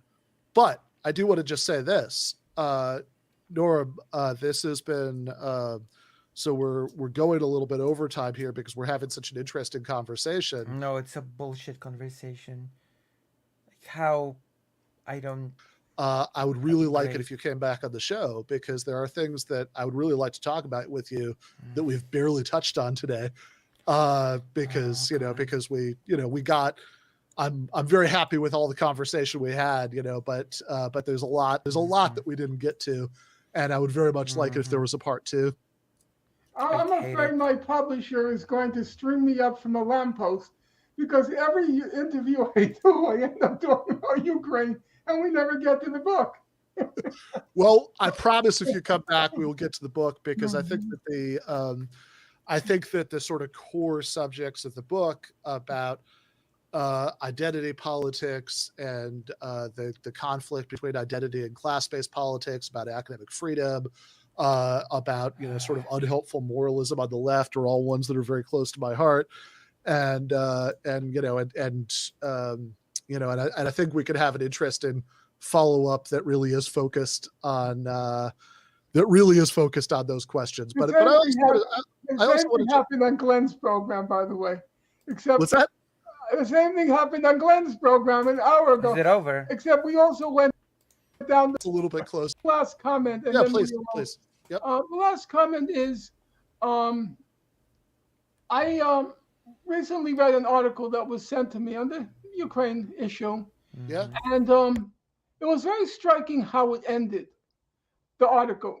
I don't know how much you know about World War II, but as you know, there was I know quite a lot, actually, about World War II.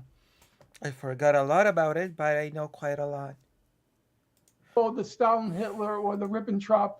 Molotov-Ribbentrop Pact, sure. Holy am I about to hear some unimaginable bullshit about the Molotov-Ribbentrop Pact? I hope not.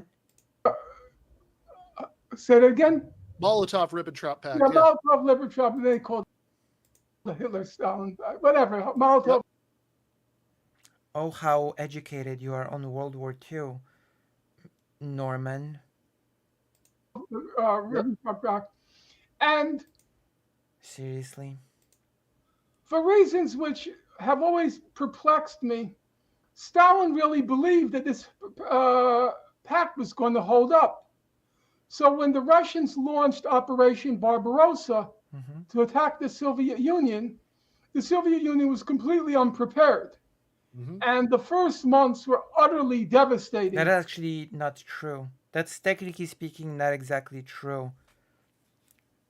The USSR was actually not all that badly prepared. The problem was not preparedness of the Soviet Union. The problem was that Stalin did not give the permission for the Soviet Union to defend itself, which caused, for example, the Soviet Union in the first few days of the Operation Barbarossa to lose, and I don't think I'm exaggerating, 2,000 planes. Its entire air force was lost because Stalin simply refused to give permission for the Soviet army to fight back. And what made things worse is the systems that were put in place within the Soviet army. For example, the Soviet soldiers did not have access to live ammunition because Stalin was afraid that if they did, the Soviet army, the Red Army, could actually rebel at any moment, which is why the soldiers and the live ammunition were kept separately, and only after a permission was being given would the live ammunition be given to the soldiers. Same with planes. Planes would usually not have fuel in them, and only after a order was given, only after a permission was given, would the planes be allowed to be fueled, to be able to even take off the ground. Which meant that because Stalin has given no such orders, in neither case, the Soviet soldiers had nothing to defend themselves with, and also the planes were sitting ducks, just standing in plain sight for the Nazis to destroy. Interesting fact that is, no? Very fascinating.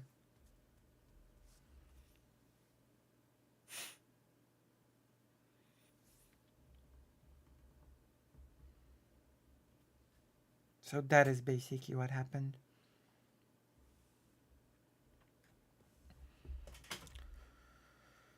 But whatever. The Wehrmacht and the Luftwaffe swept into Russia and wiped out the Soviet defenses, and actually on paper, I would say, interestingly enough,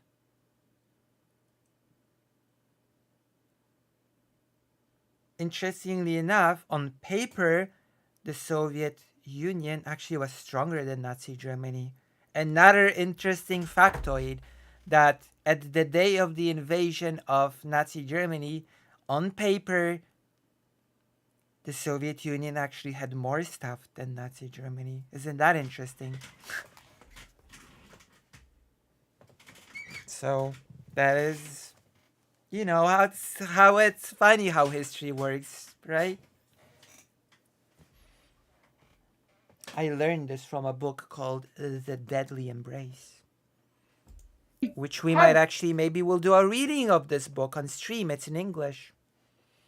Why not? Hitler not embarked on the war of extermination, because in the East there was a war of extermination. What's upsetting about all this is that I hear FinkleStein is very well regarded for defense of Palestine. Seeing him to be 180 on this feels so dissonant from his usual stat. I know. I think there's dishonesty involved here. I just think I said it earlier, you were not here for it, Watcher 900, but I think that FinkleStein is a campist. I would go as far as to say he is a hack. And I just think that the Palestine issue just happened to align with his campist views, and so he landed on a correct position, and so he invested in it. And it's just, do you know what I mean? But with this, he just fumbles on basic facts. He said during this talk that during World War II, 27 million Russians were killed by the Nazis, when 27 million is the total deaths within the Soviet Union as a whole. Had he not embarked on the war of extermination, probably could have won over a large number of the Russian people because of their experience, especially during the 1930s, of collectivization. In any event, it was a catastrophe for Russia. The first 2 months or the first 6 months. My memory's not perfect on that. The point being, Putin kept saying, I am not going to repeat Stalin's error. I'm not going to wait until it's too late. It wasn't an error.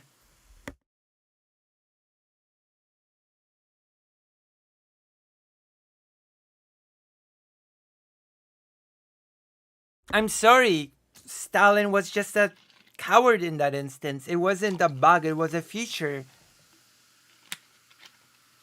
He thought that it was a bluff. He thought that Hitler was bluffing. Genuinely. Also, what is this? Putin was not gonna do Stalin's error.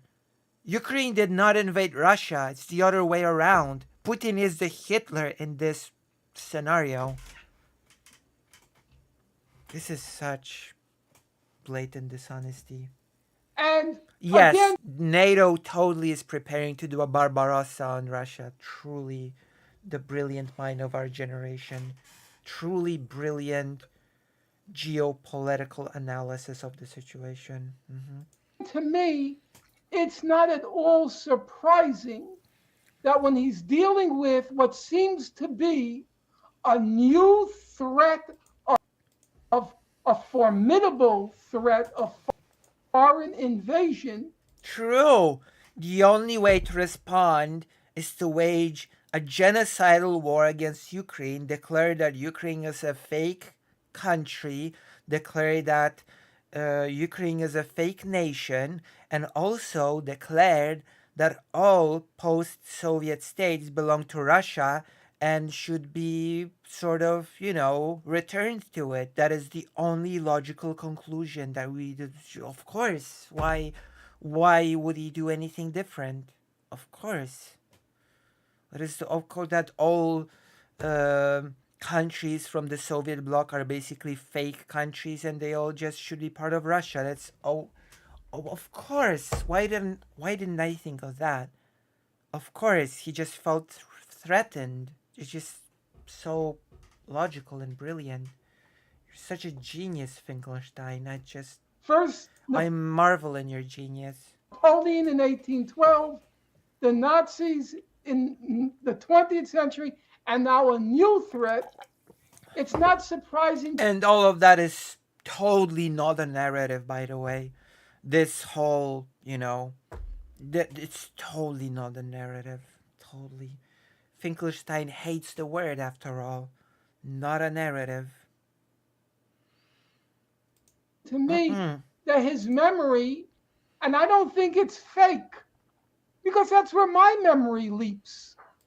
Holy shit. That's just... This is just brain dead, and this is brain dead. Is this person truly a respected scholar?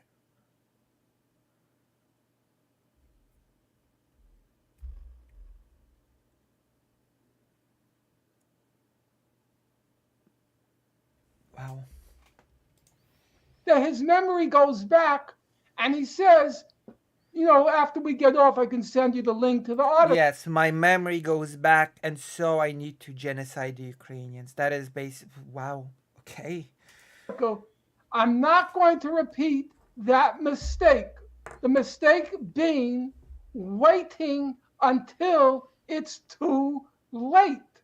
And that's why the brief... Yes, that is exactly why Putin wrote an article a year late before the full-scale invasion explaining why Ukraine is a fake country. That is exactly why. It was just a preemptive defense against NATO.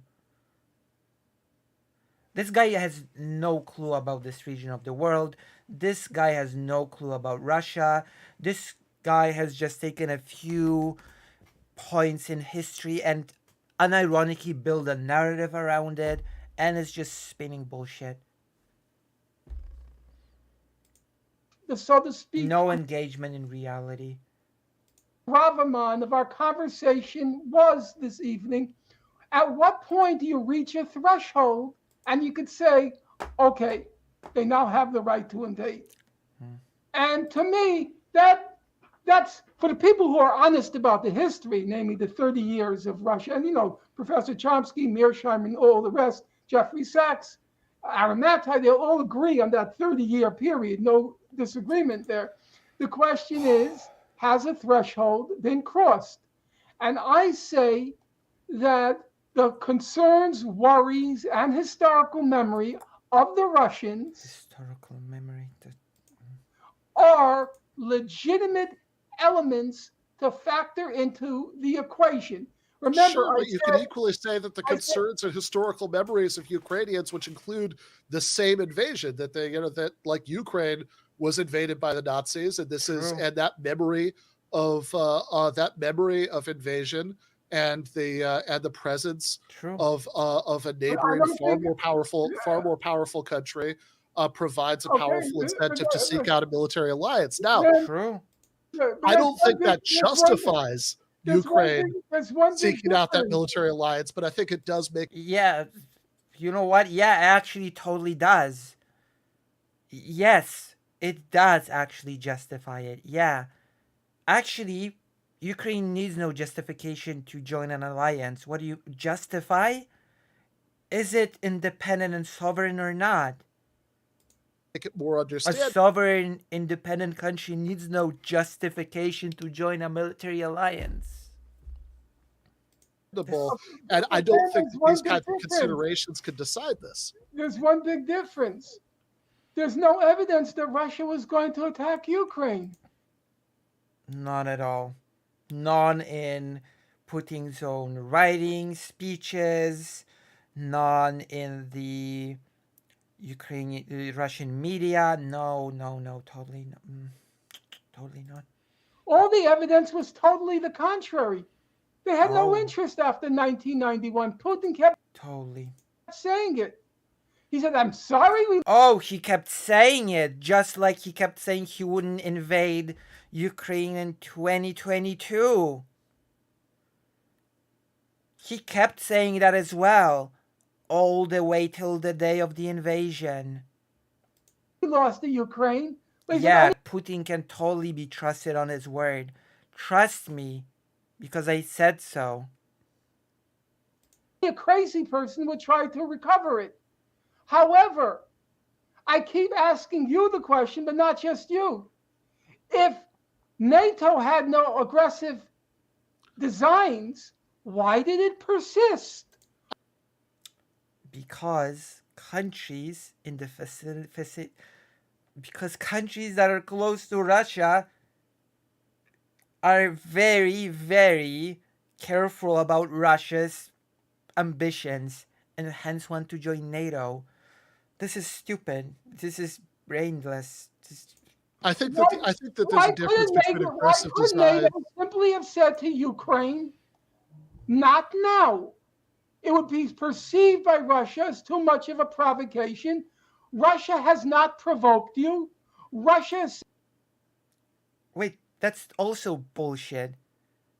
Because first of all, why did if it's supposed to be NATO in 2022, then NATO was not even on the table in 2022 because you cannot join NATO if you're in the middle of an active conflict, which Ukraine was with Russia ever since 2014. So NATO was not even on the table.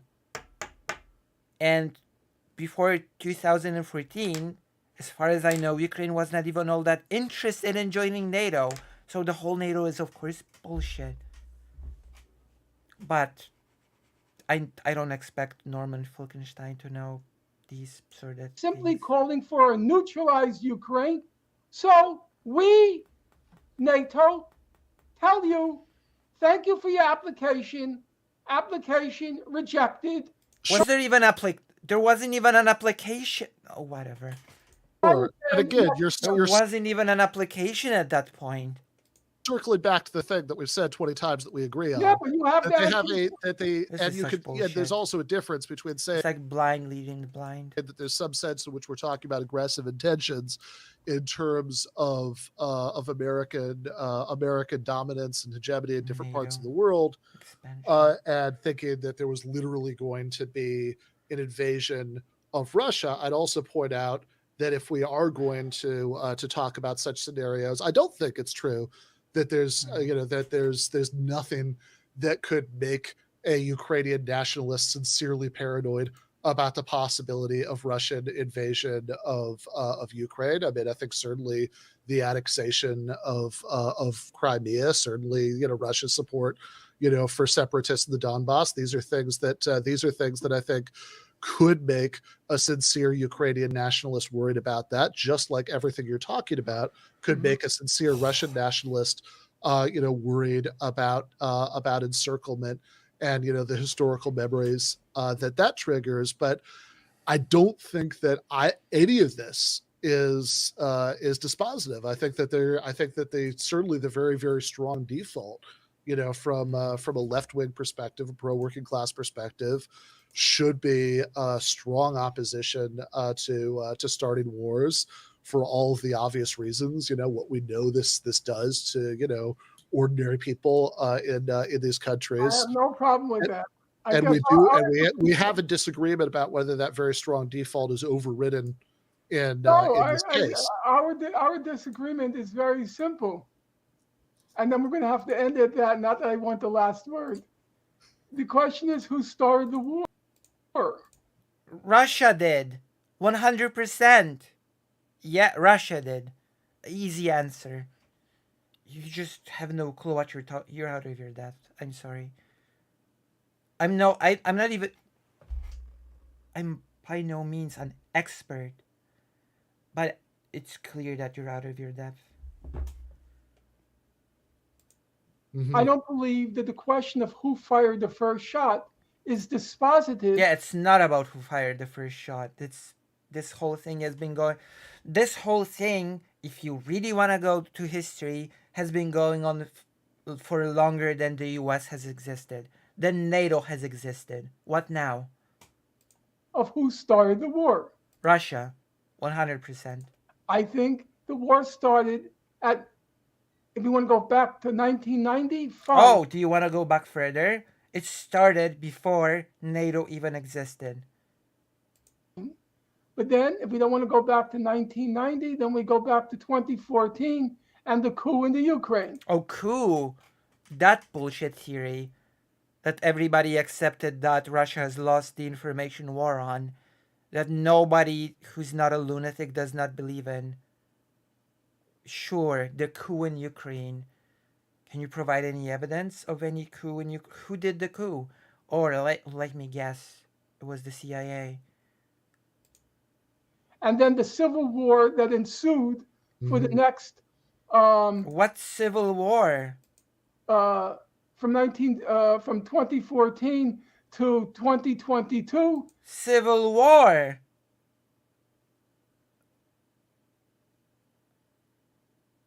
No, he means 2014 and the coup. The civil war that ensued, about 17,000 people that were. Civil war. Were killed, and then the gradual, the incremental but inexorable incorporation of Ukraine de facto into NATO. That to me, that's wow. Is what a fault has. What have you done with Norman FinkleStein? What a fault has.